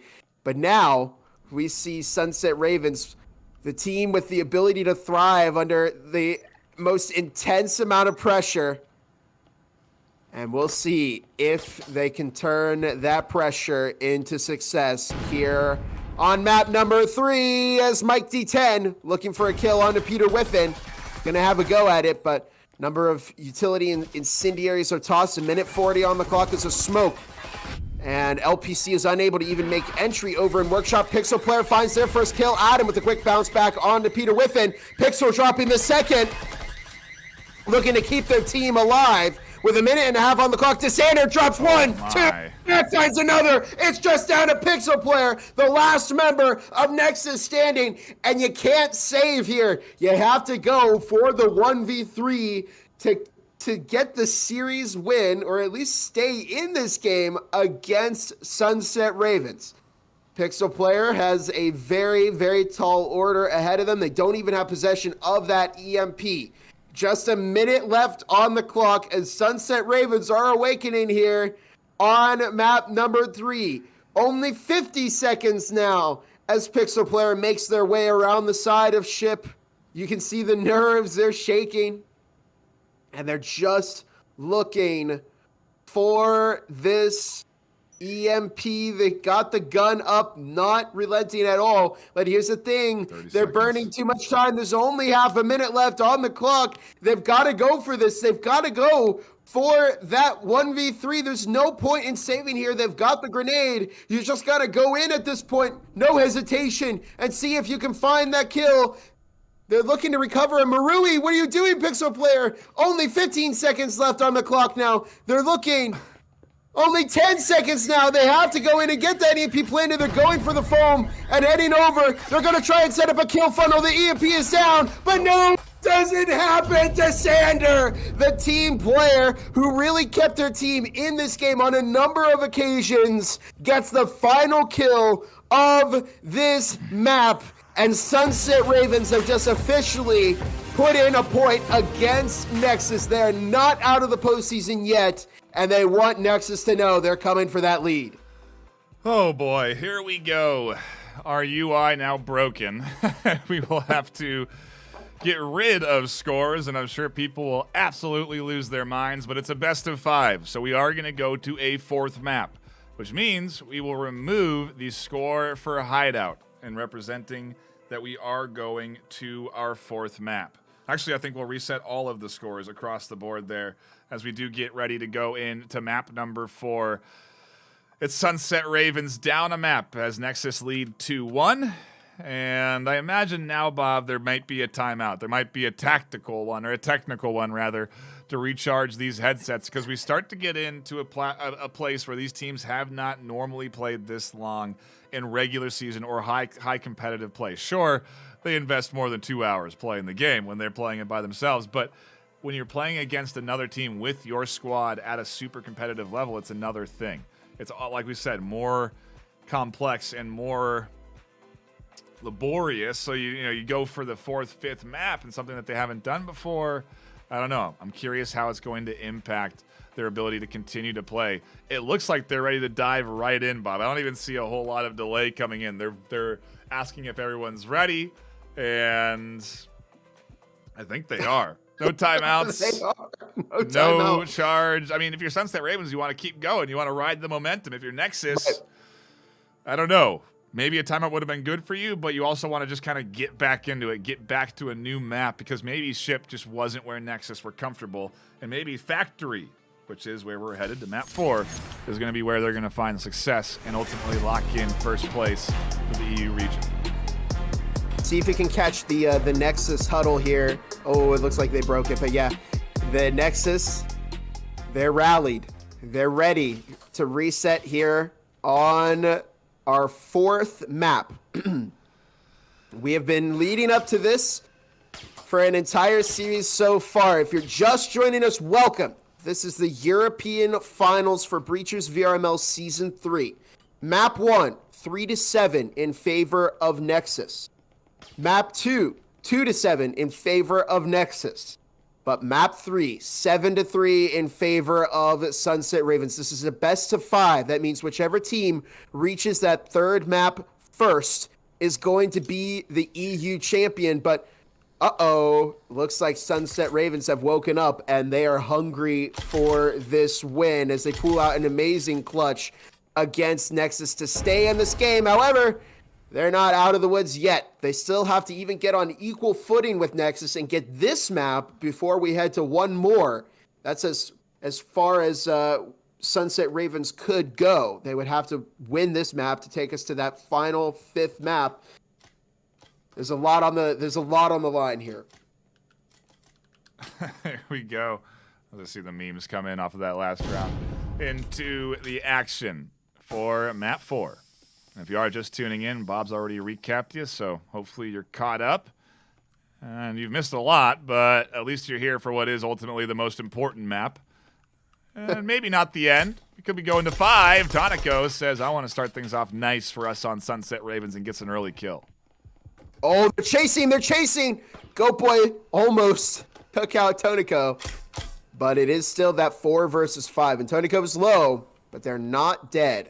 And so even just a little bit of damage or a surprise kill could make the difference between a round win here for Nexus and a round loss for them. Now just a minute on the clock as Mike D10 is dropped by Peter Whiffen. Petrol just outside of Site A. The odds have been evened. Desander prepping that incendiary, waiting for the wall to be opened up. Goat Boy up on the hatch. Peter Whiffen out on gravel. May have a kill on the Mac, and they will have a kill on the Mac. And there goes the hatch. It's been opened up. Look at Adam pushes out of nowhere, catching LPC. Looks for the second, but Desander was there to help out their teammate. And it's now just down to Peter Whiffen and Tonico! 15 health Tonico saves Desander, and it's up to Goat Boy to recover that EMP with 20 seconds left on the clock. And this could be not an ideal start for Nexus, as Goat Boy is going to look to push in, get that EMP planted. They try and get it up on the box. Tonico looks to have a go at the jiggle peak there. They get a lot of damage on the Goat Boy. And Tonico finds the kill, dropping a 3rd kill in that round. And it doesn't even matter that they were low on health. They're here to keep Sunset Ravens alive in map 3. Map 4. I know, hard to remember. We're already into it, but yeah. Map 4, and we'll keep reminding you over and over again, so it might seem repetitive, but Nexus up 2 maps. Sunset Ravens up 1. We could be going to a 5th map if SR take this one, because it's a best of 5. Not a best of 3, not a best of 4, a best of 5.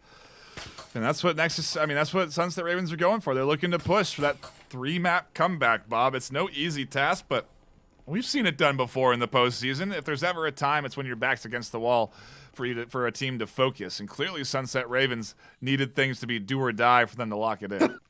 I was going to say, yeah, they needed to have back against the wall 1 point away, or they weren't 1 point away, but basically, just a foot away from losing before they finally lock in and start to find some success here against Nexus. And I've seen teams, way back at the beginning of the season, we had the IVNA versus Valor game, and IVNA versus Formula 3, and I just remember that IVNA had such a strong start, and then halfway through the second map, when F3 was about to lose the series, they locked in and turned it around for an amazing clutch victory. So Sunset Ravens, they have been the clutch master team. They've kept their team in.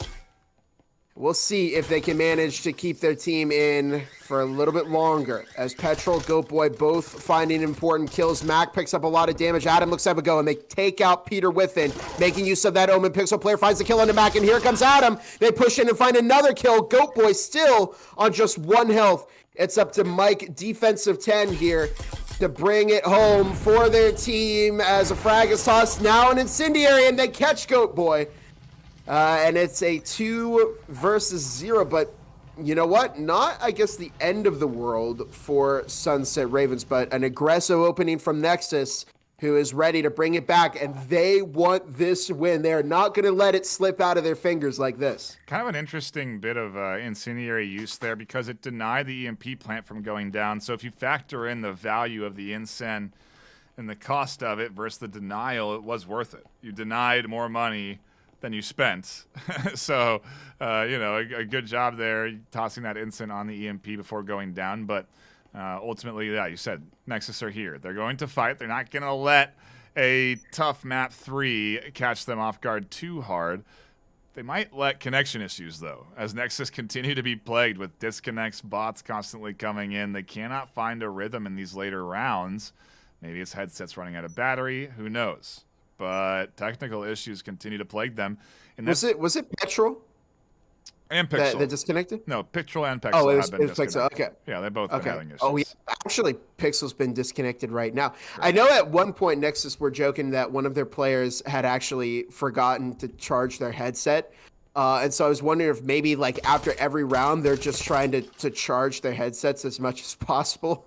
But no, yeah, I think it is more of server issues. But if that's the case, I'm very surprised that Nexus hasn't requested like a rehost here at all, because we're seeing some lag, we're seeing some disconnects from their team, and you know, I'm just you know, if you're Nexus, you know, rehost and see if you can get some better connection on servers closer to home. But in any case, that's not what they've decided to do. They've decided to brave the storm, and they're making their way into orange storage now as Don was killed early into the round to save the EMP.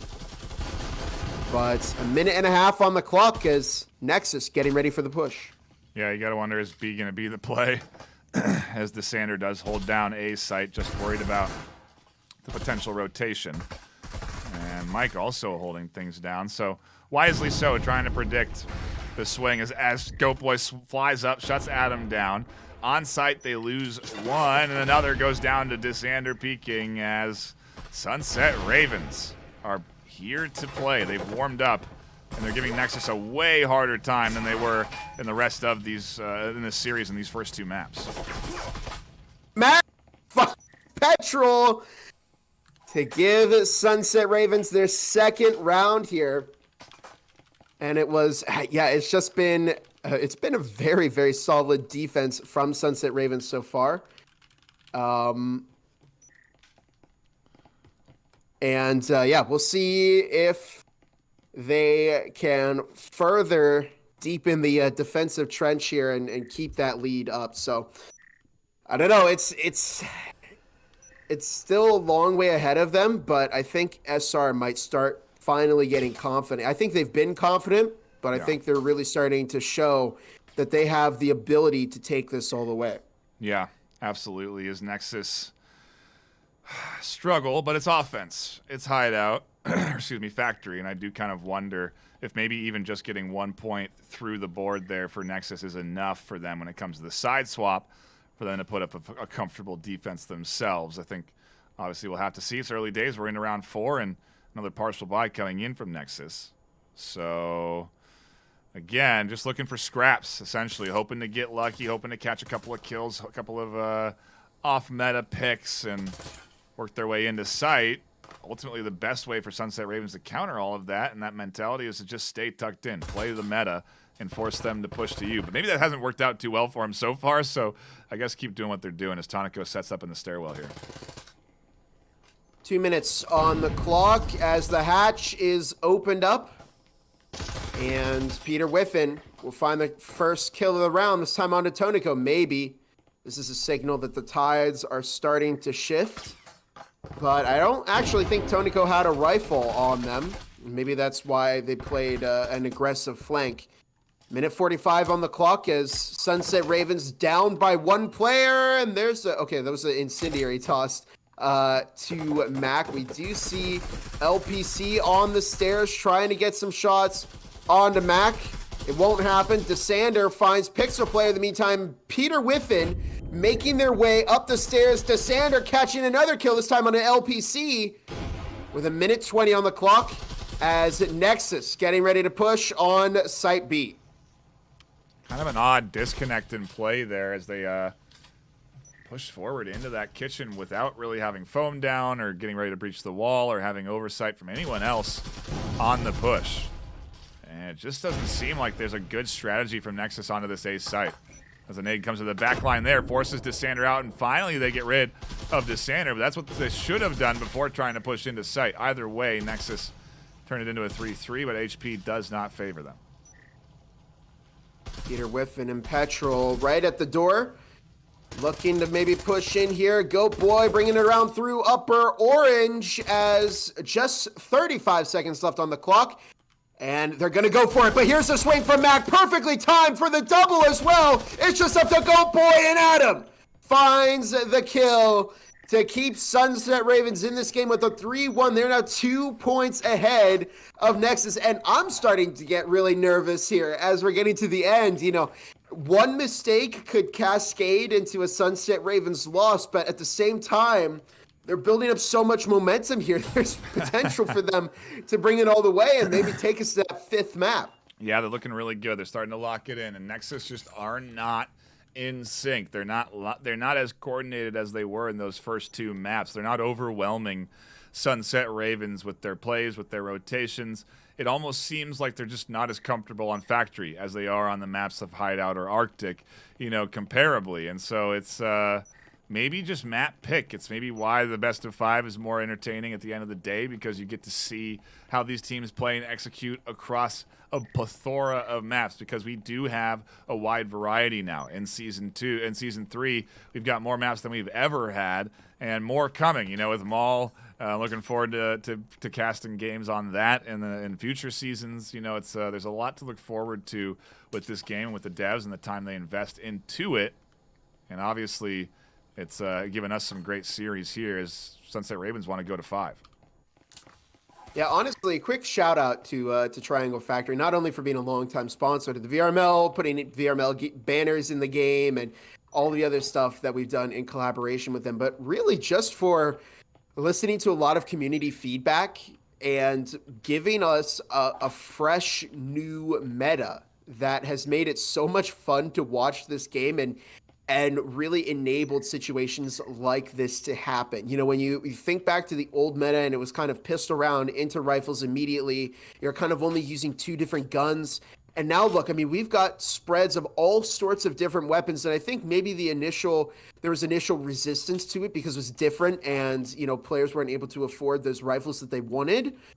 But overall, and in terms of competitive gameplay, it has done wonders for Breachers. So big thanks to Triangle Factory for doing an incredible job with it. And Mike is actually spotted. They open up the wall and take out Mike. And I think unfortunately, their model was clipping through the wall. And so Nexus made note of that and found the kill.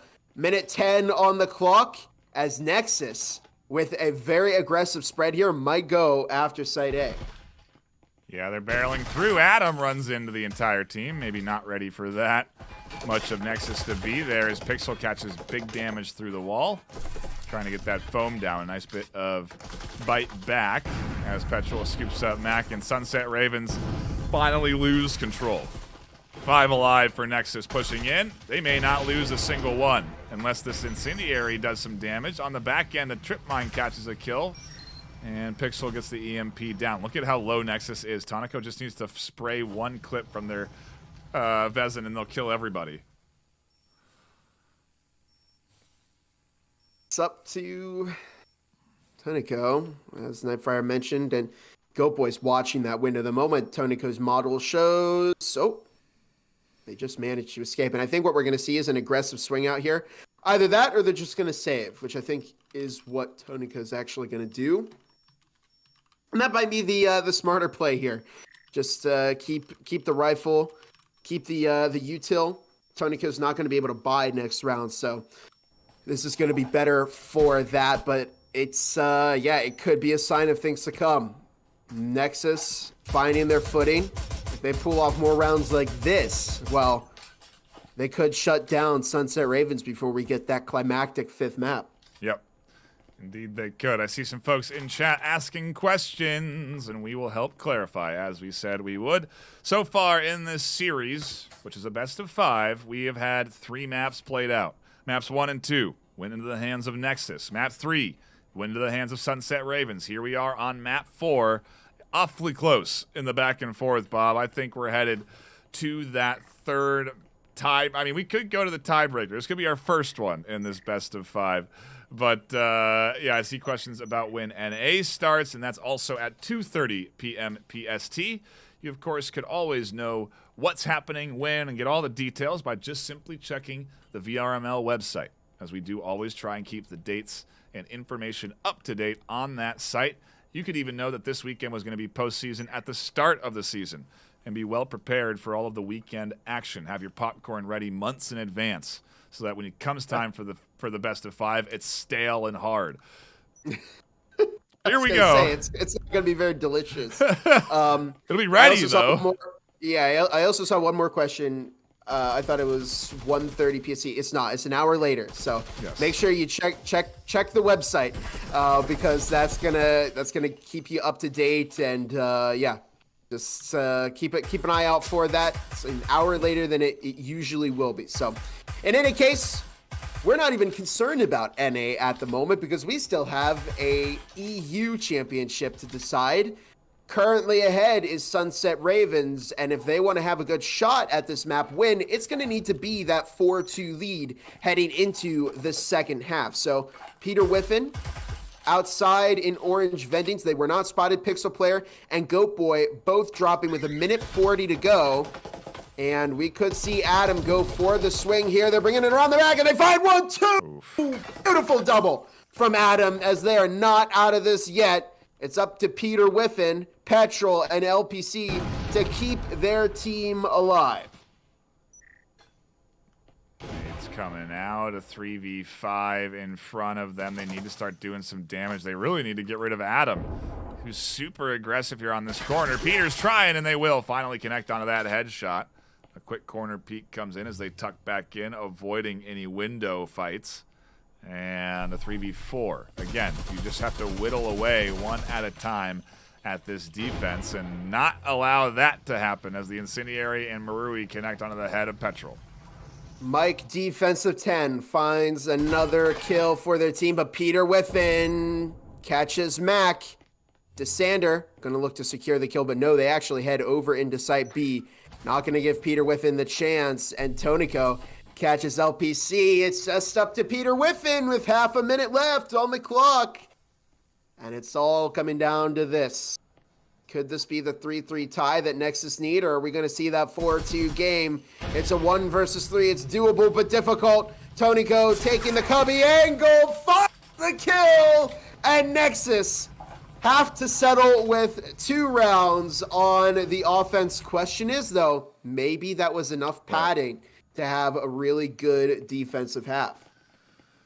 We will have to see as we get into the back half of map number 4. Sunset Ravens looking to take this one the distance, Bob, all the way to map 5 in this best of 5. It is an excellent EU finals this afternoon, to say the least, Bob, and I can't wait to get into NA and all the rest of the action we have today, but I mean, this is what we have been driving towards all season long, is this back and forth, is to get this series that'll be the most competitive. And I just love to see Sunset Ravens stepping up to the task and looking to take this to the 5th map if they can lock in 3 more points here in map number 4. It's pretty close. The scoreboard indicating those KDs, showing that back and forth there. It's Nexus fighting every inch, and like we said, 2 points might be all they need. This pistol round's going to be a big one, Bob. So it's going to decide. I think maybe it might not be as impactful as it used to be. Of course, it is still impactful, but might be a big mental booster to win the pistol round. And so it still very well could decide who walks away with the second half if Sunset Ravens can find an early win here. But in any case, they got a lot of work to do still. They have to win 3 rounds to take us to that 5th map, potentially 4 if we head into overtime. So they can't take the foot off the gas at all. But the thing is, Nexus are now on their defensive half, and they could absolutely turn this around as Pixel Player finds a kill on Tonico. Adam bouncing back with LPC. DeSander drops back down to the ground level, and Petrol finds one there, refragged by Mike D10. And it's now a 2 versus 3. DeSander and Mike in a bit of trouble here. That static emitter really kind of stalling out all of Sunset Ravens, allowing this kind of counter push to work as well as it did. And there's not going to be any health, any syringes, any anything for Mike to juice back up with. They're going to have to go in this with 2 HP, Desander full, but up against a healthy Nexus defense. EMP toss over to Desander. And the orange storage wall is foamed. A minute on the clock as Goat Boy over by Big Blue Box. It's now been opened up. Only 50 seconds left. What is Mike doing? Oh, Mike is going to go for the blitz onto Site A to try and throw off Nexus. And they're up watching the hatch. It's a bait. Question is, does Goat Boy read it? Only 40 seconds left on the clock. Desander has to show no fear and try this and see if they can make it work. A frag is tossed down. Goat Boy is having a little bit of a go at A, but uh-oh. They figured it out, and a frag is tossed. Goat Boy's going to look to push around center B. Desander might catch one, but it's too late. Mike has to drop and cover for their teammate, and it doesn't happen. Goat Boy drops the double. Uh-oh, Nexus starting the comeback. Could we see Nexus end it here on map number 4? Yeah, we'll have to see. They've got their foot in the door. The 2 rounds on offense. The pistol round to chip away at that 2-point lead.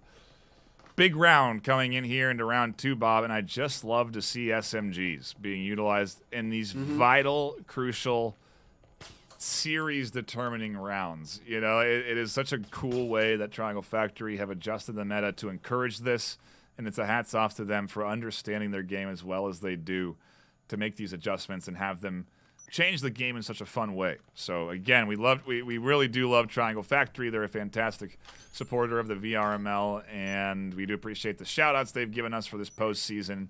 Shout out to Wesley, who we've seen in chat, the Breachers VR YouTube channel we've seen in chat. It's awesome to have that support coming in from the Breachers VR devs, Triangle Factory, and again, a big shout out to them for giving us what has been an awesome postseason, Bob. This has been a stellar weekend, and I cannot wait for more with NA later today. Yeah, we're only just getting started, really, with the postseason action. Of course, yeah, reminder later today, NA Finals. If you want the times, go check out the website. We'll probably also shout them out one more time after the end of this championship. But for now, 2 minutes 10 on the clock. Sunset Ravens are fighting to stay ahead of Nexus. It just takes 3 rounds for Sunset Ravens to take us to that 5th and final map. But for Nexus, it takes just 4 rounds for them to win the entire championship. Not just the series, the championship itself. And there goes the hatch. Opened up from Orange Venings. Tonico going for the drone. Uh-oh, I see Sunset Ravens prepping for a Site B push. Here it comes, and unfortunately, I don't think this is going to work as it usually never does. I could just be a Site B push hater, but in any case, a minute 20 on the clock as Adam goes deep, and they catch one before getting refragged. But Goat Boy, pretty wounded, Pixel player catches Tonico, who tried to pinch. Doesn't happen. Mac, Desander, Mike D10 now playing their numbers as Mac does catch LPC. Peter Whiffen finds it. Uh-oh, a frag might catch Desander. No, it doesn't. Mac is pushing up and getting way too aggressive, and Desander with a team kill. No, you can't be doing that so late in the game, and it's up to Desander to plant that EMP and try and hold out for 45 seconds. They now hear it, gonna play their numbers. If you have the numbers, play the numbers. And Desander now, I think, has put themselves into a corner. Peter Whiffen finds it. And with that defuse, it's going to be a tied game with Nexus now only 3 rounds away from sealing SR's fate. Take another look at that maneuver into sight. Almost working out. The nade zipping by. The push up from Mac and the team kill on the back end from Desander. I don't know that it would have changed too much, but Mac certainly caught them by surprise on that short corner. And, you know, setting up for the swing there is unfortunate to get shot in the back. But either way, it is 4-4 now, and Nexus are keeping this close. This map 4 is do or die for Sunset Ravens, and for Nexus, it's season over championship. So, I got to wonder how that impacts your mindset. How if Nexus are maybe playing more confidently because that's on the line versus their season over with, or if that's impacting Sunset Ravens now in these late stages. Because the reality of this map is if they win, they've got a chance. If they lose, they're out. Exactly. So I don't know. I feel like maybe Sunset Ravens are probably in this mode where they're taking it one round at a time. But the thing is, even when you stay with that mindset, it's still hard to look at the score and be like, oh no, they're tied with us now. Are we going to be able to do this? You might get into your own head a little bit. So it's all about the mental resilience of these teams, whether or not they're going to be affected by that. We'll find out. Adam certainly not with a quick follow-up. And Sunset Ravens, oh no, Adam gets caught by Goat Boy. And that static field emitter, even though it's down, absolutely got value from it from Nexus. But 4 versus 3 numbers still in favor of Sunset Ravens. Doable for both sides, but we'll see who walks out of here with more momentum. Who is going to take the lead here in map number 4? Ball's opened up on the A. Side push coming in. Suppressive shots over the top towards Goat Boy. Nothing connecting yet. And LPC just hanging tight. That incendiary catches Mike. Pixel scoops up Dysander, and now they're left with 2 on Sunset Ravens. Could this be heartbreak for them? Because look, LPC is over in blue hallway, and Pixel player finds another kill, this time out of Tonico. And Mac has no choice but to rotate back up to the roof. Go.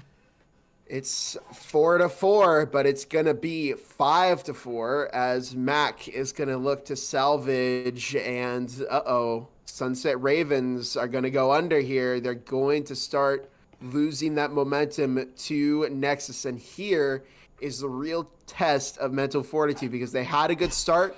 It didn't work out for them. And now they're in this difficult spot where they're watching their championship slip out of their fingers right as they're at the finish line, right as they can extend it and try and go for that win themselves. And it is one of these things, if you're a team that, plays off of those bounce backs, where you take a couple of early losses and then, you're a clutch team, there is a point where you can get in too deep and you're not going to be able to have enough time to clutch up and save your team. And this could be what we're seeing from Sunset Ravens. Yeah, it could be. This eco could make or break their chances at doubling their prize pool money. Second place comes away with 400, first with 1,000. And, it's every dollar matters, Bob. So it's, it really could be that this eco round could be that decider. And it's a little risky doing what Mac's doing here, because I've seen a nade go out the hatch and kill people on top of the roof before. Oh yeah. Shout out to Angel, captain of F3, who did that. That was probably the most surprising grenade I had ever seen in league casting. And but I think at that point Mac was just, they're over towards the front of factory. Nobody's going to throw a grenade up there. They might be expecting, somebody's on the hatch playing for some picks up there, but where Mac was pretty safe. The sun never sets on the Ravens. Yeah. That's a quote from Rise there. Very inspirational, okay. Rise. You can see the Rise is rooting for Sunset Ravens, the team that did not eliminate Acer EU in the semifinals. So, in any case, here we go for round number 10. And Nexus are just 2 rounds away from winning the entire championship. Let's see if Sunset Ravens can stay in it or if they've really hit their limit and it's curtains for them. We'll do our best to grab the winning team for a post-championship interview. And so do stick around after the end of the series. But we're not there yet, obviously. We could be going quite a bit longer here, especially with Dysander opening up things early with a pick on Pixel. 2 minutes on the clock. 5-4. With all the money on the line, Sunset Ravens have the opportunity to go to that third map, contend for the championship. But right now, They have to focus on surviving, which is what their team does best. So we'll see if they can stay alive and try and contend for this final round here on Factory. And we're not at the final round yet. Nexus still has to win and move up to match point before that happens. But the drone coming out, Mike D10 up towards the front of Kitchen. Frag is tossed and it catches a bit of damage on the Mac. LPC is going to go for the pre-fire. Mac looking for a kill. And both Mac, LPC kind of low, but Tonico finds the kill on the LPC S-tier frag. And first pick in the hands of Sunset Ravens, as well as second pick, as Mike D10 finds the kill on the Petrol. And the third pick goes to Sunset Ravens as Adam finds Peter Whiffen. It's up to Goat Boy, the last member of the team standing. EMP now planted. Sunset Ravens 45 seconds away from tying up with Nexus, and Goat Boy is going to go and escape. And that is going to be a round win for Sunset Ravens. Huh. We are here headed to the 6-6 map 4, quite frankly, Bob. I feel like that is what's in the cards economy-wise. Nexus should be able to afford 2 rifles going into this round, maybe 3 actually, so they'll in total have 4. And then their 5th can eco and get utility. So they should be good on the defense this next round. And obviously, Sunset Ravens are set for the rest of the half, for the rest of this map. They're in control here in these last 2 rounds with their economy, at least. They can afford a loss, take it to 6-6, try that tiebreaker. It's all possible as we do get into these late rounds, Bob. And I got to imagine that they're feeling tired at this stage. It's so much energy executed at such a high level. And, you know, I'm feeling the stamina drain here. So I got to imagine these players are feeling it. Yeah, and well, I hope you can keep the energy up because we could very well be going to a 5th map to decide this. The Sunset Ravens have found the footing. Nexus is, as you mentioned, their economy's not looking too great, but they are able to field 4 rifles. They're going to be able to get some utility as well. That depends on Peter Whiffen, though, and Peter Whiffen is going to cash in and buy it. And this is an important round to win, because even if if you're the team that wins it, you effectively have a little bit less work to do. You're going to find that first round, and then you just need 2. If you're the team that loses this round, you need 3 more wins, because you got to win and get to overtime and then win the overtime round as well. So not out of it yet. It's going to be a difficult... I think I did the math wrong there, but in any case, we're starting off round number 11. Adam storming in, catching 2!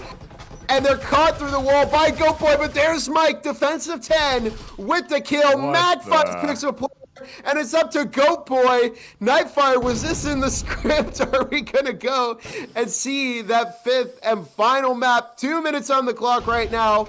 Uh-oh, that incendiary. They catch 1, 2, looking to make it a 3rd kill for that 6th point. The EMP has not been planted yet. Goat Boy escapes over to Site A with just 1:50 on the clock. If you have the numbers, play the numbers, and Dysander and Mac are sticking over to the door. I hope they notice the trip mines. Please check for trips. They give off the audio too, right? They're not going to walk into that. They're not going to walk into that. That would be tremendous tunnel vision if they did, and it would be a heck of a way to lose a player or 2. They have to keep their eyes locked in. They can't afford to go for those trip mines. And they are now going to split their attention. Yeah, Dysander's going to get 1. They know that this is bait, or at least expecting it to be. The reality is Goat Boy knows EMP's on the wall. They know it's up against that corner. And so they're playing this defensive angle, anticipating that eventually Mac and Dysander are going to have to go for that EMP. And Mac and Dysander are anticipating that the Goat Boy has rotated into that corner, so they're going to send their efforts over to A. They don't even have EMP, obviously not, because it's on the wall. So they're on the hunt for the kill. 50 seconds left, Bob, and this duo is going to stack heavy and rely on their multiple rifles to win this exchange between Goat Boy and them. One has to take high and one has to take low, and that's what they're doing. Mac and Dysander look to make the corner, and Goat Boy finds the kill on the Mac. It's now just up to Dysander to keep their team alive here, and I don't know if Goat Boy has realized it, but they're going to rotate out, and actually saved Goat Boy here. 20 There's only seconds! 25 seconds left. Desander has to go and plant that EMP, and they're looking for Goat Boy, and I think maybe now they're realizing what has happened, but Desander now has to pick up the pace. Now they have to hurry. They got to go tap the EMP. They're going to give up some audio here. 1 charge, 2 charge, 3 charges. They're going to look to plant it, but will Goat Boy catch a kill? No! And they've given up their location to Desander. There's now just 45 seconds left on the clock as Desander is going to look to keep their team alive, to give them that 6th point. Could we see an overtime round? Goat Boy picking up a lot of damage, but they have a heal. They're able to survive, tapping the EMP. You know what they say, pros don't fake, and Goat Boy looks to do that. 1 charge down, 2 charges are looking. Oh my! Desander, and Nexus will be taking match point, and it's an ace from Goat Boy in a miraculous play. And I think Goat Boy is shaking. Look at what they've done. They've kept Nexus alive. They're now just 1 point off of going into that that 5th winning the series. No, Sunset Ravens. It's hard to remember, but the mind is a clutter, Bob, because that comeback was unbelievable. The incendiary for the double to just start things off. How do you feel if you're Sunset Ravens? You're down to the series point right now in a moment where you thought you had a chance at going to map 3. Oh my gosh, it hurts. You have to power through. You have to refocus. You have to slow your heart rate down. Do some deep breathing. Center yourself and get ready for the next round. You can't focus on that last hard loss, and that is the hardest thing to do when you're talking about doubling your cash prize pool if you come out on top here. What a unreal clutch from Nexus to now be at series point in map 4. This is it. We're getting down to the end of the series. If Nexus win this round, they're going to be the Season 3 EU champions. They don't want to see the efforts of their captain, Goat Boy, go to waste. Dropped an ace and a clutch defuse to keep their team alive in this series. We'll see what happens if their efforts are for nothing or if Sunset Ravens have finally run out of steam. 2 minutes on the clock. As the foam on the wall, Desander looking to bring it through 2 blue vendings. And we're looking to see if Sunset Ravens are going to push here on A. It looks like it is going to be that A setup. Wow. Here we go. The last round, unless we go to tiebreaker, of the EU season on the line. The pressure and the silence falls before us, Bob, as the time slowly ticks down, eventually forcing Sunset Ravens into a move. A nice nade, opening things up on a pixel player, no less. A main fragger for this Nexus team. They can't rely on clutches every time, so Goat Boy gonna try and step up to the task and find some kills. They'll get flashed. EMP's going down. Goat Boy's getting incendiaried. They only find 1, but the EMP's on the wall. The swing from the back end from Petrol gets shut down, and they're into a 3v4. EMP planted and ticking.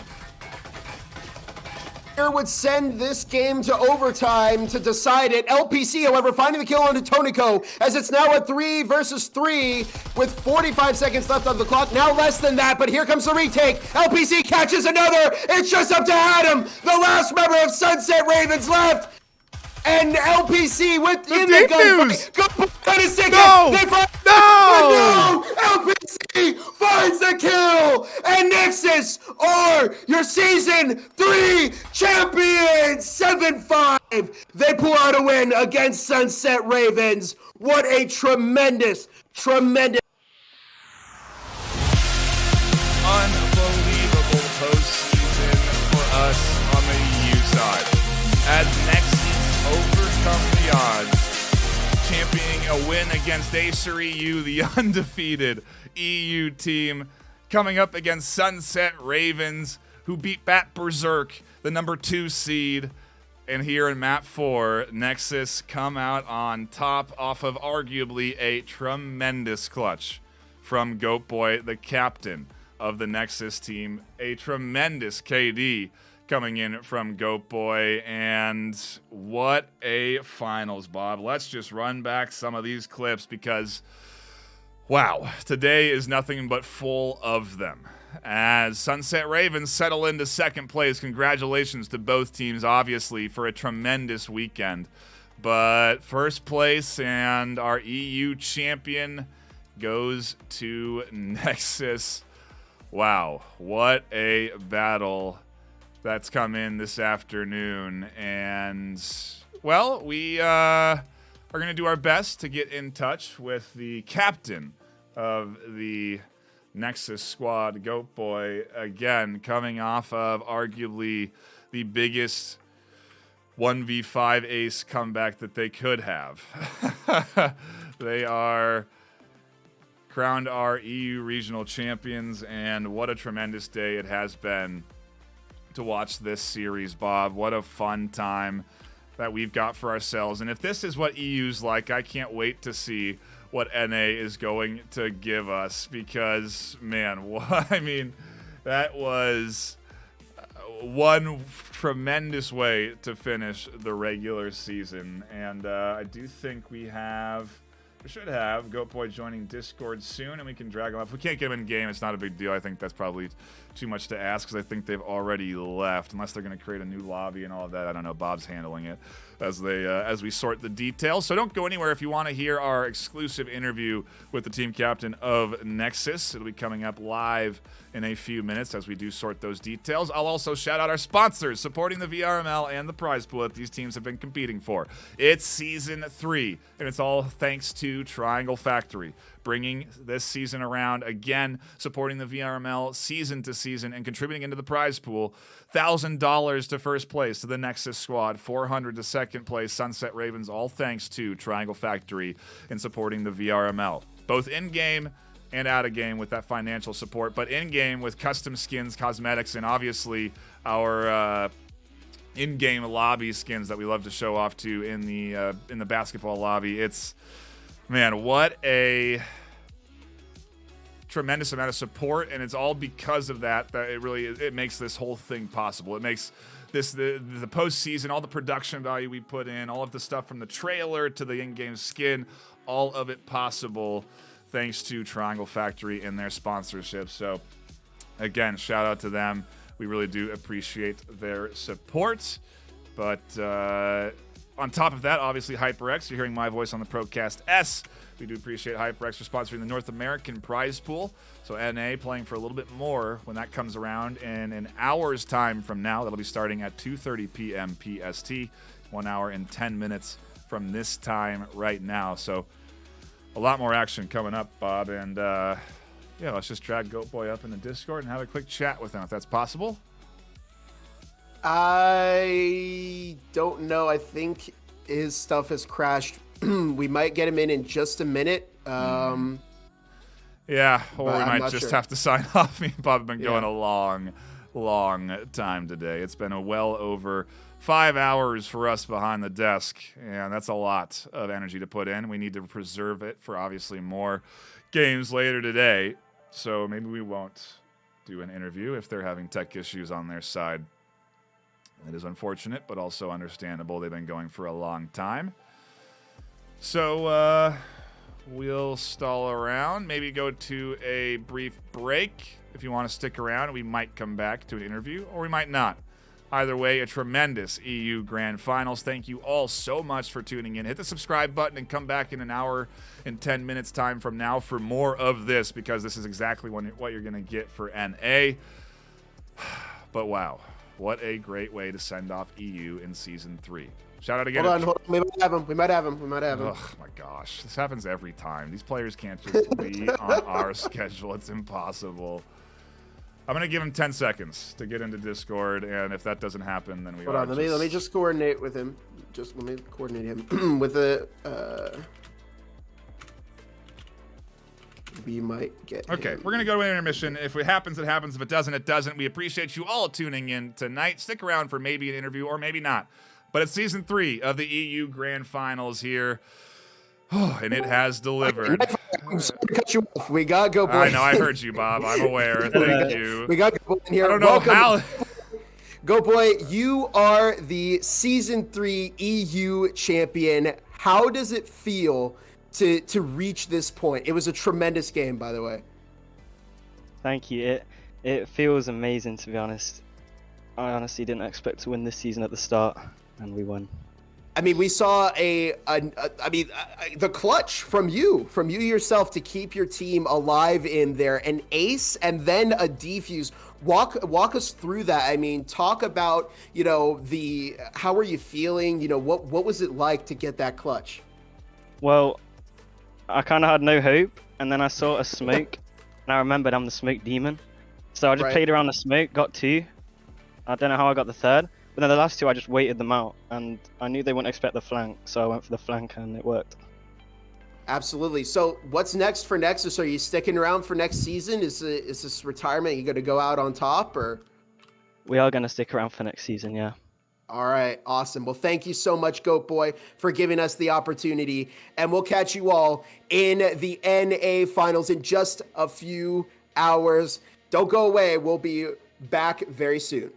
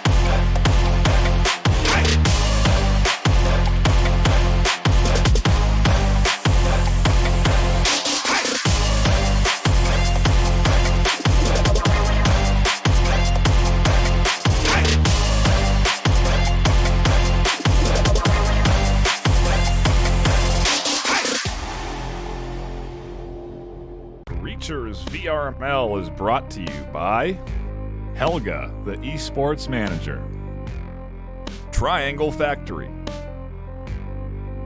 Thanks for watching VRML.